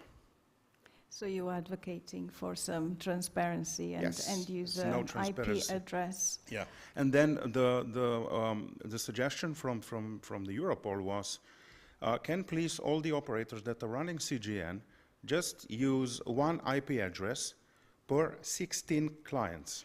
That means 16 people behind one IP address. That means then you can go and investigate somehow and find it. But this tremendously lowers the efficiency of the CGN, because then you don't have anymore the luxury of putting a gazillion of people behind one IP address, but just 16. And then this actually changes the cost efficiency so much that it's a pain in the ass. Oh, sorry, it's a headache. So many trade-offs. Elena, you wanted to say something? I would like to add to what Jan just said, and also to Jaromir was saying how the government or how the parties or public-private cooperation can enhance IPv6 deployment. So there is a great example of Belgium where the industry agreed on the limitation of using CGNs to a certain amount of users at the moment of time. And that helped the country, and that, as Jan said, makes that technology not as attractive, but it also creates like a fair play field for all operators, that they say, okay, we all will be in that disadvantaged position that we cannot leverage on one IPv4 address as much as we can, but then it will move us to faster IPv6 deployment, and they did. And the numbers for Belgium, if you check, I don't remember at the back of my head, are much higher than average in Europe, and they are one of the highest in the world. So we heard a lot about efficiency, about some cybersecurity parts of the IPv6 deployment. We have also have good examples how to incentivize some of the ministries and governments to do their internal network upgrades and why that is necessary. But and then we have heard that there's a dual stack that is run and will probably be run for some time in the network systems. But what can we do for the Southeastern European or the SE++ region in order to really embrace this growth of the internet, the improvement of the infrastructure? What is the laying foundation to get, the other users who just need to join the network? Do you see any opportunities how we could work together here at SEEDIG? What can we do? Should they come to RIPE meeting, or what do you see as some way forward? Elena, you want to start? I'll just start this simple. We heard here from Vasya, for example, that he needed knowledge in order to get started with IPv6. So Ripen CC, we do provide training courses for everyone who wants to learn. These courses are free, they are open to everyone, and most importantly, they are vendor neutral. So we don't provide knowledge that is locked to this one supplier, but they provide this basic knowledge on IPv6 and IPv6 security. So if we say about how to start, I would encourage this community start from getting that basic knowledge that you need for IPv6 deployment, and we are happy to help you with. Thank you, Elena. Any other thoughts how we can overcome these implementation challenges? We've seen benefits, we understand them. It's simple, just do it. What can possibly go wrong? It's the Nike motivation coming from Jan, being very practical. Well, we've I think, at least showed you some of the perspectives of where we are with the IPv6 implementation in the Southeastern European region. You saw that Montenegro had high intake of allocation, as well as Romania and Bulgaria. It's not clear if they're all IPv6 capable, whether they're routing these addresses, or if these allocations are there and not being used for the end users. We have you here who now know a little bit more about these protocols and why they're important. And I would really like to ask everyone to join me in thanking all our panelists for this discussion. And if you have any questions, continue over the break. Thank you all. Okay. Thank you all to all the panelists and okay. And thanks for sharing your valuable insights and contributing to this important discussion. And thank you all for your attention. Now I kindly invite you to all us to take a 15-minute break and enjoy the coffee. But before, as you head to the coffee break, we invite you to take a photo, if you wish, by the SEEDIG letters located on the right side near the exit doors, if you would like, of course. And then feel free to share your moments and to share your impressions via social media and tag us. Thank you.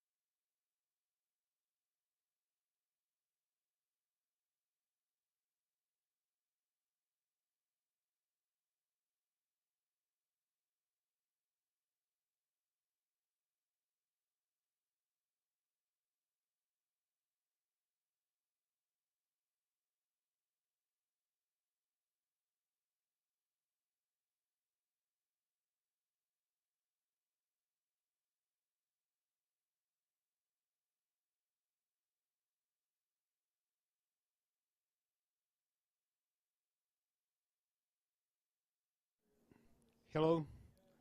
Can you hear me? Hello. Okay, I can hear you. Cool. Let me just try sharing my screen really quick to make sure that that works. Okay. Um,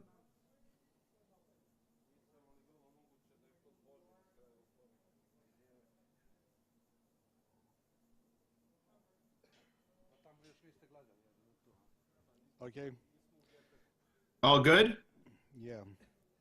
Okay, I'll stop Okay. sharing for now and then I'll start We again. have everything, so perfect.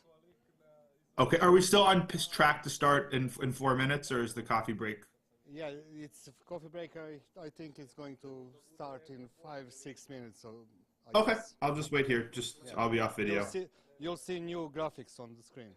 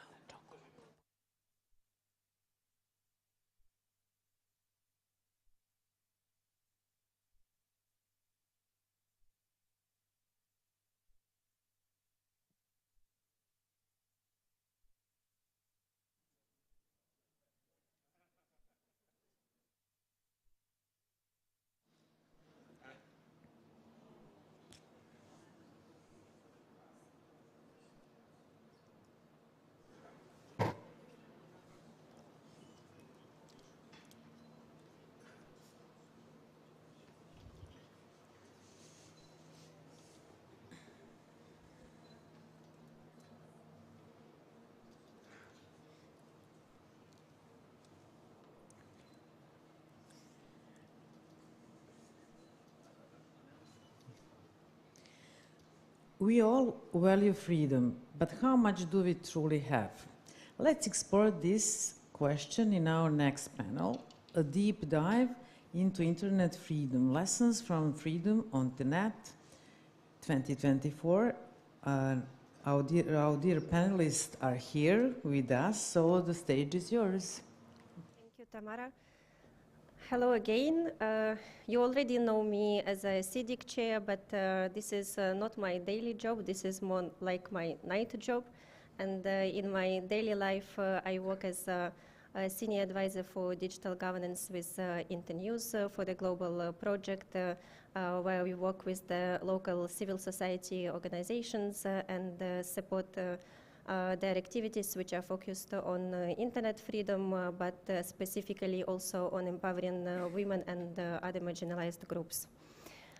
Today's session is also one of the topics which is very dear to my heart, and I'm truly happy that it is for the second year in the row we are cooperating at SEEDIG with Freedom House to have the very unique in its kind for the Southeastern Europe regional launch of the flagship Freedom on the Net report.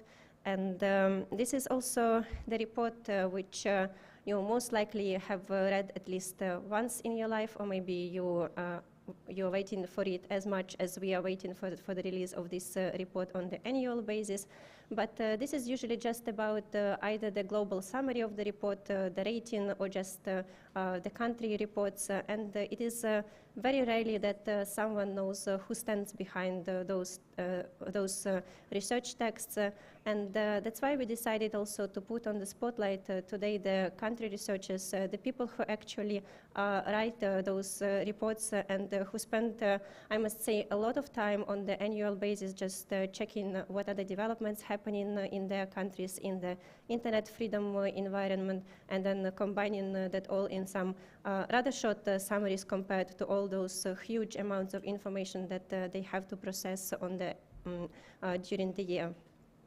So we have today with me the country researchers and amazing human rights experts from Serbia, Georgia, and Armenia. And we also have Grant Baker from the Freedom House team, who is joining us online.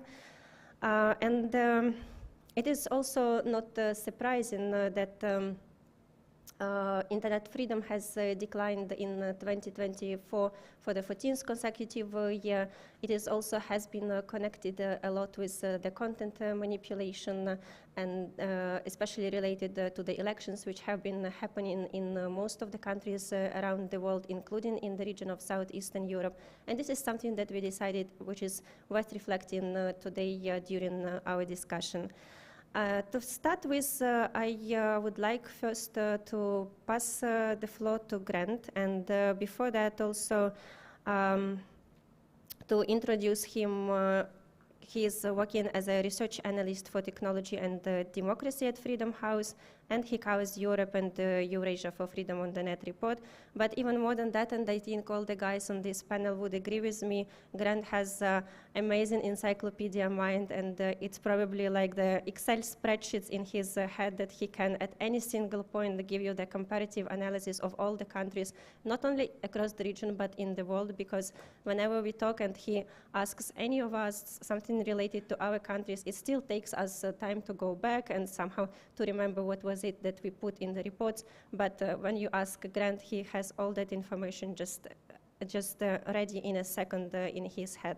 So Grant, I would like you to kick off this discussion and probably to provide some overview of what have been the key findings from the Freedom on the Net 2024 report, but also how is this specifically related to the context of elections.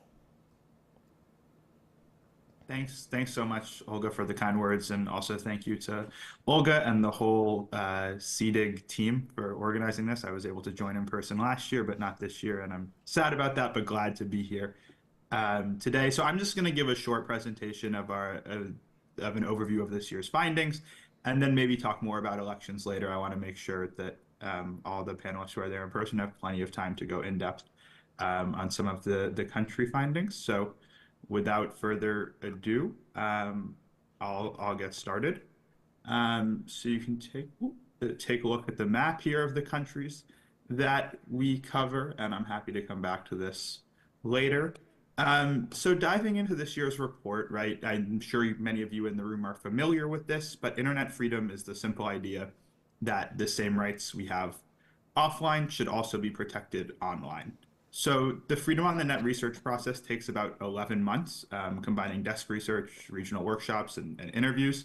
And this year we collaborated with more than 95 experts from civil society, media, and academia, many of whom are on the panel today, to analyze internet freedom in 72 countries. So that's about 87% of the world's internet users.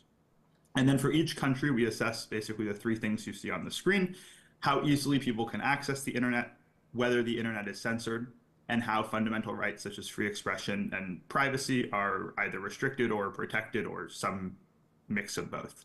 So another point to emphasize is we examine the real world experiences of people in a given country.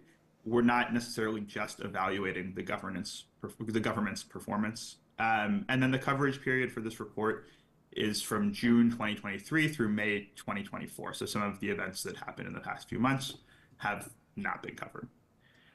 So here's what we found. Global internet freedom declined for the 14th consecutive year during the coverage period. Of the 72 countries, 27 declined and 18 improved. The rest did not have an overall score change. So the biggest decline took place in Kyrgyzstan, where the government intensified its efforts to suppress digital media and online organizing. And China continued to rank as the world's worst environment, but as you'll see, for the first time in 10 years, it shared this designation with another country.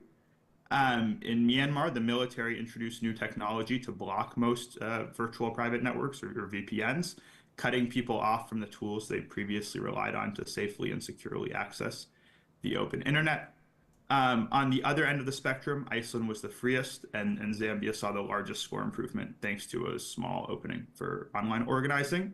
And then Chile and the Netherlands were also added to the index this year, with both ranking 3. So this graphic here illustrates 5 tactics that are driving an assault on freedom of expression. So in at least 56 of the 72 countries that we assessed, people were arrested due to their political, social, or religious expression online. So in Thailand, for instance, a pro-democracy activist was sentenced to 25 years for 18 social media posts about the monarchy. And then in at least 43 countries, people were physically attacked or killed in retaliation for their online activities, and that's a record high in the history of our project. So in Belarus, for instance, an online journalist was tortured because he worked for one of the hundreds of independent outlets that the government has labeled as extremist, and this is just one of many, many cases. And then another key trend we saw this year was how internet freedom deteriorated during armed conflict. So internet shutdowns in conflict zones from Sudan to Ukraine to Gaza plunged people into even more perilous conditions. So amid the civil war in Sudan, for instance, the paramilitary rapid support forces cut off internet access across the entire country in February, and the shutdown disrupted the delivery of desperately needed food, medicine, and other aid.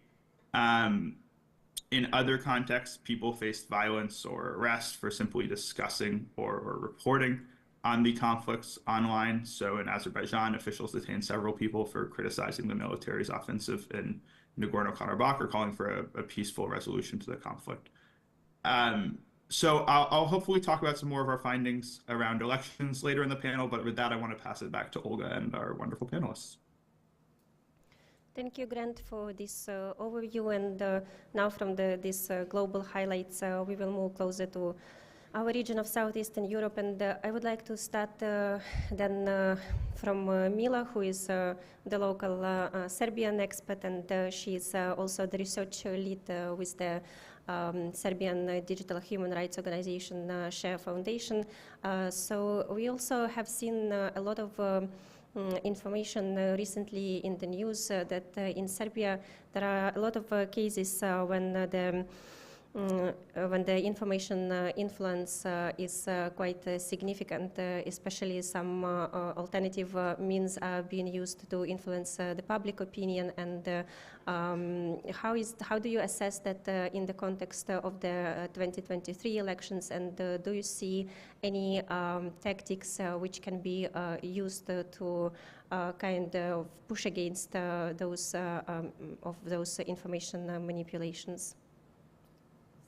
Thank you, Olga. So for the past couple of years, I think this is the third year that we've been doing the Freedom on the Net report for Serbia, and this has definitely been a constant. So these kinds of influence operations, as we call them, we define as either some kinds of coordinated inauthentic behavior. So these would be probably some kind of networks of accounts that work together in an effort to in the case of Serbia, it would be to kind of discredit and demonize critics, and then also at the same time kind of lend some kind of grassroots seeming support to the government, the ruling party, and especially to the president. So this is something that has been essentially commonplace in Serbia for the past 5 or 6 years. We've been having numerous cases of this happening. First, it was kind of structures that functioned through websites where people would get kind of directives at what kind of comments they should be leaving, mostly under online news portals. Then this kind of transpired and went into the platform, so it kind of started happening on Facebook, it started happening on Twitter. Both Facebook and Twitter have had kind of moments where they dismantled these big influence operations. So Twitter removed 8,500 accounts, Meta removed around 5,000 Facebook accounts and another 1,000 Instagram accounts. And something that has been really interesting to see here is that aside from like traditional bots, which would be more of like automated behavior that would kind of be mimicking real users, in these instances, these were real users that were kind of spread out throughout the whole country. And the system through which they were functioning was sophisticated enough that it was able to evade kind of standard checks and procedures that you would take in order to dismantle these kinds of systems. And the thing that I think that is most worrying is that we do have these news each and every year. But unfortunately, we don't see much happening in an effort to circumvent this. So last year, when there was a leak of an Excel spreadsheet, also it was around 5,000 bot accounts from all around the country. The president decided to address this by posting on his Instagram and saying, yes, I'm also a bot. So this is the kind of highbrow discussion we get concerning these issues. And what we notice increasingly when we cover this is that these accounts and these coordinated efforts do succeed in creating parallel information structures, which disseminate information in a way which is very closely tied to other structures such as traditional media that is kind of also capturing the online space. But I think we can talk about that more in the next question. As when we talk about ways to circumvent this, I think it's a very complex and complicated question, because the issue is that it's being done in plain sight, and that's something that's very concerning, because it's kind of indicating that the government doesn't feel any need to be hiding this. We also have, essentially, we have data and corroborations that people who are working as these bots are people that are usually employed in the government. They're usually working either in administration or directly in government in other capacities, which essentially also means that they're getting paid through state funds to bot online. And just a quick follow-up, how do you feel, do these information influence operations achieve their target? Do actually people buy what they are being sold by this type of information? Yeah, I think in a way, definitely yes, but I also think it's a much more complex issue because it does lean back into the media infrastructure and the media system the way it is. And I feel like the bot structures in conjunction with the media do a very good job in essentially creating another parallel information ecosystem in which all of this information is successfully being distributed and disseminated. And I think it also goes back to then we were talking about something which I would say that in Serbia it's not even anymore an issue of fake news or spreading disinformation or misinformation, because that's not what these bots are doing. It's essentially something more like a post-factual environment in which it doesn't necessarily mean that you need to be spreading disinformation in an effort to sway people to your side. It's just the absence of relevance of the facts that are being presented. Thank you.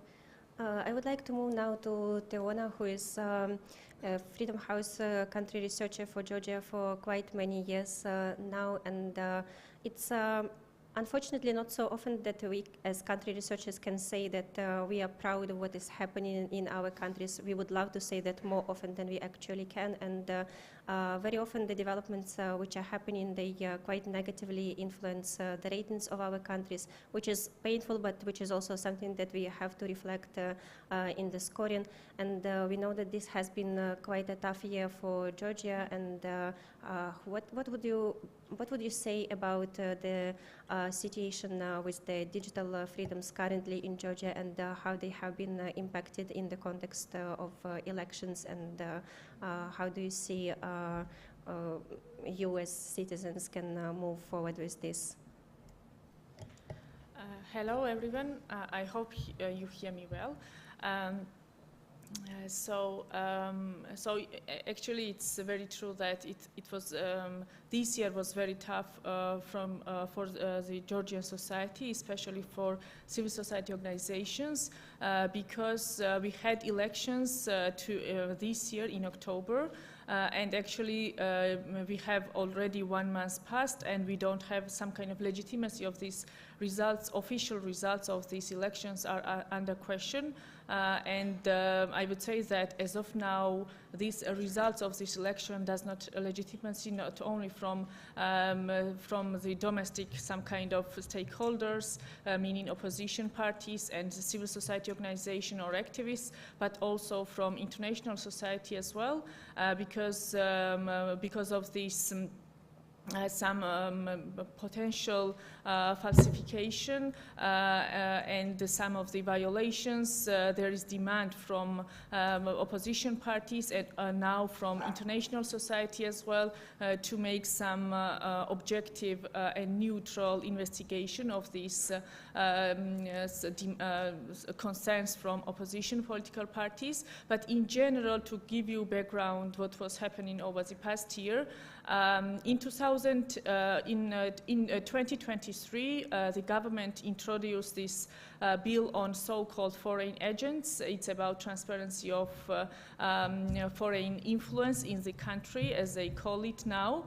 But actually, we had huge demonstrations, and it was withdrawn by the ruling party back in 2023, but it was reintroduced in 2024.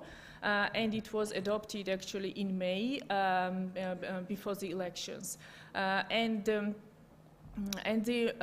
nowadays, actually, civil society organizations, most of the civil society organizations have not registered in this registry of the so-called organizations with foreign influence, meaning that, for example, if a civil society organization, media outlet, even online outlets are receiving more than, if their revenue, annual revenue is more than 20% is coming from foreign donors, you have to register in this list, and you don't not only have to register, but also you have to submit declaration, a financial declaration, which is very extensive actually.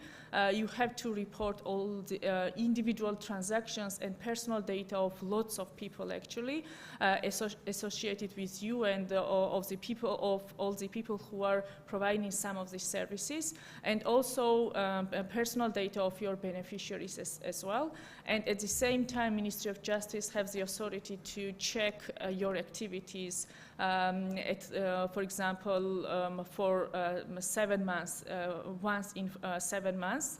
Actually, these civil society organizations, opposition parties, and even the president of Georgia appealed to the Constitutional Court, and the Constitutional Court rejected to somehow suspend this law until the final decision of the court. So this court rejected this suspicion, but now they claim that they will somehow not study the case substantively, but we don't know when we will have this final decision. And also there is questions regarding the composition of this Constitutional Court as well. And nowadays, actually, civil society organizations are operating in the fear of sanctions could be imposed on them anytime. Especially civil society organizations assume that maybe once after the results of this election, maybe government will enforce this law, because actually this law is not enforced yet. And we have also other controversial laws which will be enforced very soon as well. One of them is about anti-LGBT propaganda, as the government claims that. It's about fining some television channels and some even education institutions if they promote some content about LGBT rights and everything. And of course it depends how they will frame and how they will define as a propaganda of LGBT community and their rights. And also we have another very controversial regulation on regulating hate speech. It's about mostly television as well, but also it could also refer to online media, which has some kind of online catalogs of videos on their website. So it means that even though some of the very controversial and repressive laws were not enforced before the election, they will be enforced now, and also because of this ongoing protests. Because actually, if you look at Georgia's politics, we have political crisis over the more than 1 year already, and these laws will have very somehow repressive effect on civil society and online freedom of expression as well. But on the other hand, actually, civil society organizations and activists are still using online tools and social media to mobilize themselves. Luckily, we don't have any particular cases on some kind of arresting people for their online comments or something, but we have arrests of activists who are protesting in the street. And even these days, actually, we have 4 people at least who we arrested several days ago. So in this case, I would say that situation is very depressive to some extent for the society, because we had demonstrations already more than several months, and people are a little bit frustrated, especially after these elections, because people had some kind of assumption that maybe they could change the government with elections, but it did not happen. Yeah, so that's why everything depends what kind of reaction the West will have with regard to these election results, and also whether civil society will be able to be resilient during these times. Yeah. Thank you. This is truly painful, because Georgia was developing so well and so fast just a couple of years ago, and this is such a huge pushback, but also you as civil society are going through such difficult times, but also, as you said, you're guys so resilient that when we are looking at you, you're probably one of the best examples of how the civil society can push back against the governmental restrictive regulations, but also those huge number of regulations that you have been just mentioning. When you hear cases like this, you think that sometimes when the lawmakers are not doing nothing, that's probably not that bad when they start creating something that much restrictive as it is happening currently in Georgia. I don't know what more we can say, but we just can hope that the situation would improve and that you could get back on track with all the positive reforms and changes. And now coming to Samuel, which is a little bit far on the borders of Southeast Europe, is the situation any better with internet freedom in your country, and how does it correlate overall with the human rights environment in Armenia? But before that, I should say that Samuel is the media expert and cybersecurity specialist. He is also the co-founder of CyberHub, which is an Armenia-based organization where they provide help to civil society organizations to deal with cyber threats, not only in Armenia, but also beyond the borders of the country. Thank you. It's turned on, yeah? First, about in general situation in Armenia, I have to say that we have a very specific, strange situation when Armenia, if we are looking to the Freedom House scores on human rights, it's not a democratic country. It's hybrid regime. But almost always, as a country with an internet score, we were on, only once we were on the level of partly free, but we are always a free country. So this is one point I have to say. If we are looking to this year report, so we have a little bit better situation. Grant shows that Armenia score increased for 2 points, but I have to say that it is more about the situation in the country, because before we had blockings. At the moment, Armenia is not blocking anything. I don't know how long it will stay, but before we had a decrease mostly because of the war with Azerbaijan in 2020, and then continuous clashes on the borders, which also in parallel we had some kind of cyber war between two countries and a lot of hacked websites, DDoS attacks, and stuff like that. In 2023, situation is changed a little bit more geographically. So activities, military activities went to the Nagorno-Karabakh mostly. And it's not impacted Armenia.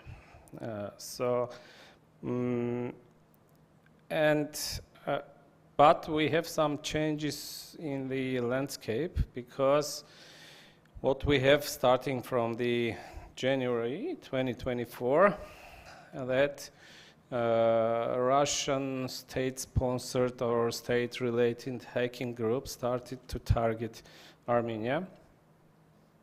First, it was started by the group called themselves as Anonymous Russia.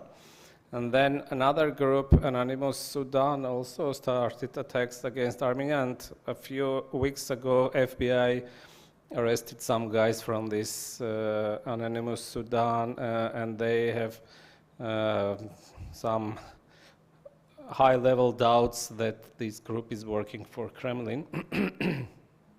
And another group, People's Army, People's Serbia Army, etc. So we have increasing the change of the landscape of cyber attacks to the Russian part.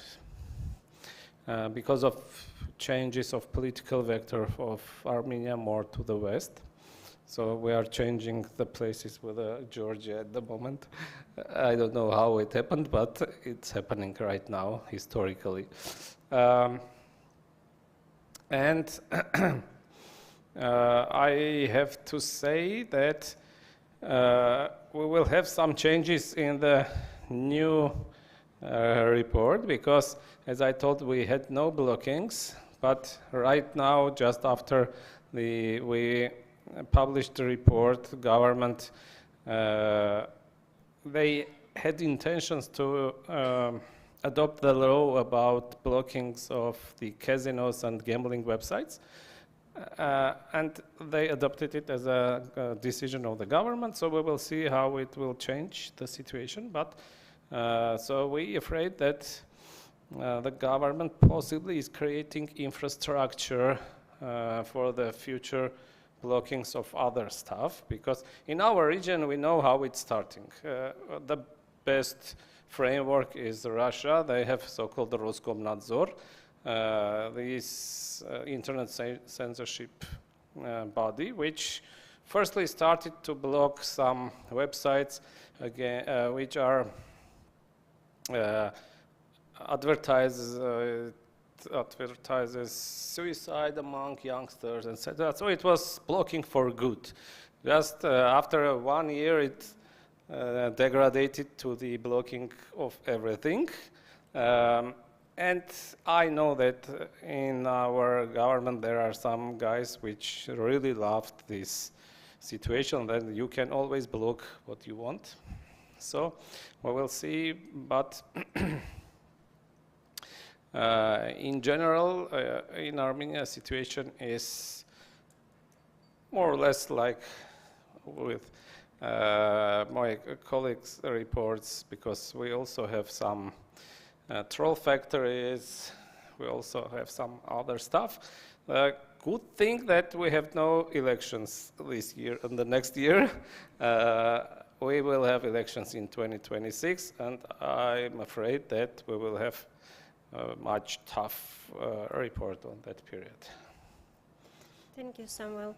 That's actually two interesting points which you mentioned. The first one, when you said that there have been luckily no shutdowns, but you never know, and that's true, and especially this is so true with when you write such type of reports as Freedom on the Net, because everything can be going so smooth and so well almost the whole reporting period, and then just by the moment that the report has to be released, something really bad happens, and that significantly influences the rating of the country. But also the second point that you made about blocking for good, this is actually never happens to be for good, because this is such a slippery slope that once you start, it's very difficult to stop on that way. But I also now want to go back to Grant and to ask maybe to reflect in a little bit more positive perspective, because it can't be all just that bad. Definitely there has been also something good on the global scale, but also maybe closer to our region. So did you notice any positive developments, any positive measures that governments have been taking when it comes to promotion of information integrity? Because also information integrity is another buzzword that we are all using nowadays. So what would be your highlights from the Freedom on the Net in that regard?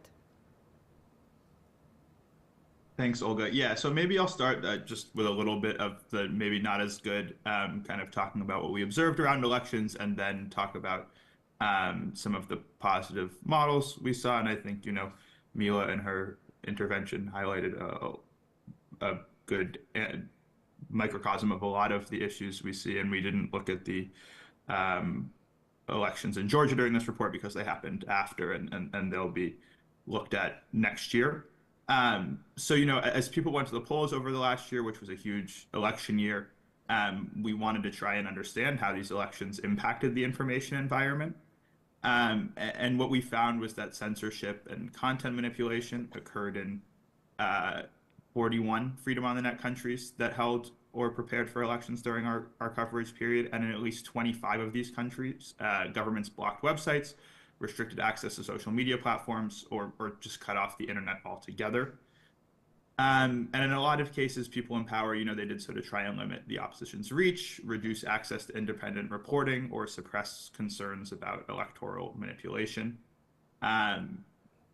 In 21 countries, pro-government commentators used deceitful or covert tactics to manipulate online content, often aiming to undermine people's trust in the electoral system.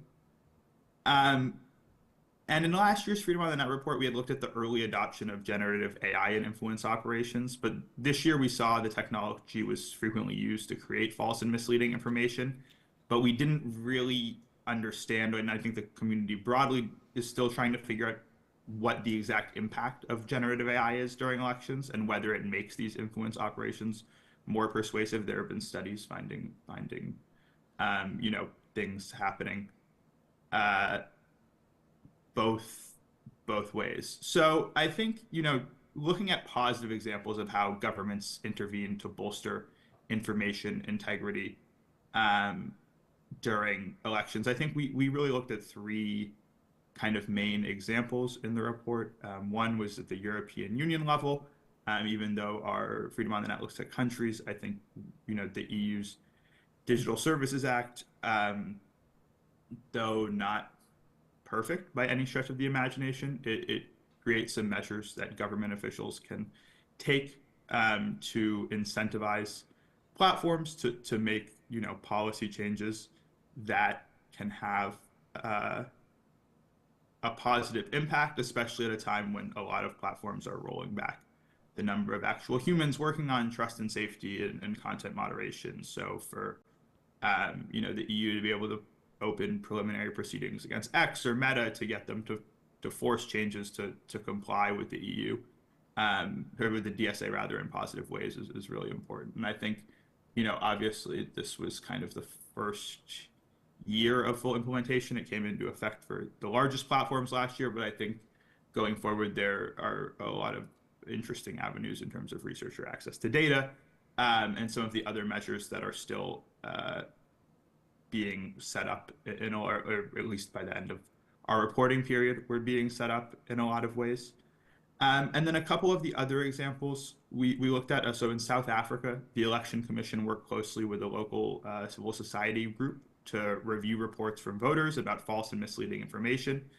And then in some cases, the commission was empowered to flag content to platforms to consider for removal, content that also violated these platforms' terms of service, or to flag it to the media to debunk false claims for the public, or to take other measures. So at the same time, the commission and civil society also oversaw a repository of online political ads, which gave voters more transparency about the information that they come across. So, this example shows how civil society can help guard against government overreach and can provide, oversight of sensitive decision-making about online speech and provide helpful context. In Taiwan, we also saw the principles of transparency and civil society engagement front and center. So the independent CoFlax platform lets people directly submit information that might be false for fact checking, and then professional fact checkers and volunteers review this information. So, kind of the openness and inclusivity around the platform help the public better trust the fact check. So it's not, kind of the top-down fact checking that we see in some places. And also the government passed a law that allowed candidates to request that social media companies remove deepfakes of themselves if technical experts could verify that the content was generated by AI. So I think, both measures of that law are really important because they, obviously you want people to be able to remove harmful deepfakes, but we also, there's the liar's dividend where politicians can claim anything negative is generative AI. So it's really important to have technical experts checking to have that balance both ways. So those are just a couple that we saw, but I'll just stop there in the interest of time and pass it back to you, Olga. Thanks so much. Thank you, Grant. Tona, I'll move to you next, and would love to hear your opinion about what you see as the biggest challenges now moving ahead, given the political situation in Georgia, and maybe from the perspective as a civil society, what you see that would require the most follow-up and attention from your side to make sure that things are not getting even worse than they currently are. Thank you, Olga. So as I mentioned, everything will depend how these some kind of restrictive laws will be enforced by the government, and whether there will be some kind of instruments to somehow to hold this process. I mean, to stop enforcement of these laws. At the same time, I would say that nowadays, the most important thing is to increase support for civil society on the ground, and they are the ones who need support nowadays. And I hope that especially international society will somehow change its not priorities, but its approach, how to support the whole society and the country. And at the same time, of course, we have seen that maybe all these some kind of I mentioned some of the detains and some kind of violations of human rights, and I have this fear that maybe we will see more some kind of online violation of human rights as well because of these developments, and yeah, so I hope that situation won't get worse, but there is no some kind of mechanisms to hold this process, because situation is getting worse and worse, I would say, yeah. Thank you. And Samuel, I know you've mentioned already a lot of things, how it looks like in Armenia, but you also left aside the spyware part, and we know that Armenia, for good or for bad, is famous in that regard. So how would you evaluate the significance of the impact of spyware in Armenia? Have there been any changes recently? Yeah. I think I can speak about Armenia, but it is something general. First, about Armenia. Particularly, so what we have like two waves of usage of spyware. One is smaller. It's Armenian government using spyware against Armenian citizens. We have some third-party proofs, and it's very good references.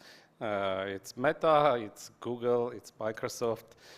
So we have proofs from this, from the security teams of these companies that Armenian government or some bodies governmentally used Predator. It's spyware produced in Macedonia.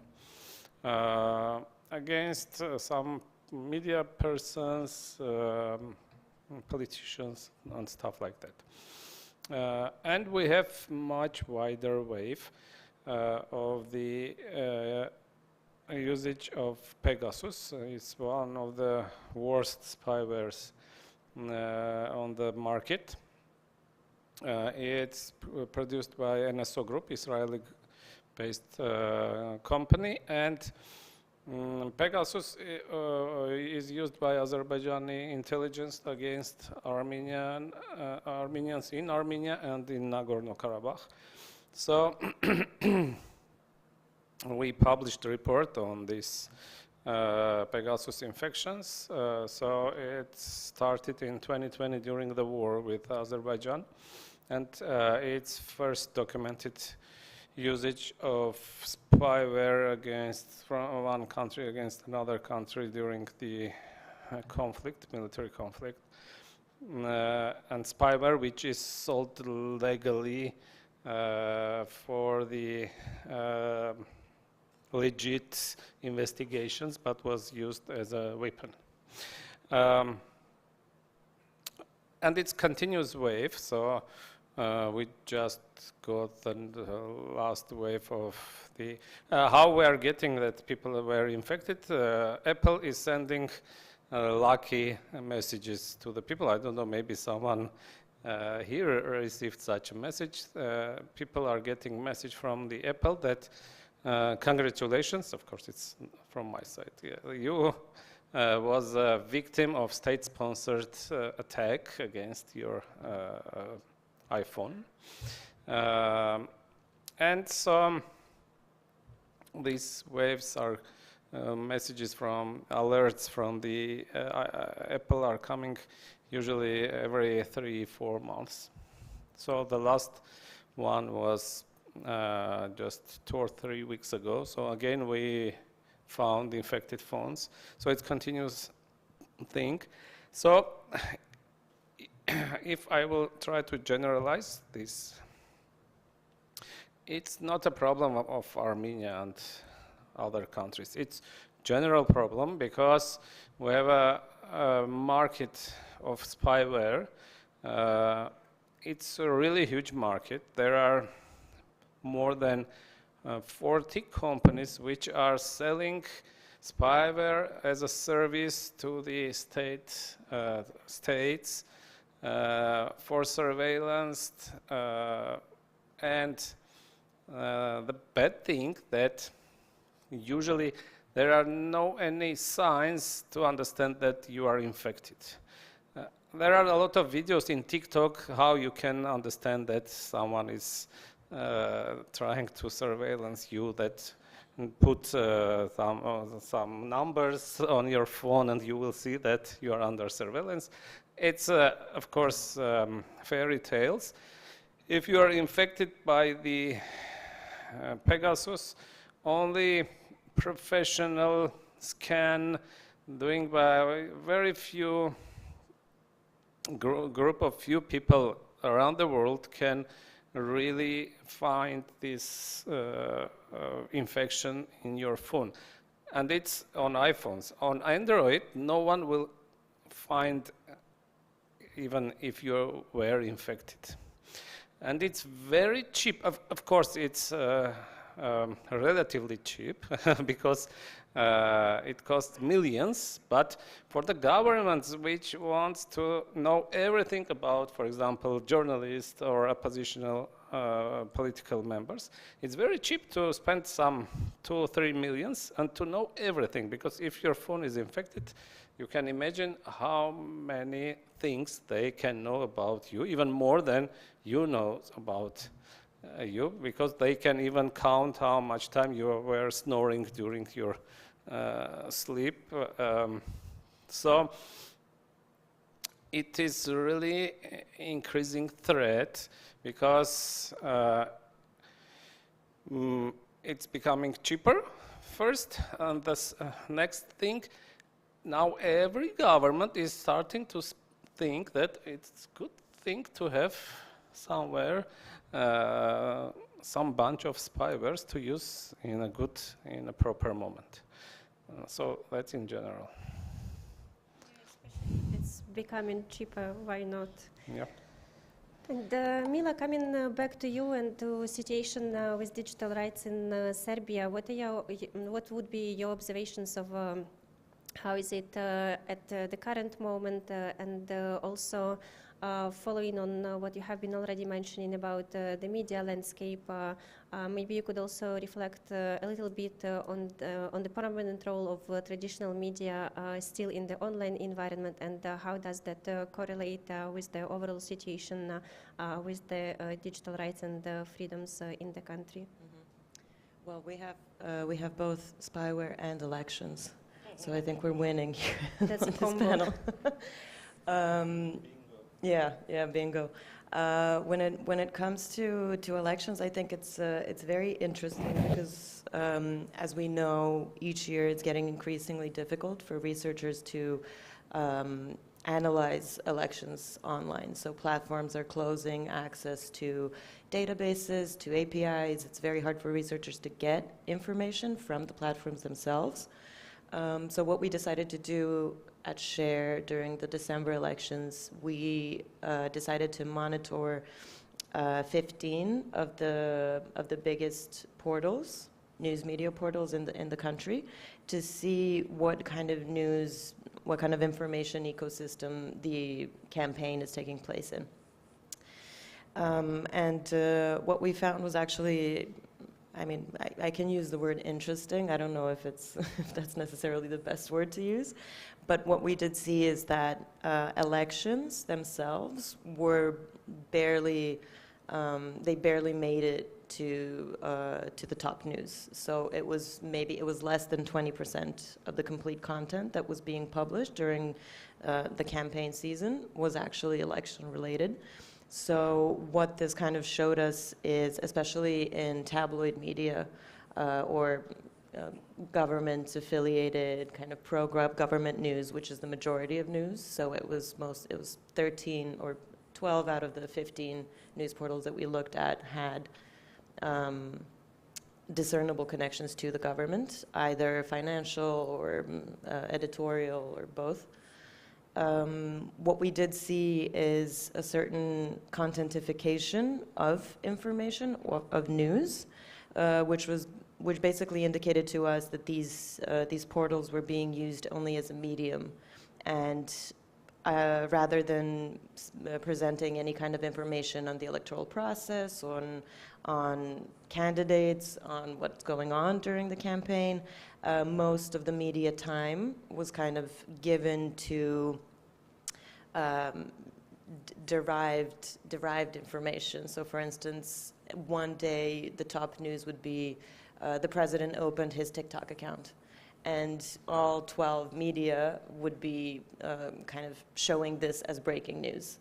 Whereas on the other 3 portals that we also monitored, we would see that, for instance, in a small city in Serbia, somebody uncovered some kind of pre-election manipulations or something. So this would be completely covered with this non-information information. And this is essentially what the whole election cycle looked like.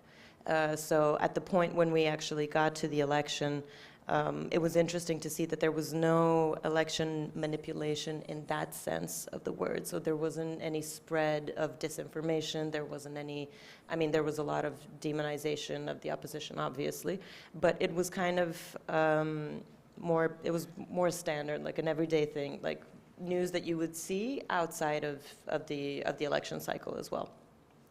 And what we kind of concluded from this is that this is an alternative strategy to kind of normalize, in a certain sense, as perverse as it sounds, to normalize this process of elections. So in the past 10 years, Serbia has had 6 election years. And I think one of the main reasons this is happening as well is to kind of explain that the elections themselves are not trying to kind of make it as banal as possible. And unfortunately, I think in this sense, it is working. It is kind of getting the effect that they want. But when we are speaking of the media, so the media ecosystem, as you also pointed out now, so it's very traditional media dominant that is only kind of getting transpired into the online space. So there's not a lot of digitally native media. It's mostly either TV or press that has their counterpart in online portals. And these are the media that get the most funding from the government. They don't really necessarily have to worry about ad revenue. They don't have to worry about being sustainable, which allows them to kind of focus more on clickbait and promotional materials and essentially becoming digital pamphlets for the ruling party. But one thing that we did see after the coverage period, so that's going to be in the next in the next Freedom of the Net report, is that 3 weeks ago, when we had the tragedy in Novi Sad, when the railway station, part of the railway station collapsed and 15 people died, in a mere matter of hours after it happened, we saw all of these pro-government news portals going back and changing the news, changing part of their news from July, when the railway station was opened, to indicate that the specific part of the station that fell had not been renovated by the current government. And this, so it was massive, and everybody, so people on social media were taking note. They were doing before and after photos of the texts. And then we also saw that all of this was happening on social media. It was also happening in the traditional media as well. So it was being printed in the print media. It was being said on television. And this just kind of, for us, is a very, very dangerous indicator, because it's really showing us that so we're getting to a point where this kind of censorship and just essentially blatant revisionism is seemingly okay, because this is what the government was saying, and then this is what is getting kind of rewritten in the portals themselves. And then two weeks later, we're seeing that nobody's essentially talking about this anymore. So it's not a talking point anymore, whether this part of the railway station was renovated or not. But still, this means that in the couple of hours since this happened, somebody was calling these portals and telling them that they should be changing this news. So this, for us, is something very dangerous, and especially in the context of, so Share has been doing a monitoring of digital rights for the past 10 years. This is, 2024 marks 10 years since we've been doing it. We started doing the monitoring during blizzards and snowstorms in Serbia, when then Prime Minister Aleksandar Vučić went over to save kids, and then satirical videos of him showed up on YouTube with this footage, and this footage was removed. And this, for us, was the first indication that something like this can start happening, so we can get to algorithmic censorship or flat-out censorship. And then 10 years later, we're getting to a point where the majority of the information bubble is completely controlled by the ruling party, and by their whim, in 1 second, we just get history rewritten right there and then. Thank you, Mila. And as we have reached the top of the hour and have to conclude, I just want to ask each of you very quickly, in one sentence, to say what is your biggest hope for the next year, when you will have to report on the freedom on the net state in your countries, also cross-checked against the reality, because we have lived already through half of the period that the next freedom on the net report would cover. My biggest hope that civil society will be more active, because just 2 weeks ago we stopped one legislative initiative of the government to install everywhere surveillance cameras and totally have surveillance everywhere. That's my hope, that civil society will be always active, but not dreaming all the year and then awakening for one thing and then again go to deep sleep. Teona? I would say that my wish is also connected to civil society, that I hope that Georgian civil society will be resilient to all these ongoing challenges, because I would say that the next target for the government is, of course, civil society, not next, but the ongoing target, but the government just tried not to enforce this law during the election period. But now I think that probably we will have some even bad news in this regard. So I hope that civil society will be supported even more during this tough time, and we will have more some kind of some good news or some good change of the situation in the country. Yeah. Thank you. But it's difficult to put a hope in one sentence. Yeah. Mila? Extremely. Well, I think I'll just continue with the story that I just gave. I think the fact that so many people responded and so many people were very quick to point out what was going on, I think that's what, from my perspective, gives me the most hope. That people are staying resilient and vigilant in these clear and blatant instances of, attempts of censorship, limiting somebody's voice, stifling freedom of expression. That not only civil society, but like broader, citizens are kind of not letting it just happen, even though they do understand that they're unfortunately in the minority. Thank you. And Grant, how do you think, can there be at any point a year when we will stop saying that internet freedom again declined for 15th, 16th consecutive year? Can we maybe in 2025 say that it started increasing finally? I would hope so, but again, Olga, as you said in the framing of the question, given the reality of that we've lived through about half of the coverage period, I'm not totally confident that that is going to happen, but I will continue to hope. Yeah. Thank you all. It was so lovely, as always, to share the same stage with you. And that's it for today on this. And Tamara? Sorry. No, maybe no. Maybe during the official, maybe during the unofficial reception, you can approach us for the questions. Thank you. Thank you so much. Thank you, our dear panelists, for this discussion on really important issues. Thank you so much. Yes, thank you. And dear all, I hope you enjoyed the first day as much as we have, but we are not finished yet. For those invited to ISOC, Internet Society social event, please head there now. For everyone else, we have a special evening planned. Join us at 7 p.m. for our SEEDIG After Hours event at Dorčelplatz, Dobračina 59B.